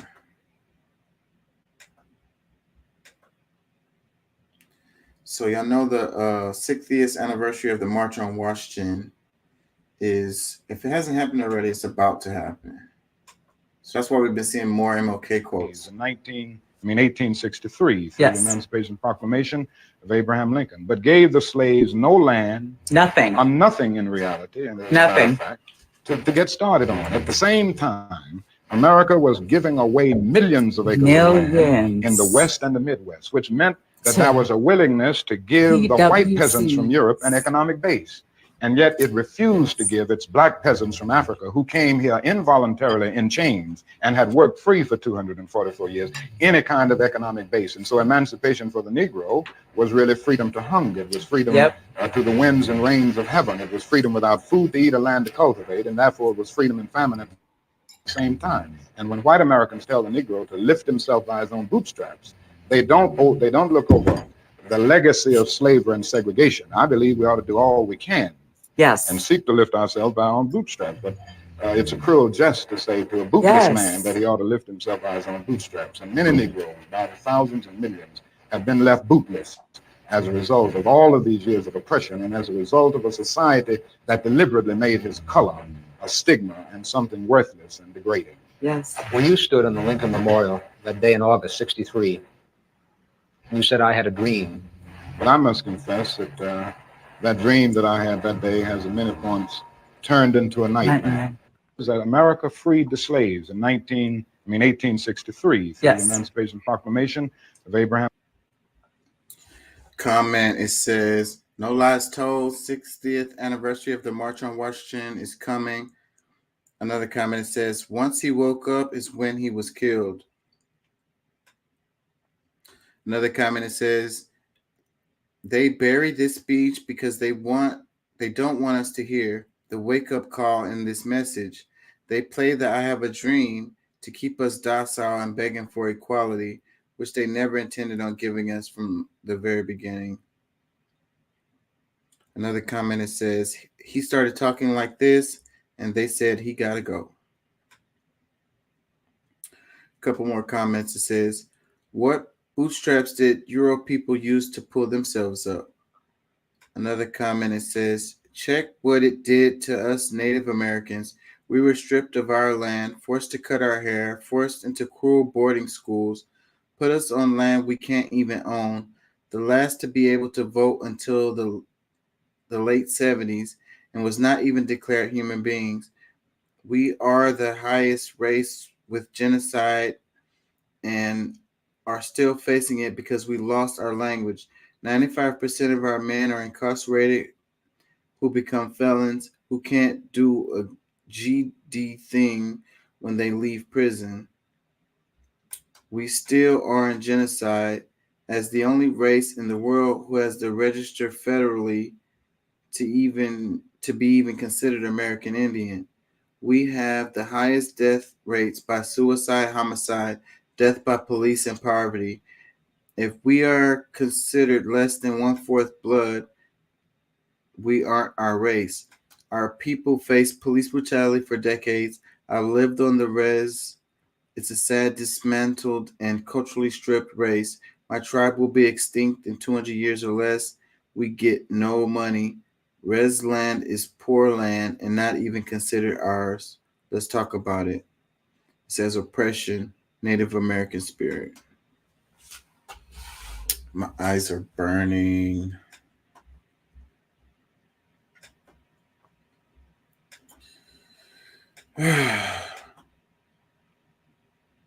Check this out. It says drone footage shows trash left behind after UK festival. The cleanup crew at the Leeds Festival in Leeds, England, said the scene was utterly appalling after a reported 90,000 plus attendees left tents and trash all over the festival site when it ended on August 27th. Yeah, these pictures right here are pretty terrible.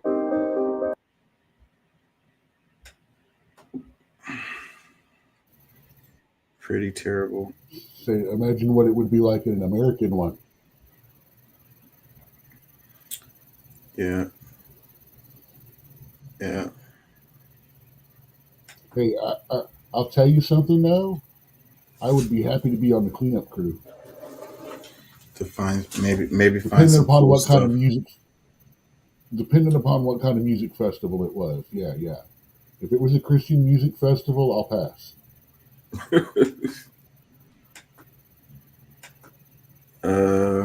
Well, I don't know about that, man. They, I'm pretty sure there's some freaks amongst them too. Yeah, I'm sure you're gonna probably find plenty of drugs. Let me read this one. It says, "It's not More about likely the to find good weed and not good everything else." Well, no, actually, the biggest cash in with them would be prescription drugs.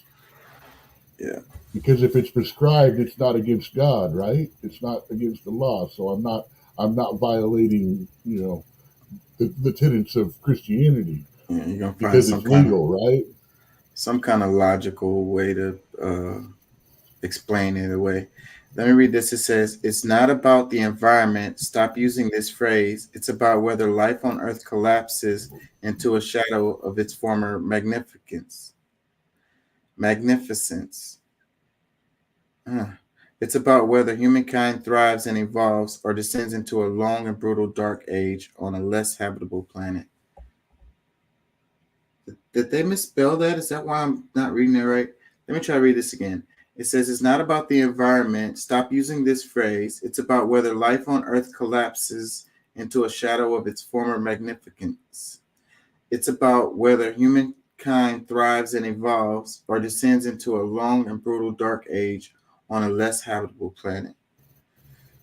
My eyes are burning. I'm getting tired. The C in that case makes an S sound. Yeah. Magnificence. Yeah, I'm getting tired. I've been reading for 4 hours now. I like this because what people are getting lost with the whole thing related to climate change is like saying that it's not real or whatever, or the argument that it's not human induced or whatever. I think all of that is all the way beside the point. And because the earth is going to be fine. It's been through many changes. The earth will be fine. Okay. The question is, what is going to happen with us? Can we make it through this? Will humans become extinct, or will we be driven underground? Will we devolve? This is the thing that we're talking about here when we're talking about climate change and what to do about it or whatever, polluting the environment and all of that. We're getting lost in the arguments about carbon emissions or green energy or electric cars, all of this. That's all beside the point. The point is humans going to be able to continue to evolve and grow and live and thrive? That is the question, to deal with this thing. So we have to look at this and look at it in a way as how are humans going to make it through this thing? And we need to take it really seriously and pull together and think about that. Now, if you don't care about your children, your grandchildren, or great grandchildren, and what happens to them, like you're just all about yourself and you don't really care, then okay, I guess this conversation isn't for you. But if you do care about the human species, then you need to be taking this situation seriously. You know what I mean? And seeing what can be done, and be on the right side of history related to this, instead of making that argument of, oh, climate change isn't real. This is what we need to focus on. Dude, I will take climate change arguers a lot more seriously when they stop trying to tell me that cow farts are causing global warming. Again, that's not the point. I'm throwing that out as a freaking joke. Just Okay. like I say, I will believe more in global warming when banks stop giving loans and insurance companies will no longer insure beachfront property. Right. When the money people tell me that it's going to be bad, then I will trust it a lot more. But I'm also going to tell you the truth. The amount of change versus the astronomical cost being thrown at the global warming crisis, with the whole idea of, there's only 2 or 3 countries with this, like one of the UK countries, they commit 1.4% of global carbon emissions, and they got a 1.3 or $1.5 trillion bill toward global effectiveness and stuff like that. It's the unrealistic approach and panic laden excuses and drive for it. There is a money grab. Look what panic did for Pfizer. Right. Look what panic did for. Okay, here's a good example. Oh my God, wind power, blah blah blah. We put these big windmills up, but the cost to produce the wings of those windmills, the propellers, costs more or equal amount of carbon than is used. But then, because of the microfractures and everything in the material, it cannot be recycled or used for anything else. So what happens to it? It goes to a dumping yard or gets buried somewhere. So what about our ground? What about our, soil and stuff like that? Nuclear power is really, really good, but, the waste byproducts and stuff like that. It is a cleaner, it produces more for right, but it still contaminates the environment. And there's definitely a money grab aspect or element related to this. And I can't deny that. But we can't act like, climate change is not happening, just pretend that it's not happening and just push against it. We can't act like pollution is not an issue. Air pollution, the water, the land. See, that's the stuff that we should be focusing on, and things all like these that. one-use plastics, all these one-use items, all of this overproduction and overconsumption. We can't act like this can just go on forever.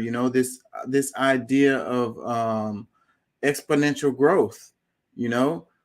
It's just not realistic. It's not viable. And even if we can go build a space station to live on, or terraform another planet to move to, we still want to create? We still want to destroy the Earth and leave it basically uninhabitable? Like, see, like I said, I'm not coming from the Chicken Little philosophy. I'm not going to allow my terror of the future to make me do stupid, expensive moves. Throwing money against the wall, hoping it sticks, that's a government thing to do. No offense, that's actually a liberal thing to do, which is one of the reasons why I never can align myself a lot. No matter what I agree with about the issue, I can never agree with them about what they want to do about it, because the answer is always keep throwing money against the wall until it sticks.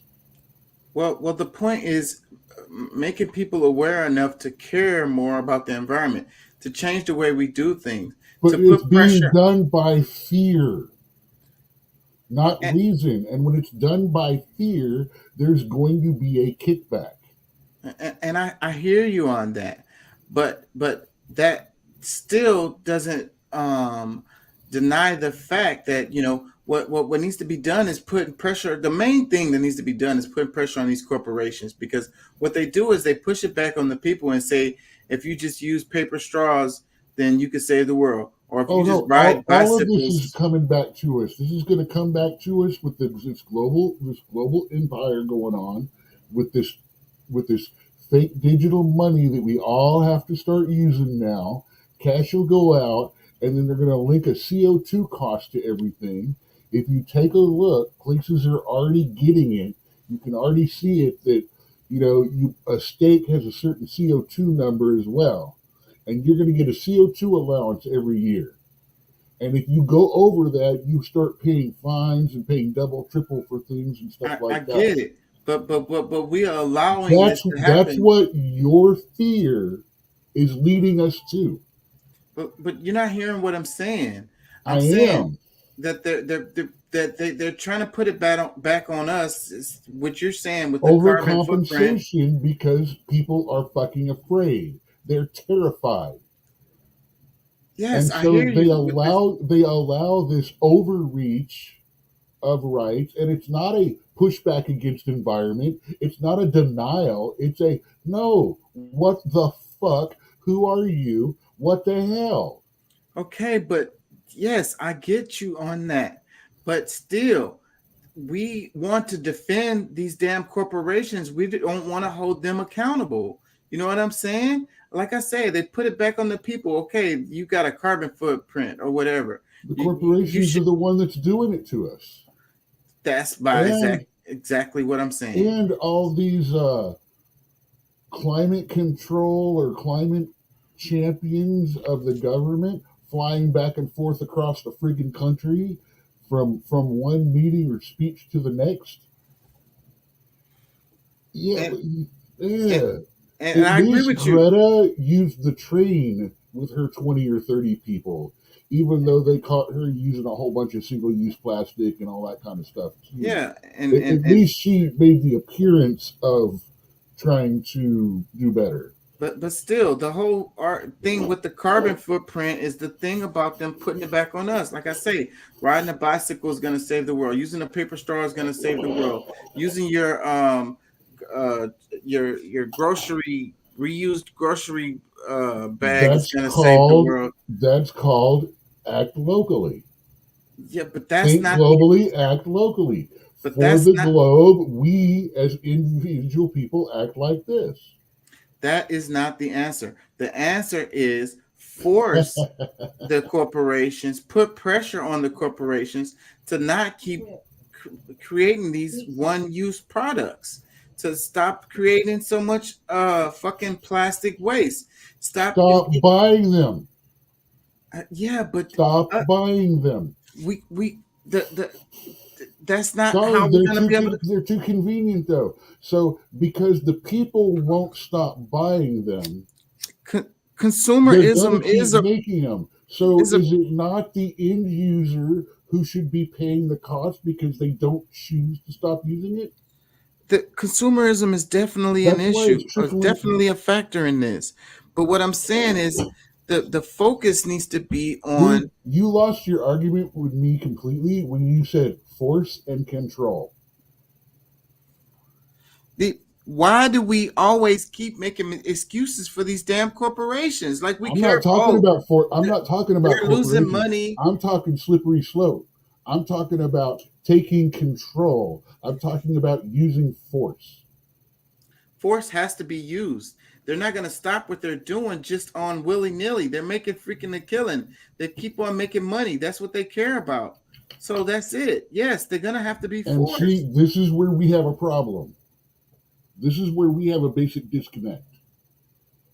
I do not believe in the use of force and violence and things like that as a problem-solving tool. Force is the only thing that's going to stop them from doing what they're doing. They're not just going to do it on their own, period. You know, and we always want to make excuses for these damn corporations. Oh, it's hurting them. It costs them to make to these regulations cost them. It makes them have to spend money. When.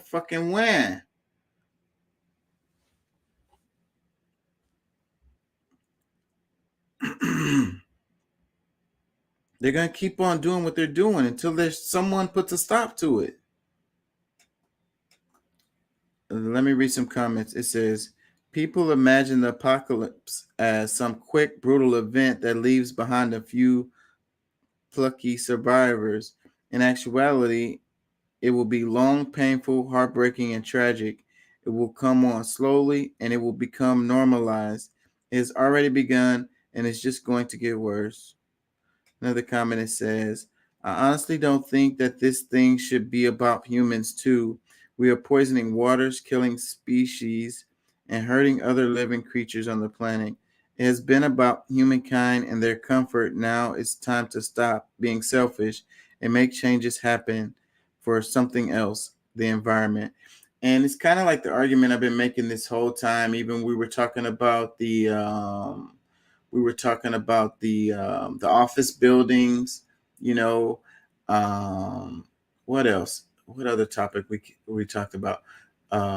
It all really goes into the same thing as far as we need to dramatically change the way we structure society, the way we do things, you know, leave it the way we found it. You know, our ancestors lived on this planet and they were able to live and not destroy the planet. And they valued the environment. They cared, you know what I mean? And they still were able to thrive, you know, but we have lost that way of living and we just don't care. You know, it's all about selfishness. It's all about me. I got to have the latest iPhone or whatever the hell it is. I need to get my package overnight. You know, I need to be able to get to Dubai in 2 hours, you know. It's this way of thinking. I need to make as much money as I can. I need to plant one crop over 300,000 acres. You know what I'm saying? Because that's the most profitable way to do it. Because I can mechanize the system and optimize the way it's done. But meanwhile, destroying the soils, taking the nutrients. You know, I saw this, what I was reading not that long ago about how like the Native Americans, the way they planted something like they had maize and they had what did they have? It was 3 plants that they planted together, and because those plants benefited each other, you know, in different ways. And that's the reason why when they came over here, they thought that it was just wild, but they was walking through gardens, but they didn't understand the gardens because the gardens had multiple plants growing with each other that like supplemented each other. You know, they worked together. One of them would replenish the nutrient that the other plant was taken away from, like different stuff. Another plant would keep weeds away from getting the corn grew high and shaded one of them who needed more shade than light, and the other one produced nutrients that fed the corn, and 2 of them were edible, and the other one was crushed back into the soil for the next harvest. Right. And Something like that. Yeah. You know what I'm talking about. So yeah, and then a lot of these native plants, like the plants that grow in certain areas naturally, are Well, also what happened always. is we came over and fucked that up because according to the church, you're not supposed to plant more than one thing in an acreage or in an area. Yeah. It's supposed to be one thing and one thing. I think that someone traces that to the Bible somewhere somehow, which Yeah. could very well be the truth over in the Middle East where all that took place. Yeah, so that's where not a lot of confusion comes, is because different plants grow better in different environments or whatever in their native areas. So like the grass that we plant in front of our yards, a lot of them come from Germany or whatever. It's like it's really an invasive species, and we use so much water I'm to gonna try to. fight you. I'm gonna fight you for my Bermuda grass. Yeah, well, I mean, we're addicted to this stuff. This is what we think is normal. This is what we think is supposed to be like with these suburban neighborhoods, the way we build the streets, all of this shit is really, really fucked up. Like, and it's been this way for so long that we just can't even get our mind around like doing it in a different way. Like, it doesn't work. I'm either gonna have really nice soft Bermuda grass, or I'm gonna have rocks and cactus. Yeah, well, the native plants are what should be growing out there. And the kicker with that is that's also the damn medicines that we need, It comes from these damn plants that we call weeds, you know. Everything in God's creation has a purpose. Like, and we look at certain things that is like it's not supposed to be there, it's bothering us, it's an eyesore or it's useless, but we just don't know or don't remember, never been taught what the uses are for those things. Like, one of the things that weird to me is these damn spiky bushes that we like to plant around houses and stuff like that, around apartments and stuff like that. What the hell? Why the hell do we plant these spiking ass bushes? The ones that cut you when you walk by or if you try to touch the leaf or whatever. Like, what the hell purpose do they damn serve? Like, them shits bother the shit out of me because I have a thing for plants. I like to grow. I'm a grower. And I also touch plants a lot. Like when I walk by them, I touch them. I touch trees. I touch the leaves. I touch the flowers. I touch the stalk. I just do it subconsciously without even thinking about it a lot of times. And I cut myself on these damn spiked ass leaves, ass useless, stupid ass plants that they it's just a pet peeve that I have. Like, they're so useless, pointless as plants. There I go, kind of contradicting myself. But when you are taking these plants outside of their native environments and putting them in other places just for like aesthetic reasons, a lot of times that is like harmful to the environment. You know what I'm saying?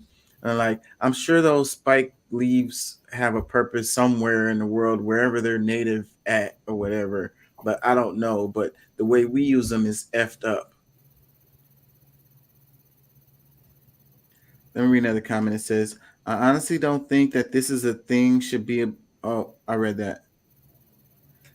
It says, another comment, it says, in the deadly dairy and meat industry. Another comment, it says, the earth will survive for many years, even after we perish. We probably were never meant to be here that long. The dinosaurs perished through a meteorite. We were very good at destroying ourselves. See, I don't know about that. And then the dinosaurs were here for a really long time.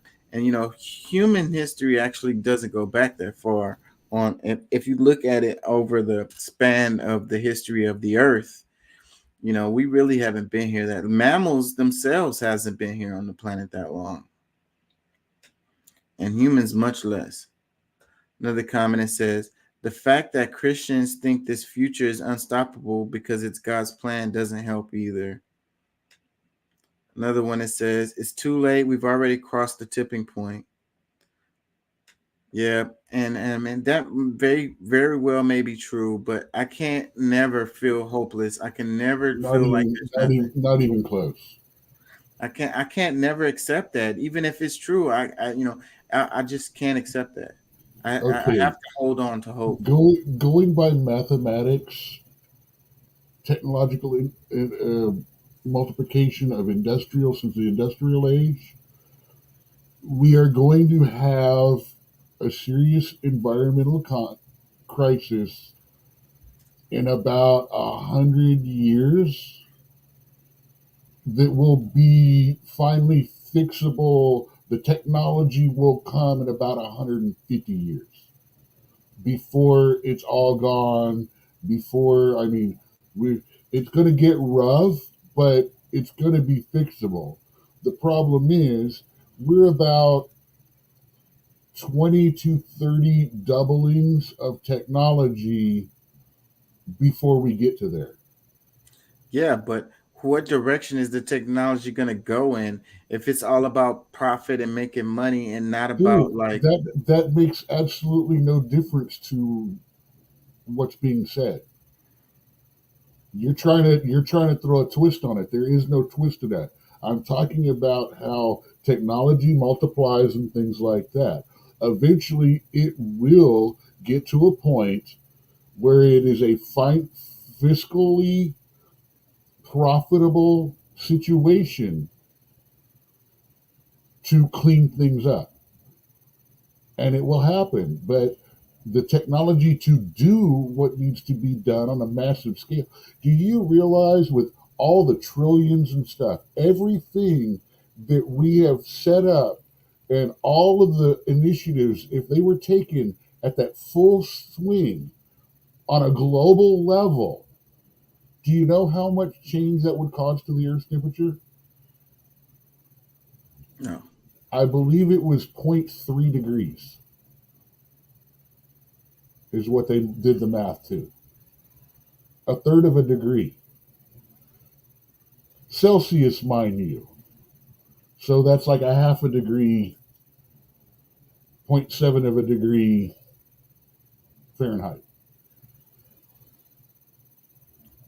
And that's if all of this is done up for the next through 2040 or 2035, 10 or 15 years. I can't remember the number on that. Let me read this one. It says, But there might be an O in there. It says, so it's not about the environment and all of the wildlife. It's just about human existence. Right. Of course it is. This comment is not really getting it. You know, it's about if humans are going to make it or not, because the earth is going to be fine. Of course, we're going to wipe out a lot of the dam. We're already in another mass extinction point where wildlife is dying off in a way that it hasn't in a really long time. So we're in like a mass extinction. We're in the middle of a massive extinction event. If we concentrate on the environment and rebalancing the environment, then literally by nature, necessarily due to mathematics and statistics, that will help the global crisis. Right. And in turn help humanity. I personally think that the whole idea of growing hemp and stuff like that and going back to hemp oils and things like that would also be a great benefit, especially if you do it in farms outside big cities and stuff like that. Maybe pull some of that. Hell, I want to buy or fund, if I ever get good money, I want to fund one of these little carbon scrubbers that they've got, that they pull the carbon out of the air in the bigger cities, and then they take all of that carbon and dump it out, and they take it and compress it and heat it up and turn it into pollution diamonds. Farm diamonds that are actually made from pollution. And I think that would be a great frigging trend. I shouldn't be saying this because I want to buy into that industry and it's going to be all bought out by the time because somebody's got more money than me. Everybody's got more money than me. Let me read a couple more comments. It says, talk about Japan's nuclear wastewater is destroying the Pacific Ocean and the well-being and economy of citizens who depend on the sea. I don't know if that's true. This is really starting to bother me. They would not have released it into the water if it was okay. I'm not going to say it's not dangerous, but they're not going to release stuff into the water that's going to pollute the entire freaking ocean. Like, that's such a huge exaggeration. I wouldn't want to destroying eat the fish from the Pacific local Ocean. area for a while. I mean, yeah. Well, recently they had the video where it was the Prime Minister of Japan or whatever. They had the videos where they got some fish right, outside, right where they released the wastewater at, and they were eating the fish, and it was also like sushi fish, so it wasn't cooked. And it was still under any. It was even under. It was really under noticeable Geiger counter shit. Yeah. So, and those guys were eating it, and it was funny because they did the transpose for the Simpsons episode because it was a Simpsons episode that was similar to that. Three-eyed fish. I love that one. Right, Mr. Burns eating the three-eyed fish. So, that's basically what they were doing. Well, kind of, I mean, like the fish wasn't messed up because I remember Animaniacs chicken from Chernobyl Farms, and it's like a chicken with like 8 legs. Yeah. Yeah. So this guy's comment was all the way over the top. Let's read another one. It says, to paraphrase George Carlin, the planet will be fine. It just won't support life as we know it, and it's humanity's fault.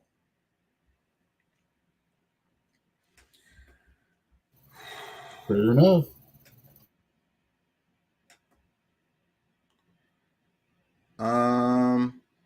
I guess since we're talking about this, I guess this is pretty damn apt right here. Check this out. It says, an ancestral bottleneck took out nearly 99% of the human population 800,000 years ago. A team of scientists may have finally explained a large gap in the African and Eurasian fossil record. According to a model in a study published in the journal Science, the population of human ancestors crashed between 800 and 900,000 years ago. They estimate that there were only 1,280 breeding individuals alive during the transition between the early and middle Pliocene. About 98.7% of the ancestral population was lost at the beginning of this ancestral bottleneck that lasted for roughly 117,000 years, according to the study. It says, in short, we were very, very, very lucky to be here. So, and me being an anthropologist, I already have heard about this, and I've mentioned this before more than once, that, all of the people that's on the planet today are the ancestors of this small group that made it. So, it says a bottleneck took place. Nearly 99% of the human population went extinct. Well, basically, we almost went extinct. The human species, and this small group led to what is it? How many people are on the planet now?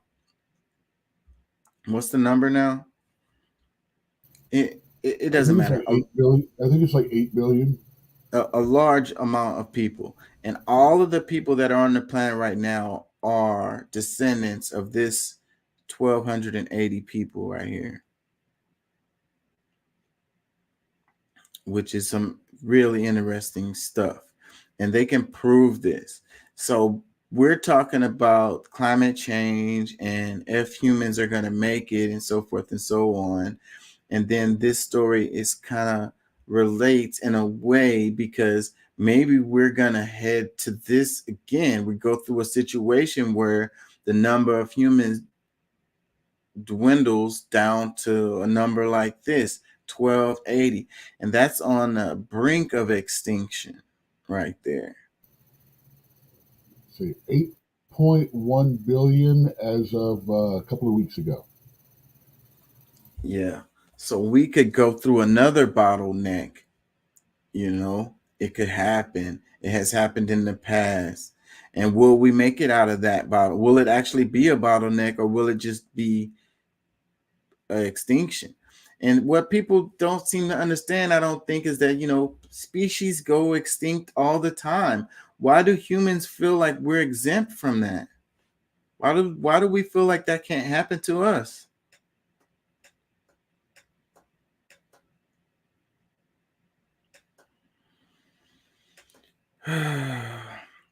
Couple comments. It says, no, it didn't. Come on, it was aliens.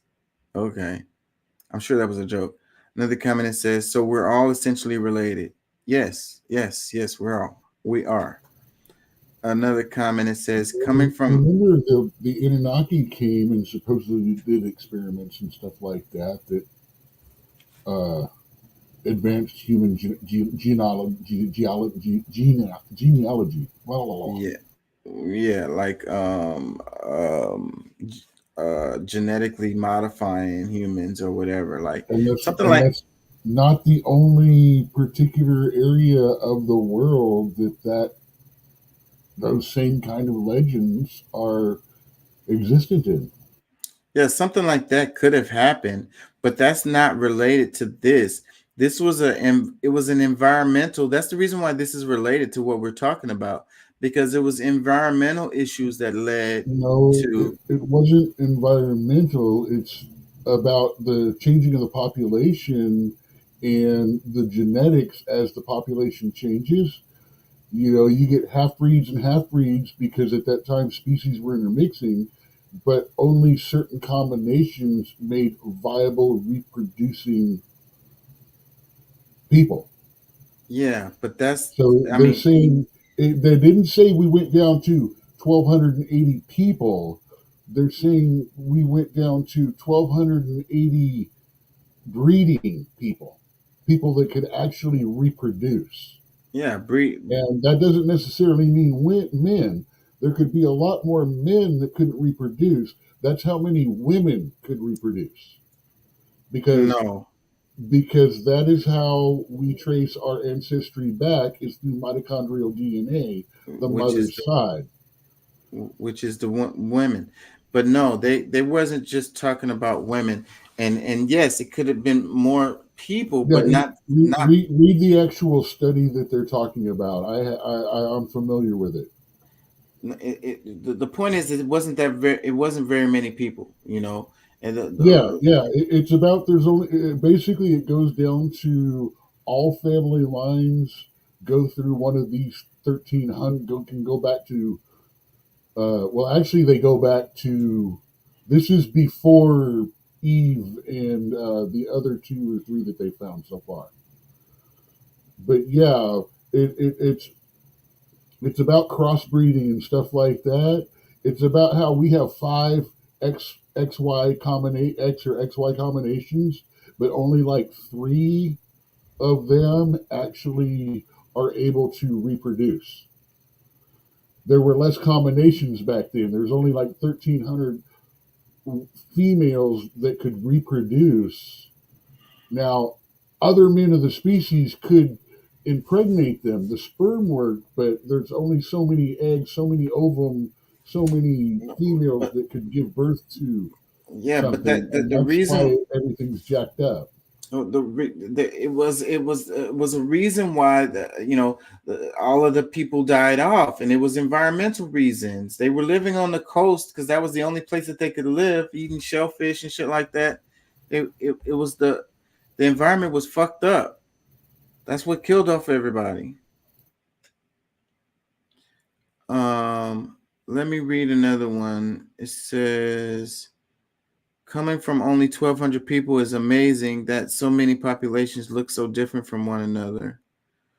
Yeah, well, that's how the environment manipulates our phenotypes. But when it comes down to it, it's really not that much difference. It's just those phenotypes look different to the eye or whatever. But because they say that one group of you could just get one troop of chimpanzees in the wild has more genetic diversity than all the humans. So our genetic diversity is not there. And that's the reason, because we went through this bottleneck right here.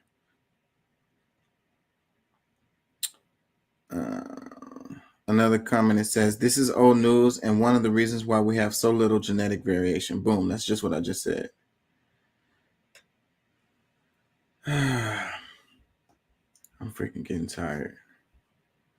Let me see. There was freaking a number of things I wanted to do. They were on Twitter and I didn't make it to them because we spent so much time on those big topics that we did early on in the show. But I'm kind of glad we spent time on those anyways, because they were it was the COVID thing, and it was the what was the other one? I'm tired now. We spent a lot of time on the COVID thing, and what was the other one? Oh, the China thing.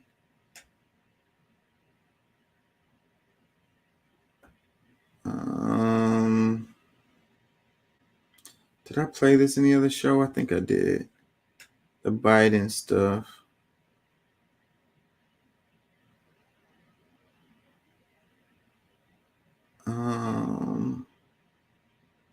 Did I play this? Explaining BRICS.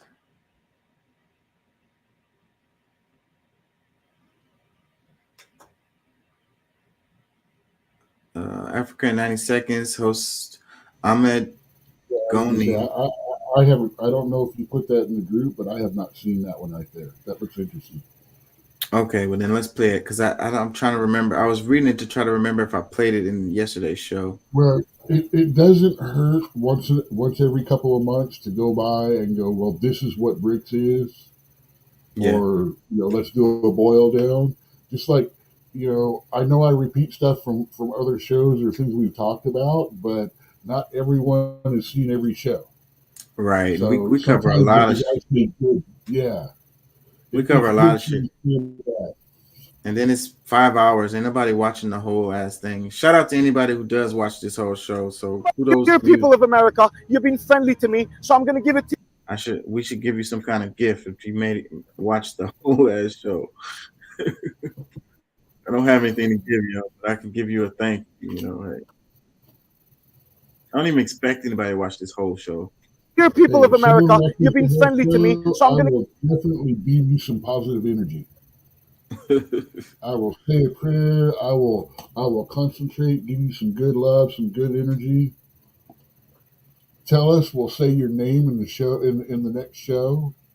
Yeah, that'll work. That'll work. I may give you a shout out. Hey, thank you for making it to the end last time. Yeah. Dear people of America, you've been friendly to me, so I'm going to give it to you nice and honestly. Listen up. I know I'm from the global south, what you call the developing or third world, but life is about to change for you, my man. I'll break it down in American English for you guys. I know you haven't learned about this in school, but there's something called BRICS. Brazil, Russia, India, China, and South Africa.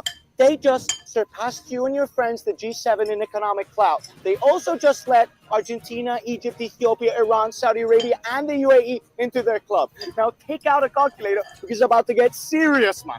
That's 46% of the world's population, 37% of global GDP, 70% of global oil production. And here's why I want you to take a breath and stay calm. These guys don't want to use the dollar anymore.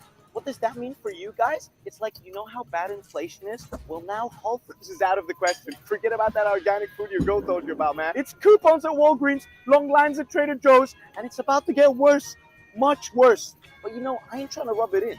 All I'm saying is, if you need an e-visa, let your boy know. I'm starting an agency. It's called Escaping the G's and Joining the B's. There'll be direct one-way flights to Africa for the brothers and sisters. We keep some of the new currency for you guys. Food doesn't have GMOs. We have 2 genders only for the toilets. Weather is really good. Oh, and be careful how you chat to me in the comments, bro. I'm Egyptian. I'm from a BRICS nation. Brother stuck out here in the Obama nation. But this was Ahmed BRICS Ghanim, and this was the New World Order in 90 seconds.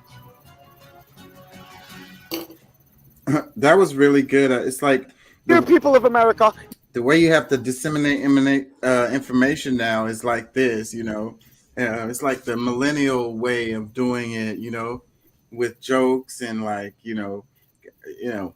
don't know, the matter of fact exactly way I do stuff. It's like data, data, data. And I think a lot of people tune out and don't hear it. So yeah, the way this guy did it, I think that it hits home better.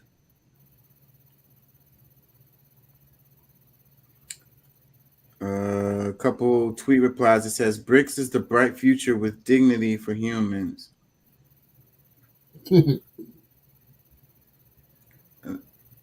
We'll see how that goes. Yeah. Another tweet replies. It says, 2 genders for toilets. I'm in. Yeah, everybody's just kind of like positive comments, laughing emojis. Another one says, this guy's get it. Somebody said it was lame. We got a hater here. Is that Ukraine's flag right there? I used to be able to identify these damn flags, but I done lost it. Another tweet reply says, you know our military will just bomb the hell out of you or your intelligence agencies, will sabotage your economy and or topple your governments. We don't play fair because we don't have to. I wish this was a joke, but I'm being 100% serious.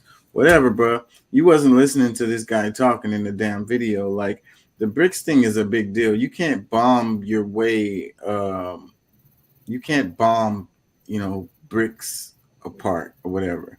It's an economic alliance, and they have like a bank, and yeah, bombs don't work against this kind of thing.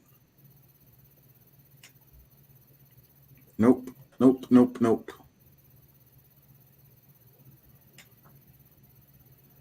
And trading and currency, and then they're going around the dollar. Like, you're gonna bomb the dollar, or you're gonna bomb the franc or the euro or something. Like, you can't do that.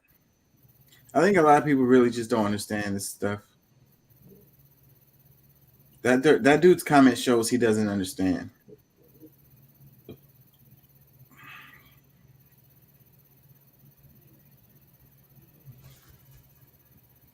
Wow, they're sweeping the France flag right here. This is Nigerian women participate in make noise protests against French troops. I'm not going to play this because it's really loud. They're just like banging on pots and stuff.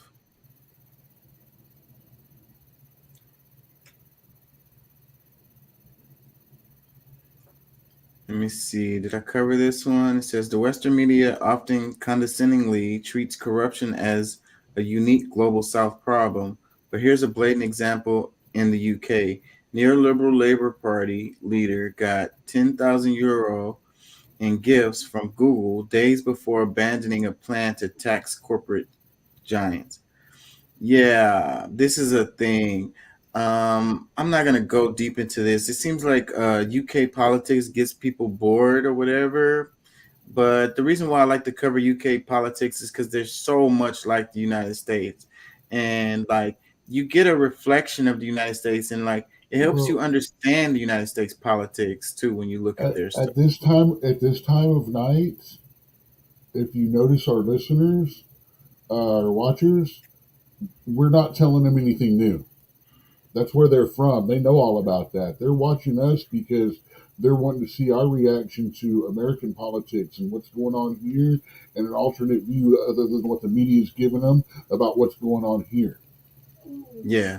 So I dove a little bit into this story right here because I was into Jeremy Corbyn, and he was the Labour Party leader not that long ago, and they basically got him up out of there with some lies about anti-Semitism or whatever. A whole mess, man. I was feeling that guy a lot.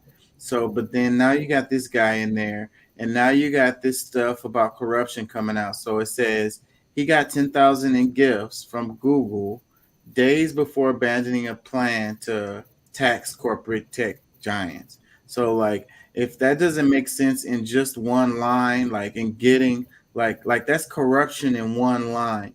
And but see, that's what's going on over here in the United States too. This exact same thing. So exactly the same, like no different. And you really can't blame the individual. I ain't gonna lie, like, any one of us in this guy's position maybe would make the same kind of moves. And what I was saying before about how like they don't really pay the politicians much is like, what is their incentive to do these jobs? Okay, it's like, okay, I'm here to try to make things better, whatever, save the world, like help my community or whatever. But then I'm not getting paid that much money for this job. And I got to work maybe a side job or something else to be able to pay my bills and live comfortably.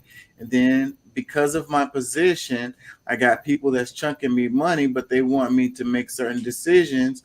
And it's like, boom, that's exactly how it happens. It's like it's set up for it to be corrupt. You know what I mean? It's like these people are put into these positions, and it's just like they can't help but to take advantage of their position. I'm not making excuses for them, y'all. Don't get me wrong. I'm just saying, pay the politicians better in a lot of cases. Maybe that will have impact because, and I'm talking about I'm not talking about this guy specifically. And usually in the higher offices, they are getting paid decently, but in the smaller government jobs, these guys aren't making very much money at all. Like the local politicians, the ones who hold smaller offices, a lot of them have to work second jobs to be able to live because they don't make enough money in their job, in their political position.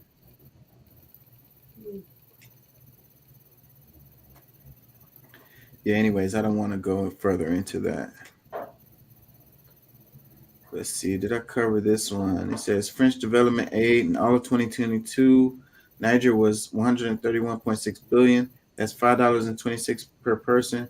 Germany, who also paused their aid of 131.6 million to Niger, but since it's over 2 years, that's $2.63 per person a year. So yeah, it was yesterday. I don't remember. It was something I covered, and they were saying that the they wasn't giving these people a hard time after the coup, and I was like, yes, they are. And here's an example of it right here, where they stopped giving Niger aid after the coup.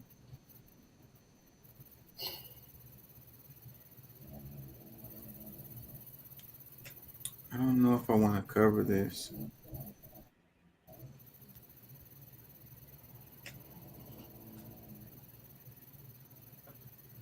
This one, it says Russia vetoes UN sanctions on African country. Moscow has backed a French proposal to extend punitive measures against Mali. So Russia vetoes UN sanctions on African countries. So it says Moscow has blocked a French proposal to extend punitive measures against Mali. Yeah, I did want to cover this stuff because this is all connected. I think I talked about it in the show yesterday, but I did want to go into this more in depth. But now it's like 4:30 in the morning. I don't think I'm going to do it now. So I don't know if I'm going to be able to make it circle back around to this on next week. But so Mali is another one of the countries that has been going through the coup, whatever, and France is on their ass. So then you got Russia kind of helping them out a bit.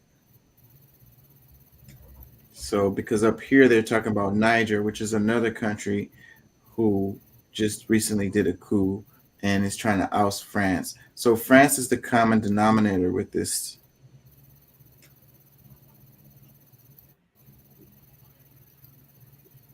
See this one, Ben Norton. It says IMF is a very bad deal.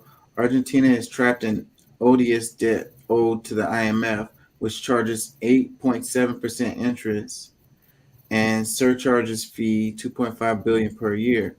Interest rates would have been 5 to 6% if Argentina borrowed from BRICS or Brazil. So a loan from China would have been half, 3 to 4%. So here's an example of why BRICS makes a difference or whatever. So because people don't really understand, and they have a bank that's tied to the BRICS.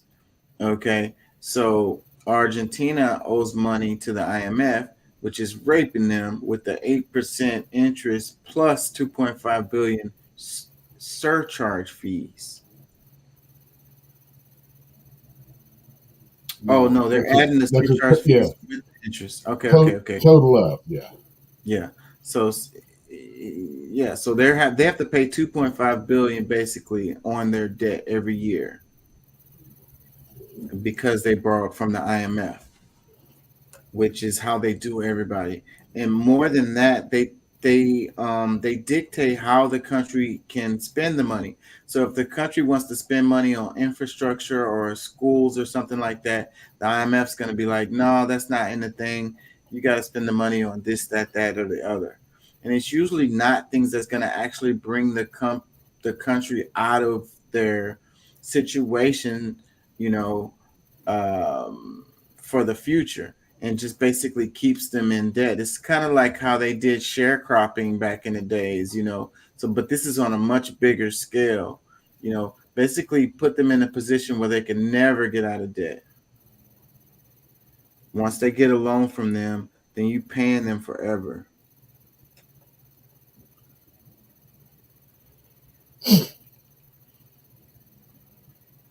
So he's got. You did not connect with that. Let me see. Institutions, financiaries. So they got a list right here: Europe, Qatar, China, BRICS. I don't really know what I'm looking at here. I can barely see it.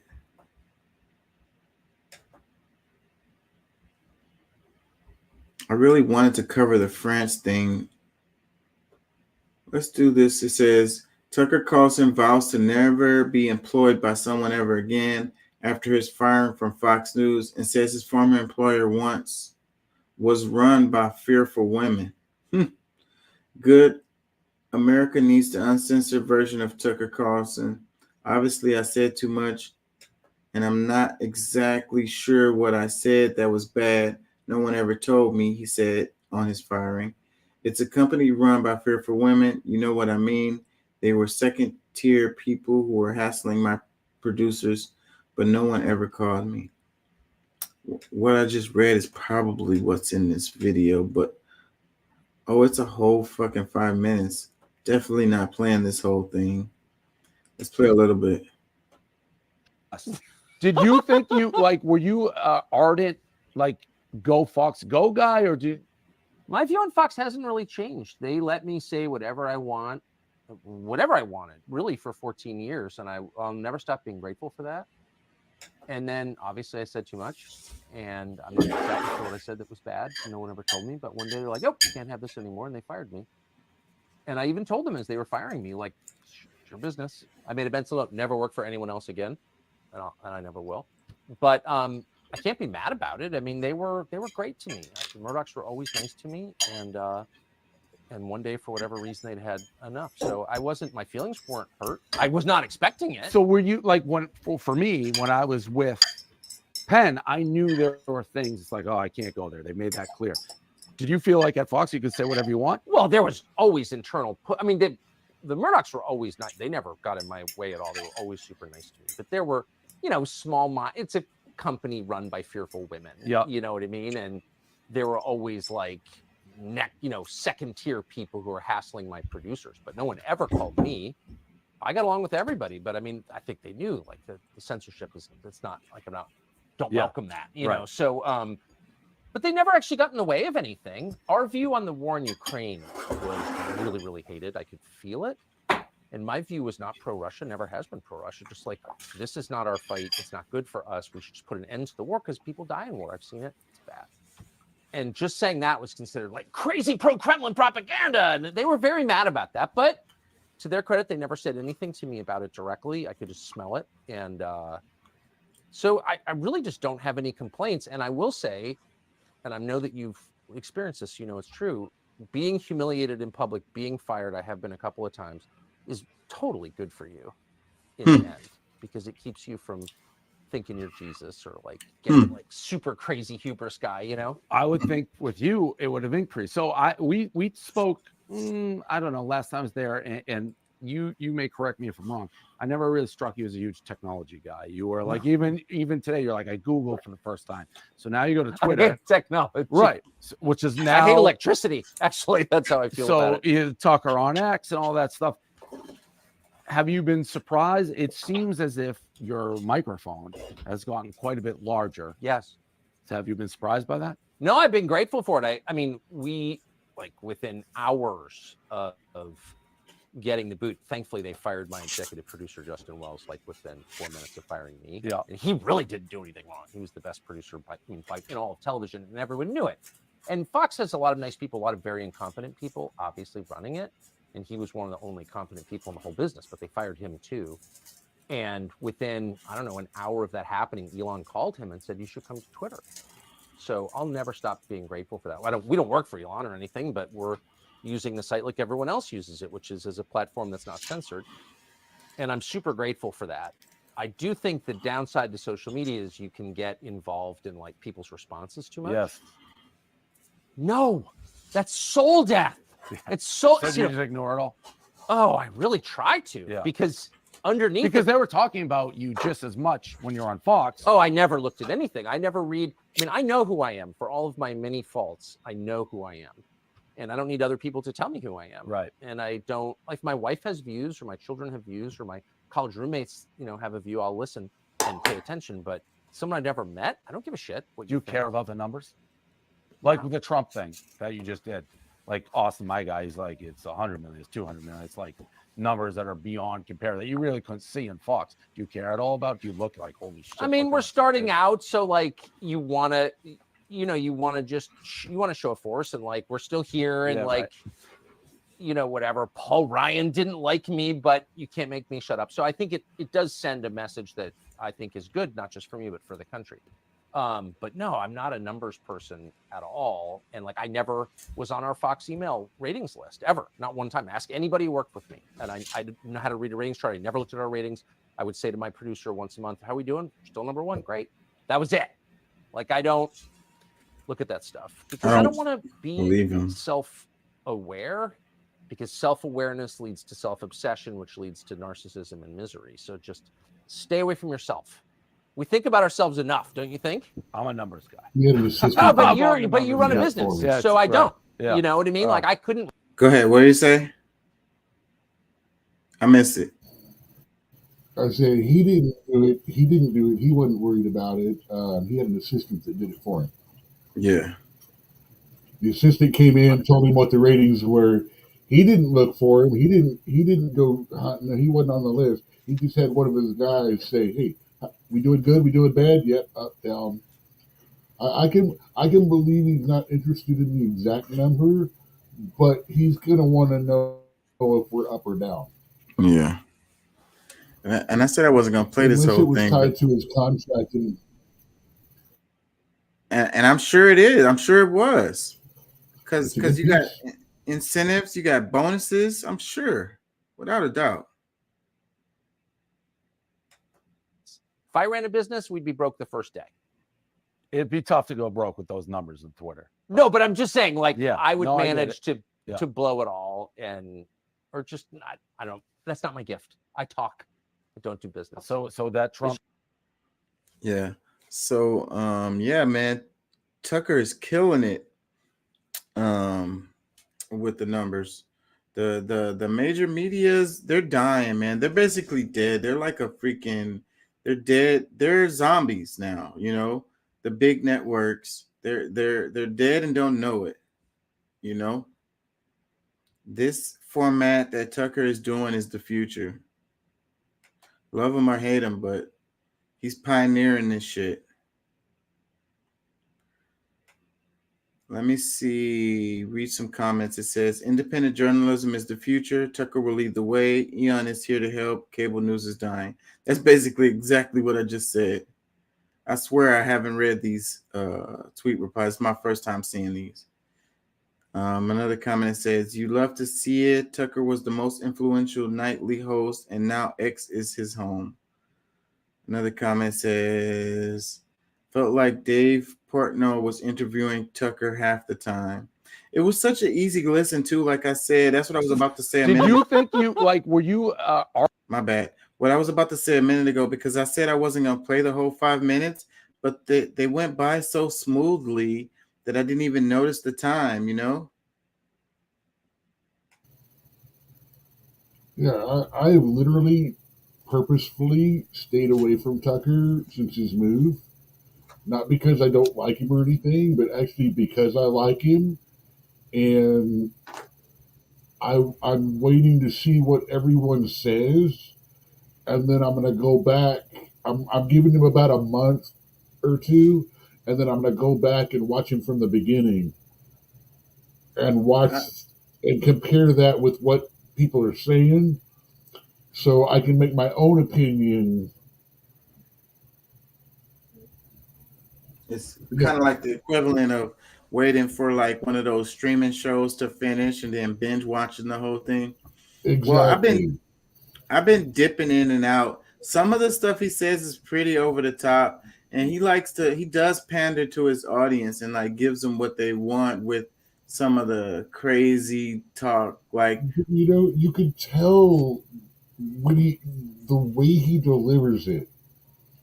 You know when he's being facetious because he's laughing with it.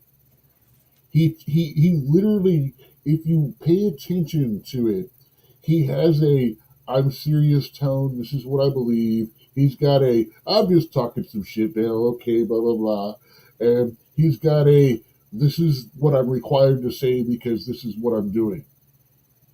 Kind of deliveries. yeah. Well, I think one of the things that he's good at is he comes across like, see, he has like a whole team around him. So his stuff is really polished, but it doesn't come across that way. It comes across as him just kind of like speaking his mind or whatever, you know what I'm saying?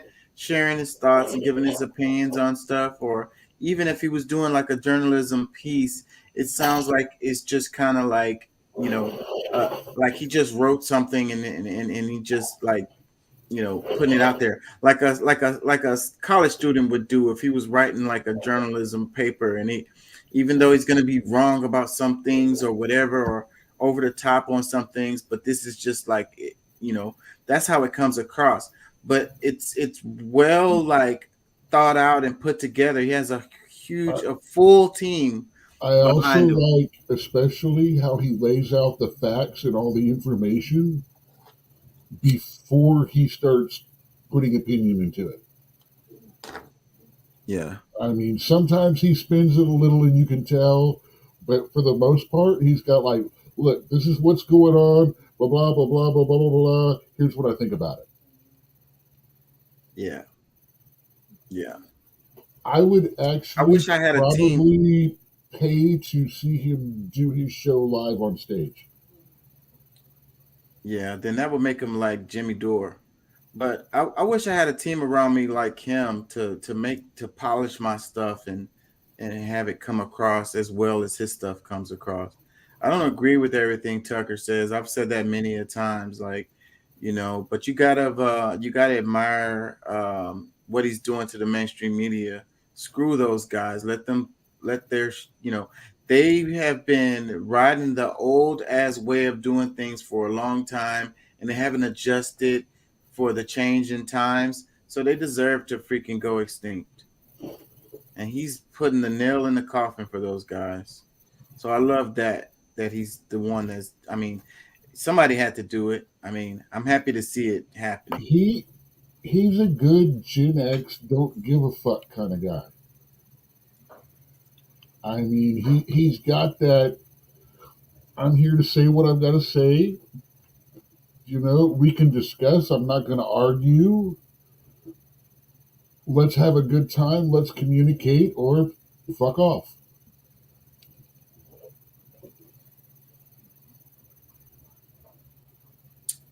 Couple comments. It says, being humiliated in public or being fired, both which I've been, is totally good for you. It keeps you from thinking you're Jesus. He's got a good point. I think that is a good point. Great quote. Great quote. Yeah. Great takeaway from what happened. Another comment that says, Eon jumped on the op within an hour. The guy was on point, like seeing the future with this. Like him or not, believe in him or not, Elon Musk is a tactical genius. Yeah, I think that this kind of shows a really good move, because it sounded crazy when he was buying Twitter, And then when Tucker got fired, and they were like, so where is Tucker going to go? What is he going to do? He's still under contract with Fox, like, and they're suing him. They say, he can't talk or whatever. Like, what's going to be his move? And then it turns out to be Twitter. Like, I don't think very few people probably could have predicted that. He made Twitter his home out of all the options he could have done. He's not working for another media service.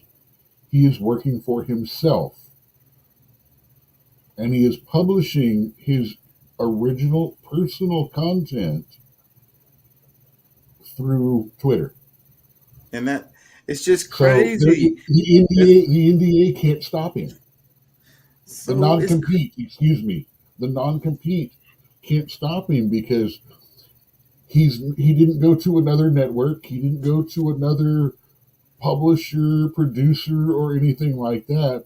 He built his own organization, Tucker Carlson Inc., whatever, and is using Twitter as his platform rather than Fox or YouTube or whatever. Whatever he went to, he was going to go big. And he had lots of options. Yeah. Well, like I said, no, he didn't, because he's got a non-compete.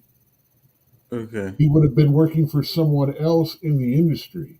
That's why I'm never going to work for anyone else. Well, he didn't have to. He works for himself. And since he himself is not a media incorporated broadcasting company, he's not competing with Fox. Yeah, but actually he is. And that's what I was about to say, is that it's the story is really inspirational to me, because it shows that you can get out here and compete with the big dogs, through like a freaking social networking fucking site. He's mashing them. He's smashing them in the numbers. And he came out with that Trump interview at the same time that they were doing the Republican presidential debate. And the debates are always a big deal for them. They get a lot of numbers out of that. The news media, the big wigs, and he freaking cut into their pie. Okay. Slight tangent, but speaking of doing a smackdown on ratings and stuff and opportunities, you do know that they put the trial date for 45 on Super Tuesday, the day the RNC does the big who we're going to be nominated the party. Yeah, who we're going to nominate. So he's going to be unable to participate in all of that if he is stuck in court. Tell me that's not on purpose. Yeah, that's definitely political. See, no matter what people say about crime, you can no longer in any way deny that this is a political attack on him and not just a criminal. Let's read a couple more. It says, the age-old dance between outspoken media personalities and the corporate puppet strings. Whatever one thinks of Tucker, this era calls for unfiltered voices, even if we don't always agree with them. It's intriguing to see how the narrative of cancel culture spans the spectrum. One thing's for sure, Tucker won't be silenced. Yeah, we do. We absolutely do want to hear unfiltered voices. And I think that we are, hopefully, we becoming more comfortable listening to people that we don't completely agree with all the time, because that's what makes me sick, is how each news media, they have their whatever they're coming from. Like, they're either coming from the left or they're coming from the right, and or whatever it is. And they just hammer that point of view only, and we don't never get to hear the other side from their from their network or whatever. And it's become so stale, and it's the damn algorithm, it's the damn us just stuck in our little boxes and not hearing anything other than like we just get told what we want to hear over and over again. Like it's like our own voice coming out of the TV, and then we just listen to it, and it's like it's so painful. For me, like I do check them out. You guys don't get me wrong, but I flip through the different ones to hear the other sides or whatever, but it's still hard. So like earlier, I played a clip from that show Breaking Points, and I played a clip from The Hill, and both of them, they do that same thing where they always have one person from each side, and they argue the whatever topic that comes up, they argue. And I kind of like my show, or what we do here, is kind of like molded behind it. Breaking Points and Tim Black were the ones that kind of influenced me a lot on the format that I do here on this show. So, and The Hill too. So like I say, having a person, whatever topic it is, having someone argue each side, I think that's the way to go now. I think that's what people are looking for. Even if they haven't got there yet, they don't know what they want. They don't know that that's what they want. Okay, point counterpoint. Yeah. There used to be an old show called that. Let's read another one. It says, citizen journalism is what is at now, and X has the best in the business in Tucker Carlson, and I think his name will draw in other journalists and commentators after their contracts run out. Tucker has the complete right to cover anything he wants now, and that's good for him and better for us.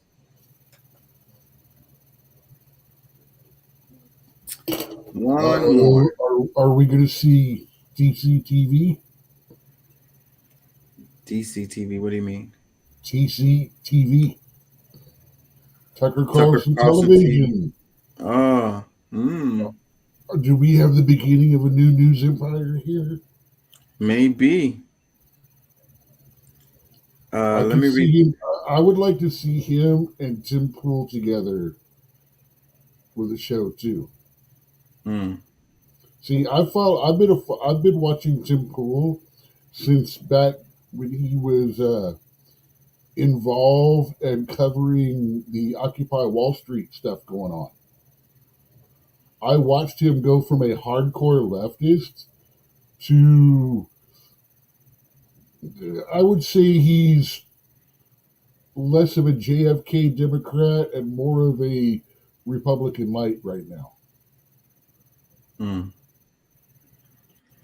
Let me read this. It says, X needs a feature Tucker Carlson and Joe Rogan. That would be a good show. Let me read this. It says, X needs a feature that allows people to clip small videos, kind of like Twitch clips, on long-form content to do posts like this, but still give the original creator credit and still collect ad revenue. In the video player, it would be cool to have a clip button that lets me trim a small portion of the content and make a post using that clip.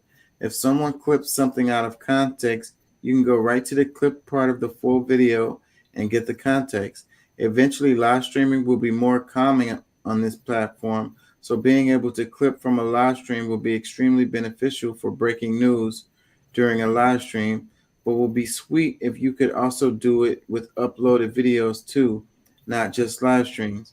Being able to do this right from X will cause a lot less ripping of content, since it's way easier to just trim a clip in 30 seconds on the platform rather than downloading it, putting it in a video editor, exporting it, and then uploading it to X. Yeah, that's a good idea. But, YouTube already does this. Exactly what this guy is saying.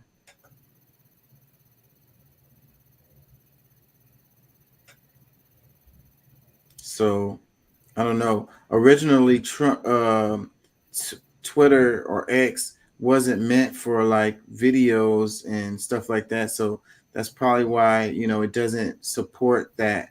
So then that would have to be a change in the way that they, do things. They'd probably have to put all of the Originally, Twitter was designed, and the reason it's called tweet is it was supposed to be 180 characters or less message, just to say this or say that, or make comments and stuff back and forth. Everything past that has been added after that original concept. Right. So then they'd have to add the whole computer language. I'm trying to think of the right term into the program to allow it to do that. Even the videos, even putting GIFs in it now is something that it could not do before. Yeah. So yeah, I'm not sure if it had emojis at first. It might have. I stream on Twitter too, you know, but a lot of people don't come to Twitter for that kind of content. Like they don't, you know, come on here to watch podcasts or whatever. Like, but maybe Tucker's gonna change that, and maybe the repercussions of Tucker being on Twitter might help my stuff because maybe you'll have more people on the platform looking for, you know, stuff to stream, which, you know, they didn't do before. I've been streaming on here for a while now, a good while. It might be 2 years. I don't know how long I've been streaming on Twitter. I don't get many views though on Twitter. Like people don't really they don't check me out on Twitter. But again, like I say, this format is not very friendly to that. Like the crowd that's on Twitter are not people that are looking. That's kind of like, you know, because like I get a good stream. The only place I really get people watching the streams is on Rumble.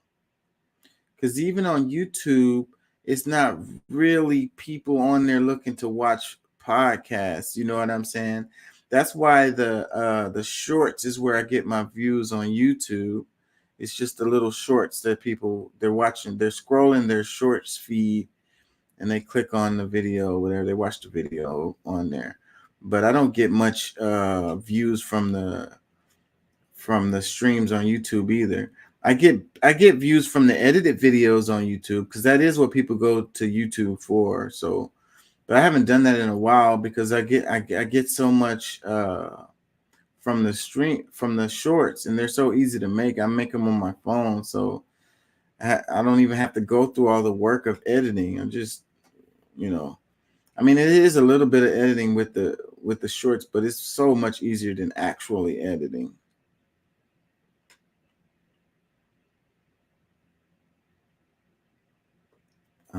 So this one, Niger inspires New York protests. Niger's fight against imperialism is inspiring people across the world to show solidarity. Protesters gathered outside the French consulate in New York to express their solidarity with Nigerians who have asked foreign militaries to exit Niger. Niger's military rulers expelled the French ambassador and gave him 48 hours to leave the country. France responded by stating that Niger's military does not have the authority to give such an order. Thousands of Nigerians then surrounded French sites in Niger to protest the ambassador's refusal to leave. Anti-French sentiments continues to spread across the Sahel and former French colonies. How will this momentous wave pan out? Share your thoughts. Yeah, so related to this story, they cut off the electricity and cut off the water to the embassy, and the French embassy that's in Niger. Told them to leave, but they won't leave. The last it's been a few days since I saw an update on that, but the last I saw, he was still there. The people were still in the building, even though it didn't have any lights or running water in the building. And they also were cutting off supplies, cutting off like anything coming in. Like they couldn't order food and stuff like that. So I don't know how much, if they're still there, I don't know how much longer they're going to be able to be there. No lights, no running water, and no food able to come in. Let's play some of this.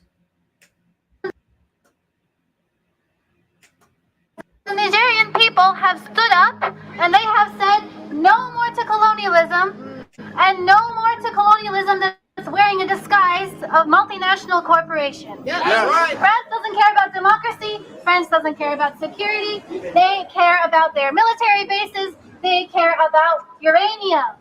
And the United States cares about this a lot too, by the way, because they care about their gigantic drone base, which is the biggest drone base in the world, to terrorize the people of the African continent. The conflict between imperialism and between humanity is reaching a point of no return. And the Nigerian people are showing us what we have to do. We have to stand up, we have to have our back straight and look the oppressors right in the face and say, no, our future is ours. Solidarity with all the Nigerian people, and solidarity with all people who are standing up against imperialism across the world. Let's say it again one more time. Yeah. Let's read some tweet replies.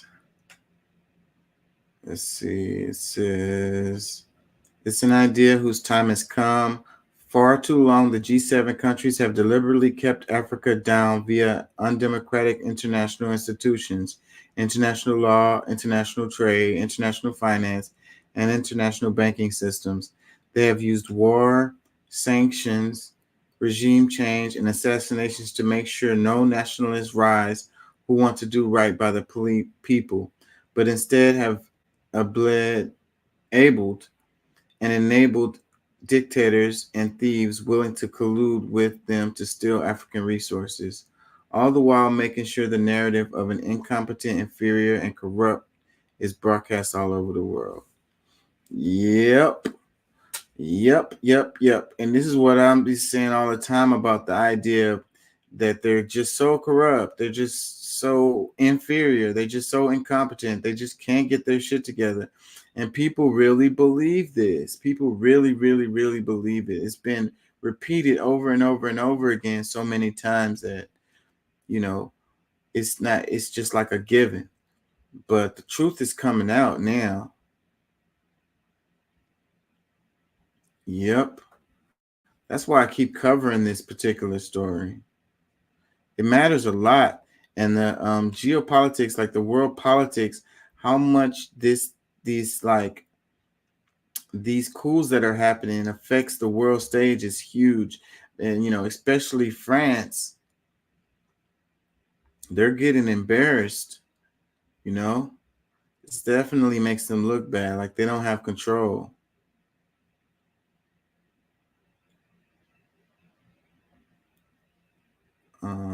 This one, it says how Mali gold is fenced through jihadists to Dubai and then Switzerland, including across Africa. So this is why I wanted to cover these, because all of this stuff is connected. I might go back to the other ones I skipped over really quickly, but all of this stuff is connected. And like I was saying earlier, France is the bottom line, or the connection, but it's Mali, Niger, Burkina Faso, Gabon. So this one, it says Mali gold fenced to Switzerland and from Dubai. Putin clashes with the UN Security Council, stops resolution for Mali. So earlier I was reading the thing where Putin stepped in to help. What was the other country? It was sanctions that they put in, and Russia blocked them. I can't think of which country it is now.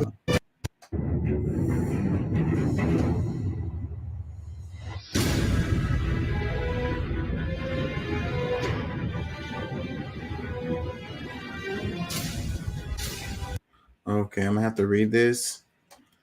It says UN peacekeeping forces accused of widespread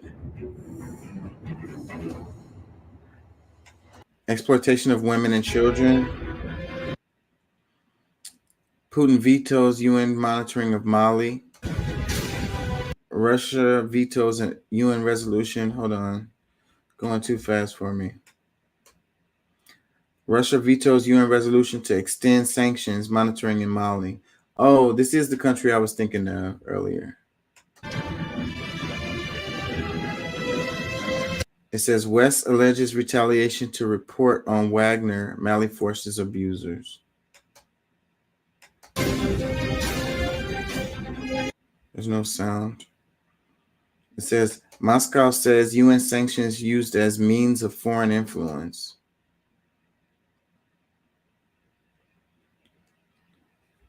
Russia wielded its veto power to reject a UNSC draft resolution aimed at extending sanctions against Mali for an additional year.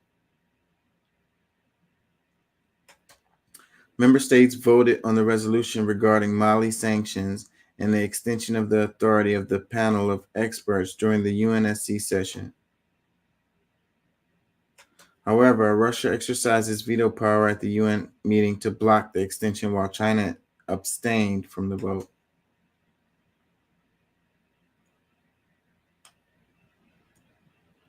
The French UAE resolution sought to prolong sanctions, encompassing asset freezes and travel restrictions until August 31st, 2024. Why did Russia veto the UN resolution? Russia proposed extending the sanctions for one final year, but wanted an immediate end to the independent monitoring team.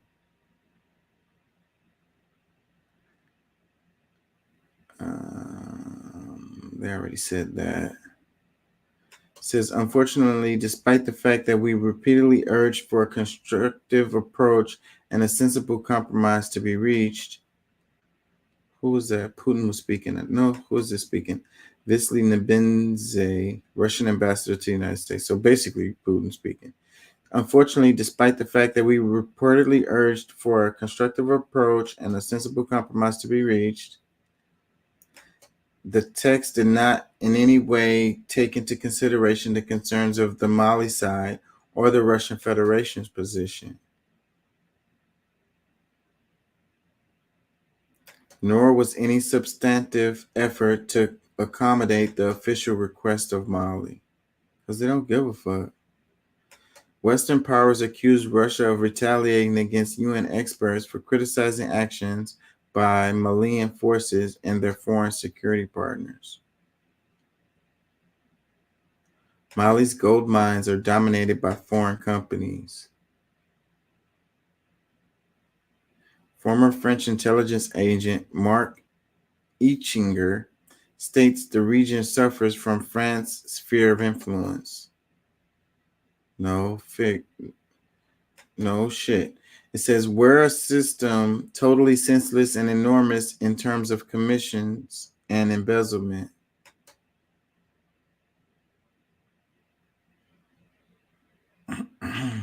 A criminal organization that has stolen colossal sums from some of the poorest countries in the world. Prevents these countries from getting back on their feet and keeps them in poverty. Corruption kills far more than weapons. Stating the coup in West Africa could combat organized crime behind the Francofrique influence, tracing embezzled slums and networks that laundered them.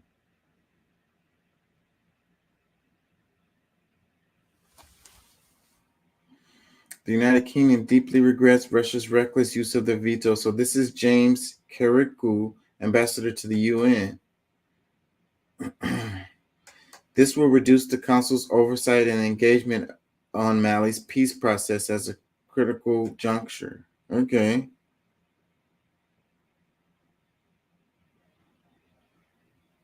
Russia's claims the estimated 1,000 Wagner fighters in Mali are helping local troops fight a decade-long Islamist insurgency. Okay, how many times have y'all used that old trope?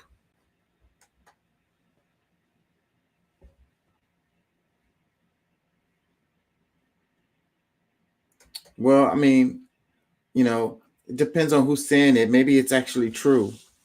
It says Al-Qaeda insurgents keep the area unstable, controlling artisanal black market gold. Okay, I'm understanding better now. All right, because that's what they do all the time anyways. Like the whole thing with ISIS, you know, they create these groups and fund these groups, and you know, and then they act like they're fighting against them. But then it's like the whole while the chaos is going on, that the international corporations still get to, you know, benefit from the freaking local people's resources. And that's what happens over and over again. It seems like the governments can't seem to get it together or whatever. They got chaos going on, and it's like, oh, these wars are happening constantly or whatever, but meanwhile business goes on as usual, and then the people can't really get up and get their stuff together, and as far as like they don't even know what's going on. It's too much freaking chaos, but they're getting raped, they're getting their you know, meanwhile the corporations are leaving out the back door with the bag, like I like to say. It says taking gold out of Mali to Dubai in the United Arab Emirates, a leading and controversial destination for African gold. Switzerland is the second largest importer of Malian gold, according to the Malian government. Dubai imports 92% of its gold to be refined in Switzerland. Most of the gold in the world passes through Switzerland. So who's like selling it? Who's selling the gold? France imports most of its gold from Switzerland. France 24 estimates half of Mali's gold is artisanal black market gold. Fucking course. So then you probably can't put your finger on who's actually selling it. If it's like black market, then it's like they don't know where it came from and they don't even care. They don't ask questions. It's whatever. Meanwhile, somebody over there is getting rich. But it's not the people of Mali that's benefiting from it. It says controlled by separatist rebels and jihadists losing Mali billions.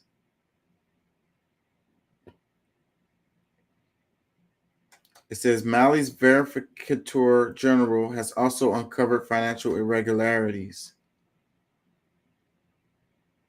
from the big mining corporations hemorrhaging national wealth.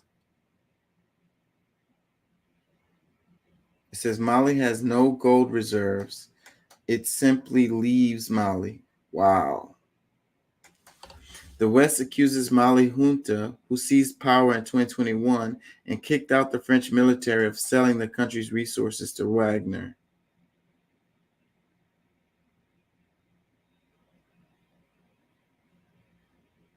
The U.S. last month imposed sanctions on 3 Malian officials for facilitating the deployment and expansion of Wagner.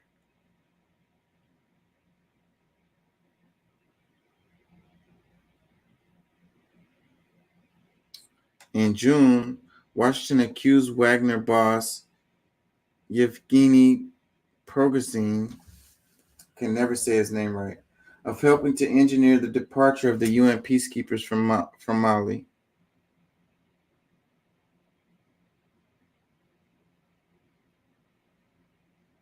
Russia's UN ambassador said the sanctions were first put in place in 2017 to support a peace agreement in Mali.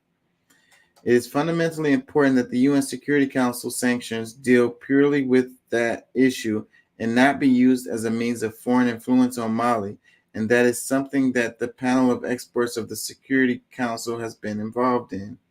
This is Vasily Nebenzia, Russia's UN ambassador.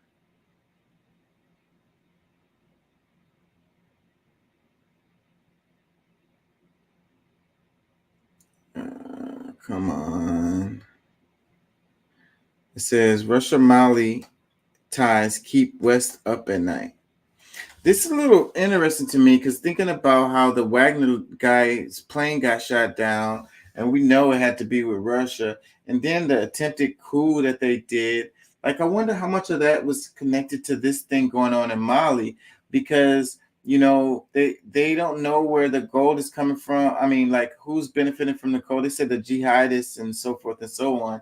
But you know, Wagner is they are private contractor type of military unit. So then they just go where whoever's paying them. So some people are pulling this, they're still in the gold basically. Then they probably was paying the Wagners with that kind of, with the money making from the gold or just the gold itself. So then, I mean, like, how much did that have impact on the attempted coup in Russia?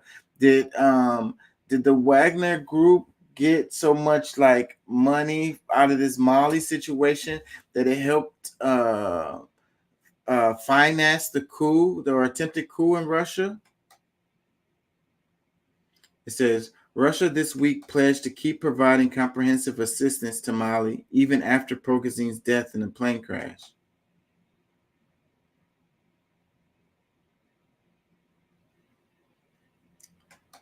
It says, we will continue to see how Russian money and bilateral cooperation carried out at the request of Bamako.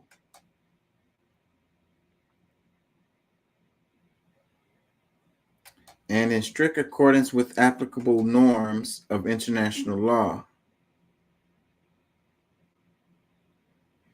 as well as the sovereign choice of international partners in the area of security on Mali's part, are keeping our former Western partners.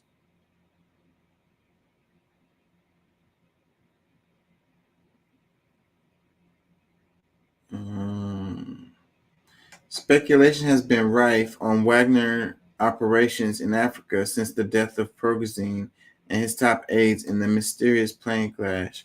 Nothing mysterious about it. That shit got shot out of the sky. Anyways, I wish that this was put together better. But whenever it's information like this, a lot of times they do it like this, where they play the music and then they have the words going across the screen. Whenever it's like better information or confidential information or like stuff that might get censored, that tends to be how they do it, I've noticed.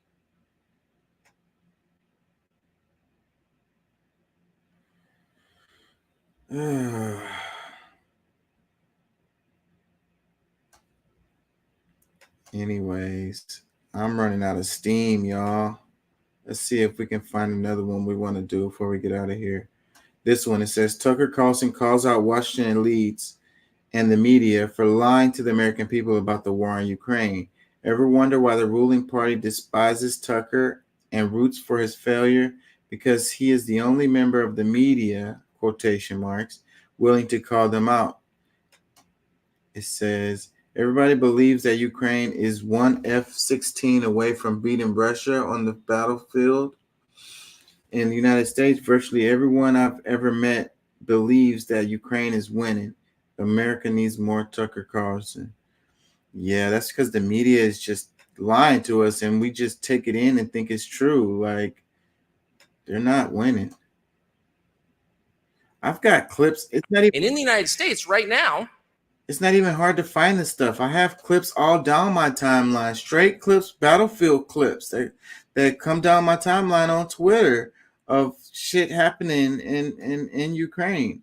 So it's really not hard to find the information, but nobody takes the time to do any digging. They just take the word of the media. And in the United States right now, the overwhelming majority of the population believes that the Ukrainian army is this close to defeating the Russian army. And, again, I think it's totally fair to root for the Ukrainian army. I'm not attacking anybody. I'm sorry that Russia invaded Ukraine. I'm not taking the Russian position on this.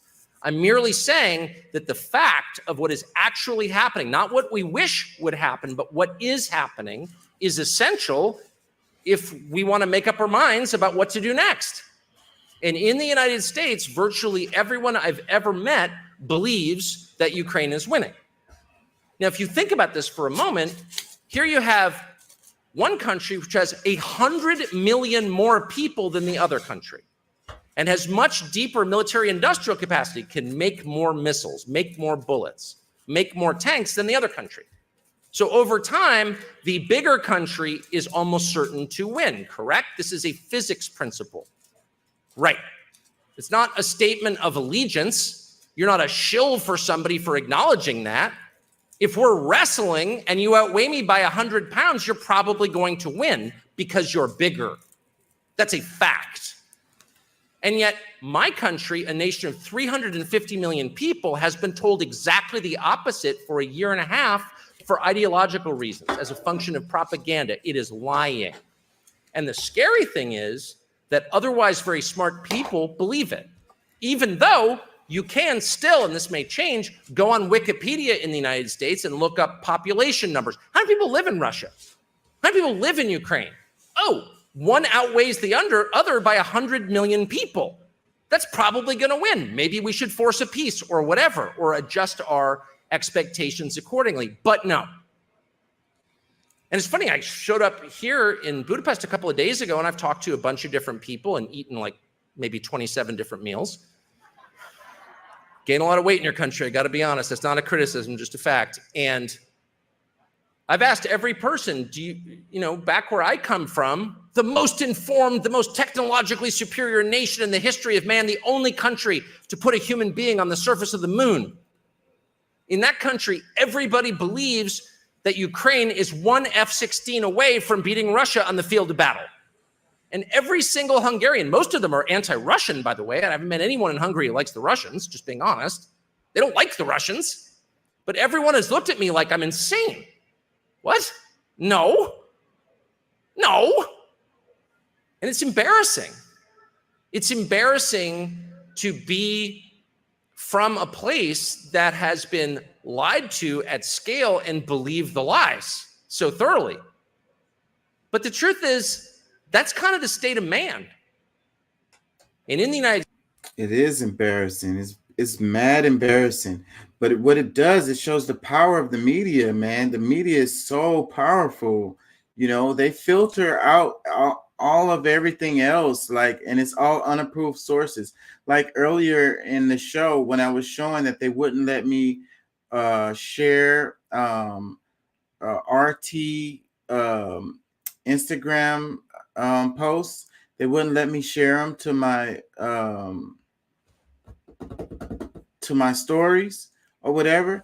And that's how it works, and then, that's why I like to get news about the United States from outside of the United States, because a lot of times I get much better information because it's so skewed when it comes from our media. Anything about us is mad skewed from our media.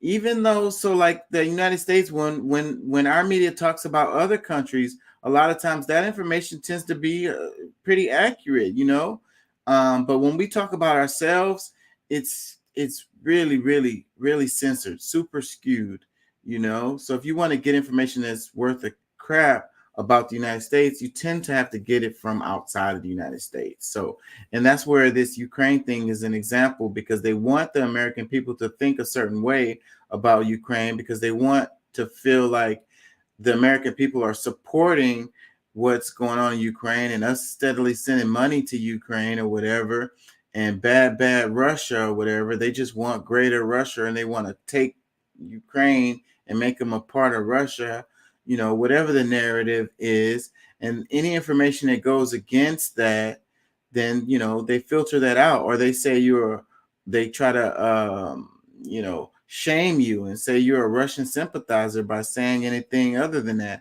saying that Ukraine really doesn't have a chance. Why aren't we talking more about diplomacy, and trying to find some kind of common ground or some kind of concessions with Russia to get Ukraine out of this thing, instead of steadily sending them weapons, And like I said, I don't think that the United States really cares about Ukraine. They're benefiting from this thing. And meanwhile, Ukrainians are dying and their cities are getting destroyed. And this thing keeps dragging out further and further. Really, they have a chance to defeat Russia? Come on. It's craziness. But like Tucker is saying in this clip, most of the people over here in the United States think that Ukraine is winning or gonna win or has any damn snowball's chance in hell of winning. It's craziness.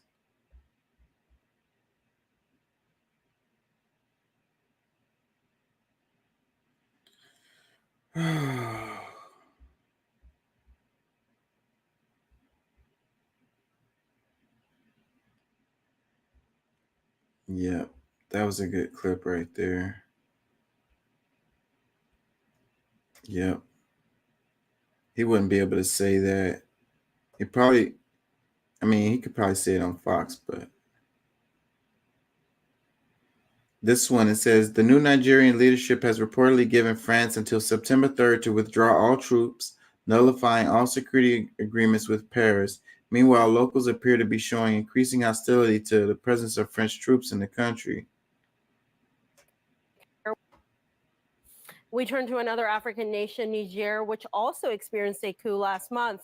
The country's new leadership has reportedly given France 4 days until September 3rd to withdraw all troops, nullifying all security agreements with Paris. Locals appear to be showing increasing hostility to the presence of French troops in the country. Hundreds of women gathered outside an airbase in the capital, demanding the withdrawal of all French troops from the facility. France has around 1,500 troops in Niger as part of a long-term anti-terror mission. They have rejected demands to leave the base, as they say the coup government has no authority to issue such orders. Local residents have been outraged by the refusal. We're here to make noise and say that we're ready with the equipment we have. For women, our first equipment is kitchen utensils. Whatever is the work of the woman, when she comes home, she takes her utensils there. This is why we said that today we do this with our own materials. Whatever her position, she always has it in hand. We're here to tell France that times have changed. They need to respect us. They need us, but they just don't want to respect us. For me, it's the word refusal that bothers me. Why are they going to refuse to leave? Is this their country? Is this their territory? Did we call them or ask for their presence? No, they came on their own because they had things to watch out for. They have a specific economic objective. They care about their economy. They are there. We didn't call them. When you are in a foreign territory, when things are not going well, you have to leave on your own. We don't even need to challenge you to the point of giving you an ultimatum. Niger faces multiple sanctions, both from its African neighbors and former Western partners. The UN, however, has urged the West African bloc, ECOWAS, to make an exemption for humanitarian supplies to the country, as over 4 million people are in need of assistance. But the EU appears to be moving forward with sanctions pressure, considering new sanctions on Niger, according to a statement by the EU Foreign Policy Chief on Wednesday. It's clear that the coup in Niger is opening up a new era of instability in a region which is already very fragile. We're moving forward for an autonomous sanctions regime to take actions against the putschists. Work has already started, and tomorrow the foreign affairs ministers will advance on that. The situation in Niger seems to have triggered a diplomatic earthquake, with countries divided into blocs supporting and warning against the invasion of Niger planned by ECOWAS.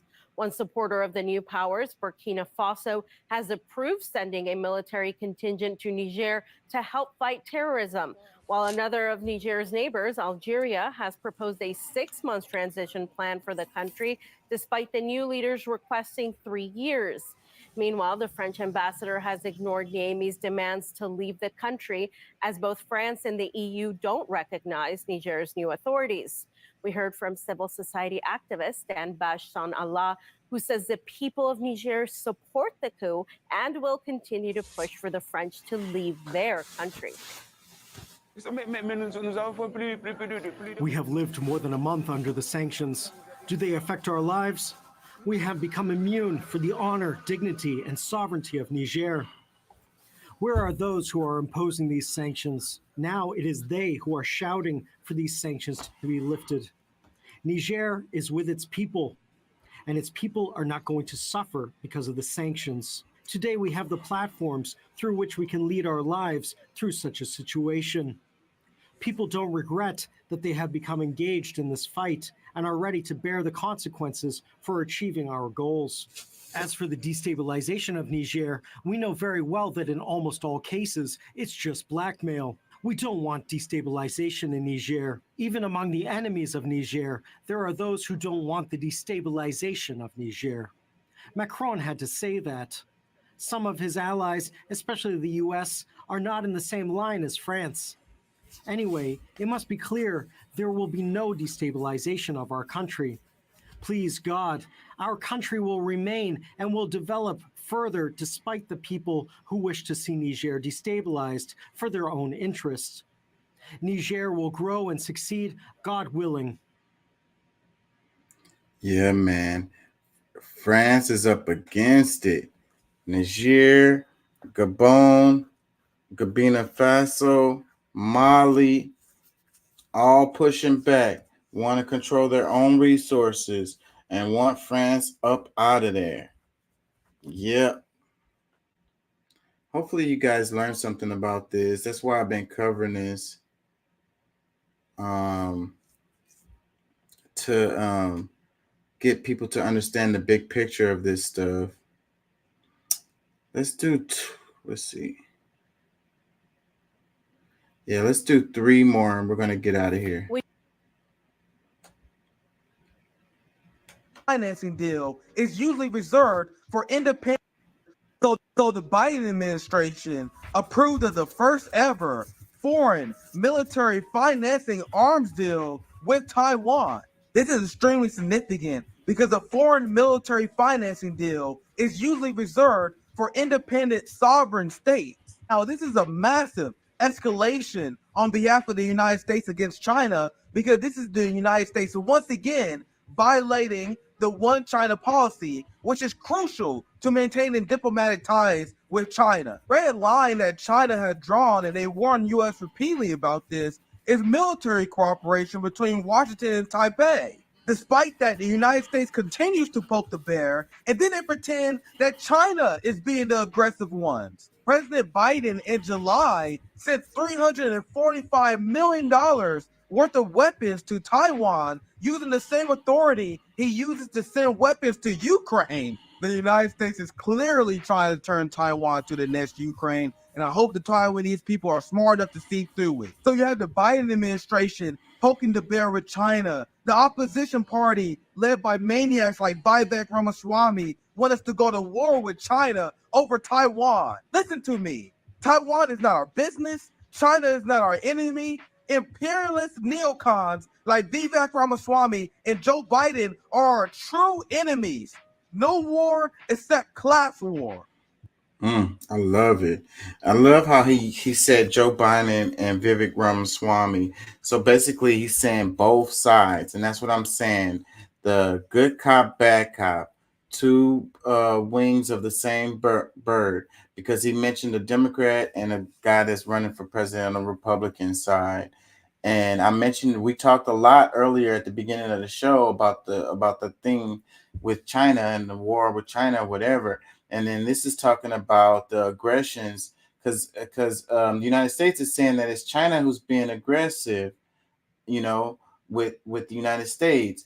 But then, the clearly in this clip is talking about how Taiwan put the red line, a line in the sand, talking about Taiwan is the United States supporting the independence of Taiwan is a red line for China. And then so you got Biden sending troops over there and supporting Taiwan independence or whatever.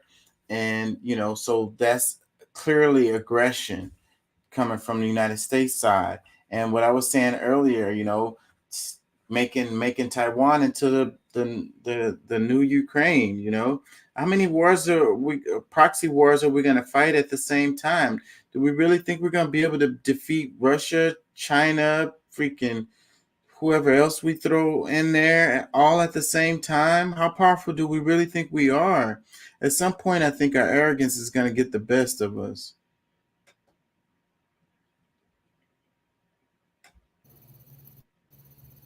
People don't realize that China made Disney bend the knee about Taiwan. China made the NBA bend the knee about Taiwan. They're not fucking playing about Taiwan. Taiwan, Republic of China. They're not It is playing not about its own Taiwan. state. It is a Republic of China. Do not forget that. They're not joking about that. They are not going to let that go. And if they do decide to take any kind of military action, they will bowl it over like we would roll Mexico. And I have lots of They sympathies will for all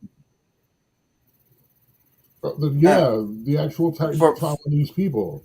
yeah, and They they only have had their independence from the United Kingdom from England since the year 2000. and their history is different. That's when Taiwan. Their history is different. They are distinctly different. Like they're culturally different from mainland China. Their trajectory, their historical trajectory is different.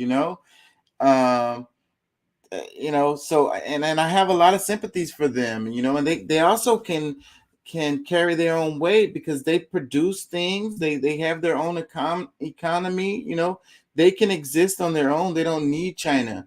So, but still, regardless, like the point is that China is not playing about Taiwan, and us getting in the middle of that is not a good move. And it's definitely aggression. And the United States got their own. We have our own personal agendas or reasons to we're not doing it because we care about Taiwan having their freaking independence. That's They not our made motivation. No, we want them to have their independence because we can get the tech out of there. Right. That if they take Taiwan, we can only get through China then. Right. But dude, they made the mouse bend the knee. That's how much power they have. Let's do this one. It says Biden, thanks to the Inflation Reduction Act, which I might not a single member of the other party voted for, we're making the most significant investment in clean energy, according to the outside experts. The IRA is expected to create 1.5 million jobs. And yeah, the White House has been harping on this really heavy. You have this term that's been floating around talking about Bidenomics is what they keep saying. And they keep saying that, all of these jobs, that Biden has created since the pandemic, and it's a lot of bullshit, because what I was saying before is that a lot of these presidents tend to take credit for stuff that they really didn't do, just because they're the person that's in office when the things happen. Like the economy kind of recovered from people had to go back to work after the pandemic, and so Biden is trying to take credit for that, like, and then like same thing with the economy kind of recovering, we just had a damn pandemic and it freaking damaged the economy like dramatically. It wasn't normal times, and then you got Biden trying to take credit for it. So, and then when you talk about inflation, you have to talk about the profits that these corporations have had over the last couple of years as a result of the pandemic again, and so, and all of this price gouging that's happening, it's like the price gouging is driving what we call inflation. I don't know that it's actually inflation more than it's actually just price gouging, because these people are making record profits. These companies are making record profits. So if their supply chain was interrupted, or they was having trouble with, whatever the excuses that they make, then why would the hell would their profits be like bigger than it's been in like 50 years? But I think any business corporation that made more than 50% increased profits during the pandemic should be investigated for taking advantage of a disaster. Right. Just like they nailed that kid that bought all the hand sanitizer in a 20-mile radius and then started selling it, for 3 times the price. They crushed him. I think they should start going after some of these companies too. Yes. It's like every time there's a hurricane or something, somebody like has a gas or generators or something, and then they charge all crazy, or even just water, and they charge a bunch of money for it, and people go to jail for that every time, But they're quick to prosecute the little guy, but if the big dogs do it, it's legal. Thanks to the Inflation Because the Reduction big Act. guys have better lawyers. Or actually have lawyers. Two-tier judicial system. Next, thanks to the Inflation Reduction Act, which I might add, not a single member of the other party voted for.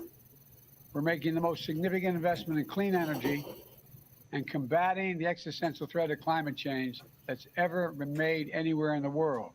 Well, According to outside experts, punishable by fine means Inflation legal for a Reduction Act price. is projected to create Right. more than 1.5 million jobs over the next decade, which I said when I was writing the legislation. This week, the Department of Treasury and the IRS announced guidance on new tax incentives for companies that invest in clean energy, like building wind turbines and installing solar power. In the previous administration, companies got a tax cut. And they could go wherever they wanted to, including overseas, and hire whoever they wanted in order to get that tax cut. But on my watch, we use tax cuts for companies to stay in America and create American jobs in America. We're providing additional tax incentive for companies to pay their workers prevailing wages you can raise a family on. And if they hire registered apprentices, like those trained and sponsored by unions, that's what happens. For some clean energy projects, they'll still be worth millions of dollars. This is a major incentive to pay prevailing wage and hire union workers. It's good for workers. It's good for the environment. And as companies are beginning to figure out, it's good for companies' bottom line as well. Plus, many auto companies significantly ramped up their investments in electric vehicles. My administration has announced more than $15 billion in funding to help automakers convert existing auto plants while retraining existing workers at good wages, giving them a first crack at the new and different jobs for electric vehicle versus the combustion engine, bolstering the domestic supply chain, and ensuring. Yeah, some of that is good. I ain't gonna lie, but most of it is bullshit. Let's do this one last one. Okay, we're gonna wrap it on this one. It says, I walked out and sat in my truck and just cried. How is anyone affording to eat right now? Because we're struggling to have enough food to get through the month. We make enough money that I shouldn't be struggling. The working class can't afford basic groceries anymore. Man, I feel this because this is the boat I am in. I make decent money, but I am making ends meet at the end of the month. And I've definitely my buying habits have definitely changed since the pandemic. Like the way I buy groceries and stuff like that has definitely changed out of necessity. I walked out and sat in my truck and just cried. What the hell, Sam's Club? What the hell everywhere? How is anyone affording to eat right now? I mean, because we're struggling to have enough money to feed us for the whole month. I have 4 kids plus myself, and we struggle to put food on the table. I shouldn't be struggling. We make enough money that I shouldn't be struggling. I walked out and sat in my truck and just... Yeah, I feel her. I really do. And this is the topic. This is the thing that we really should be talking about because the media got us on these cultural wars, and we're talking about LGBTQ, transgender, I don't know, Donald Trump, fucking whatever, this left, right, Republican, Democrat, all of this shit. And I'm like, it doesn't matter if you're conservative, if you're liberal, if you're gay, or if you're straight. It doesn't matter if you are um, um, all of this stuff that they got us fighting about. We all have to go to the damn grocery store. We all have to eat. Okay, so we all should be on the same board, on the same side with this stuff, and we all should be upset about getting screwed. And we should all be on the same team as far as pushing against this shit. We, at some point, we got to get past this thing where we're worried about, what the other person's political ideology is or sexual preference is, and fight against the powers that be that's causing it to be this situation where we're getting price gouged to death. You know what I mean? Ever since the pandemic, like it was the greatest transfer of wealth probably in history, and these damn corporations are making record profits.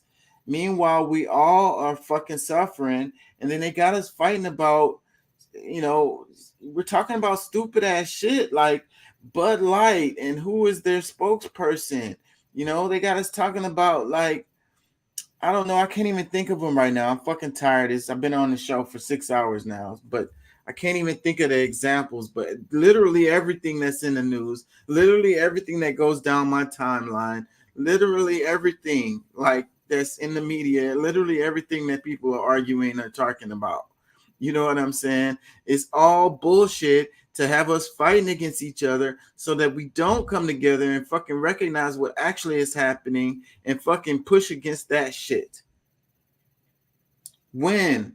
What is gonna get us off of creating others with each other? Are we talking about race? We talking about gender? We talk about women versus men.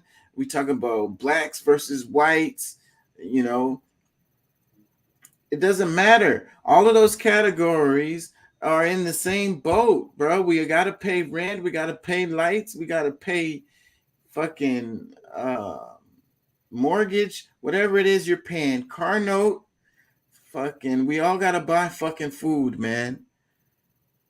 Can we stop fighting on this stupid shit and channel our energy to fighting what the hell is fucking over all of us? And once we get past this shit that's fucking over all of us, then we can go back to fighting about which restroom that somebody gets to use or whatever the hell. You know what I'm saying? Let's get past this shit first. I kind of agree with you. The problem is most of those fights that you just mentioned about getting past are left matters. They're liberal concerns, they're liberal campaigns.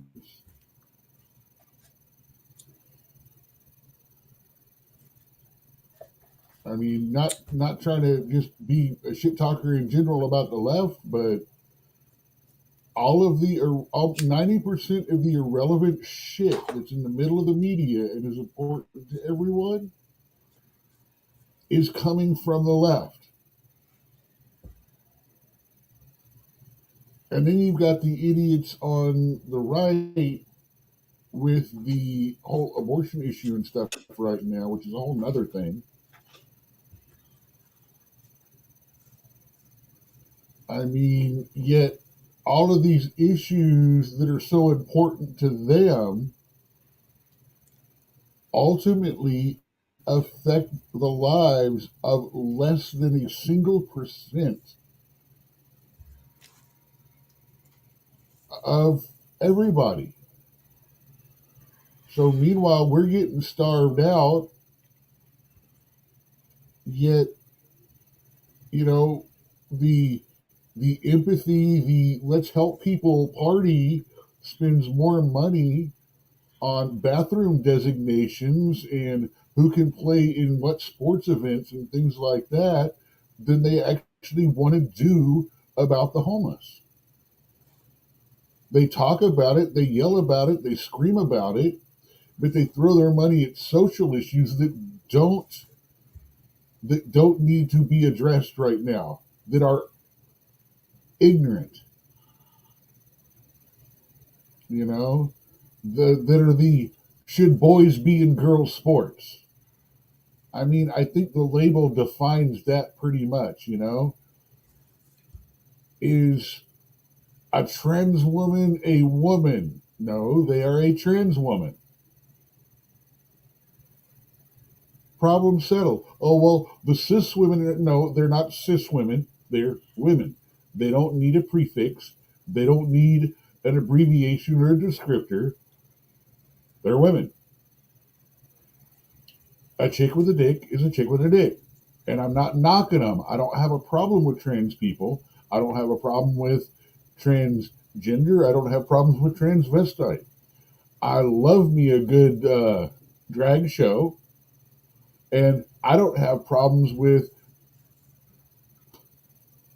drag queens reading to kids and things like that when they're not using a sexualized performance, when they're just being fabulous.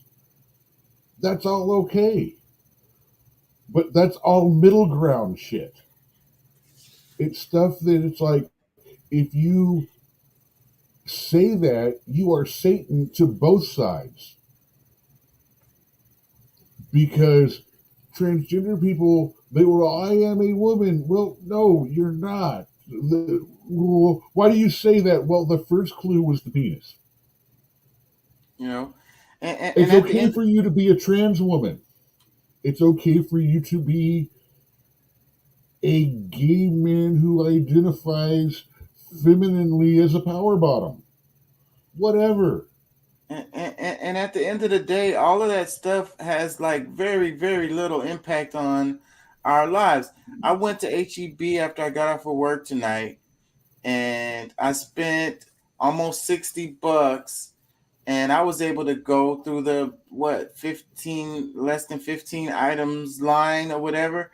I didn't buy no freaking big ticket item type stuff. I bought like a pack of chicken thighs, some drumsticks, butter, some peanut butter, some popsicles like the kind that the little pack popsicles, the really the old school, the little envelope ones, the old school ones. Yeah.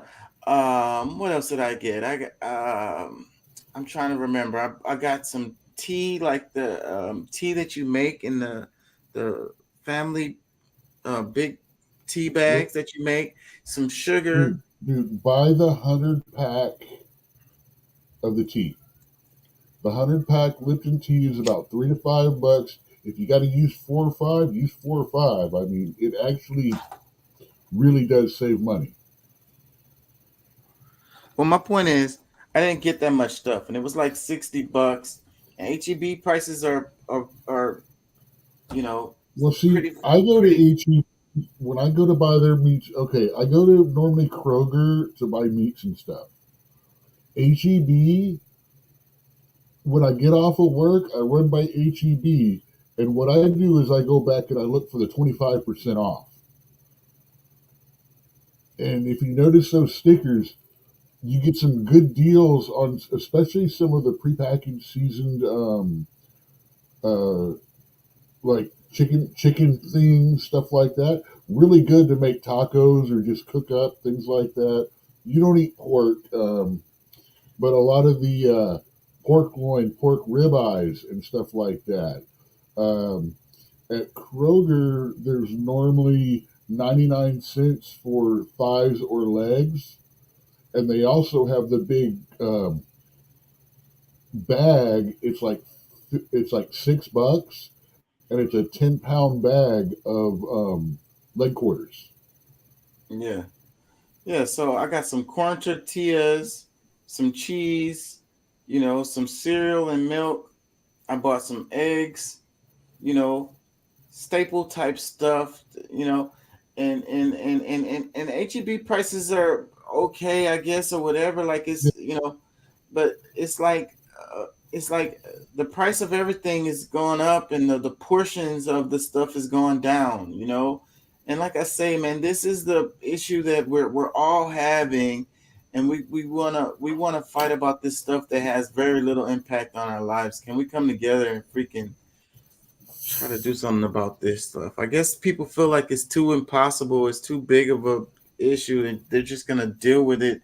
There's nothing you could do about it. I guess that's why we fight about these insignificant as topics, because we feel so hopeless, and there's nothing we can do about it. So we just feel it's a way to channel our anger into, they're misguide our anger. They're using energy vampires, they're just like sucking on us, like, I don't know. Remember, I call it weapons of mass distraction.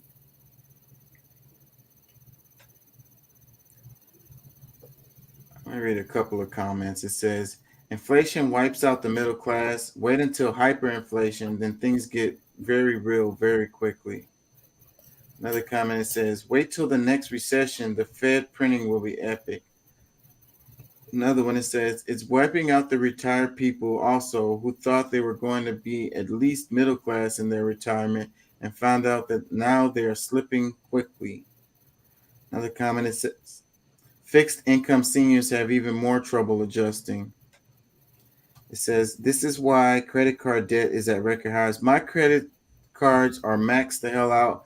And I ain't going to lie, my goal is to just pay some of my credit cards down. Like, I'm about to tear up right now. Like, I'm just been, every week, I'm like, every paycheck, I'm like hoping I have some money to pay some of my credit cards down, man. And I haven't been able to do it for months. I have been very specific, very purposeful, and I have kept my credit card use. It got up to 50% at bad. I've got it down to almost 30% again because I'm about to have to buy a car, and I got to get the best credit rating I can. And when it all comes down to it, I might have to use my credit card for my down payment on my car. We're in the exact same boat, because that's exactly why I want to pay my credit cards down, because I need to get a car because my AC went out.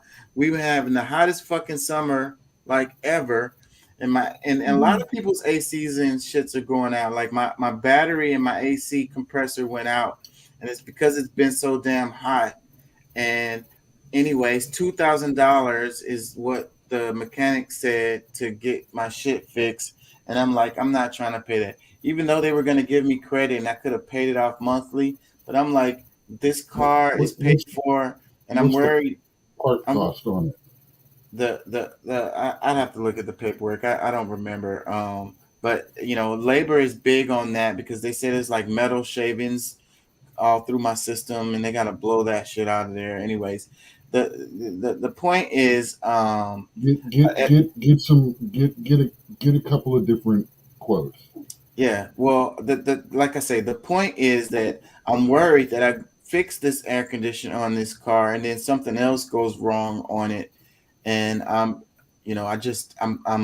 basically, I'm done. I'm fed up with this car, and I'm ready to get a new car. Well, so that's why I'm about to transition to driving for Uber and Lyft 4 days a week, 5 days a week. So I'm literally about to take 3 weeks off.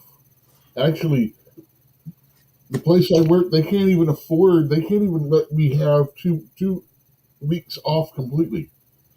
There's 2 days a week that they can't afford for me not to work. Because I'm shift leader on one with 2 new employees, and on the other day there's only 2 servers there. Yeah. I'm not the guy that's going to let down the place, and I'm not that guy. But they're fucking with me. It's been 2 years, and I haven't had a single vacation. Yeah. I'm trying to take. I work 6 days a week.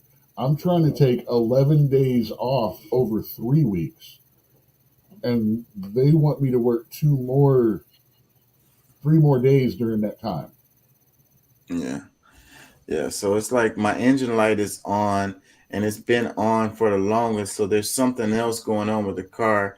That's why I say I don't want to pay for the AC to get fixed, and then something other catastrophic thing happens with this car, and I'm gonna just be freaking heartbroken. So I don't want to go down that road. I want to just let it go and move on. So, and that's why I haven't paid to get the AC fixed, because I could do it. I just don't want to end up heartbroken in a few months when something else My happens. car right now is a 98 RAV4. It's a hoopty and a rolling repair job. Yeah. So yeah, mine is like 2008 Chevy Impala. So yeah, I mean it's paid for. I don't have to pay no freaking car note or whatever. So that's cool. But yeah, that's where I'm at, man. Well, let's read a couple more comments. Get out of here. That's another thing, Jim. The difference between us buying vehicles. When you buy one, you're actually buying a liability. You're buying a payment. You're buying insurance costs. It's not going to generate income for you. It's just going to facilitate you. It's actually a liability. It's going to cost you. With me, I'm going to be using it to do Uber and things like that. So my purchase is going to be an asset. It's going to actually generate the money to pay for itself. And that's a completely different. That's another thing that people have to look at these days about inflation and things like that. Are you spending your money on liabilities, or are you spending your money on assets? Well, we don't have no money. We're spending them on groceries. Survival is a liability. It's not an asset. Yeah. Food don't help much except to live. And making it to the next day. Yeah. Let me read a couple comments. It says, I just paid $2 for a canned Coke. Another comment, it says, don't forget to get your booster. Another comment, it says, I try to tell younger employees I'm with each day that we used to be able to afford 2 cars, a house, health insurance for a family, vacations, and have a mom at home and 1 salary when I was growing up. It does not register. Hold on. It does not register. Your labor is stolen. Your lives are stolen. Yet they think more progressivism is the answer. Another one. It says, it's crazy how true this is. I don't even bother buying stuff to make from the supermarket because it's expensive. Ends up not being worth it. Only will get basic stuff from there now. It's easier for me to order from Uber Eats, DoorDash, etc. And most of the time I can use some, hold on. I can use some type of coupon that will make the order cheaper. That's basically how life has been for a while now. That it will get better in the future. Pray that it'll get better in the future. Yeah. Tell me you don't tip your driver without telling me you don't tip your driver. I'm telling you, they're gonna be your excuse. But he might be right a little bit as far as them. My daughter be telling me every time, she's like, download this app or download that app or whatever, because they give her free food like randomly at these like fast food restaurants and stuff like that, just for having the app on your phone. They send you like a promotion, and you get to get food. I don't have time for all these damn apps on my phones and watching for the notifications for when they're gonna send me some kind of promotion or whatever. I just don't feel like it. I don't have the energy for that shit. but it may be true. It's so crazy how the world is, because automatically when I see somebody talking about Uber Eats or something, I'm like, you're spending a bunch of money to get your food delivered. You're just being lazy. But they have all these damn promotions and shit out here, so that it may actually be a deal. Hey, there are some deals if you don't tip. Yeah. Yeah, but you know me, I work in a restaurant, and no way in hell I'm gonna not tip. That's why it's not a good deal for us. That's why if I want Domino's, I'm not gonna pick it up. A couple more comments. It says, that's sad to be honest. I feel so fortunate living in an affordable place, having access to pretty much everything I need and not having to worry about how to feed my kids. Another comment, it says, one of the reasons why I do this, it's a picture of his vegetable drawer, probably in his refrigerator. I see tomatoes, squash, if you take cucumbers. a look at it, he's Oh, it's showing you homegrown. that he's growing his own. Yeah. Yeah, I can tell because it's an awkward looking cucumber over here. Mm-hmm. Another comment, it says, I love my garden too. This time of summer is wonderful, but to get started every year typically costs me more than the produce is worth in the end, especially this year. I do seeds myself. Even my water bill has been insane just to water the garden. Every year I get closer to not even planting, and mason jars are for canning. Forget it. LOL. I didn't can beans this year. I stocked up on a bunch of canned green beans when they were on sale. Jars are over $1 and a jar for pints. It's crazy. Yeah, man, my light bill is $300. We didn't even talk about that. Another comment, it says 3, 6, or 12 months. How long can folks sustain this? At what point will collection sharks start repoing because of overdue payments? Or how about food banks? Will they see an increase or have they already? That's to think we are living through this right now.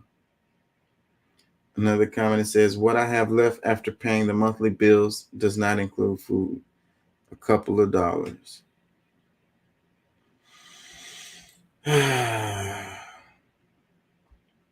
Anyways, we got to wrap it, man. I've been on here way too long. It's 6 a.m. We did 6.5 hours. Anyways, we got to get out of here. Peace and love. Thank y'all for listening. Thank y'all for joining. Hopefully y'all learned something. Peace and love. I'm out.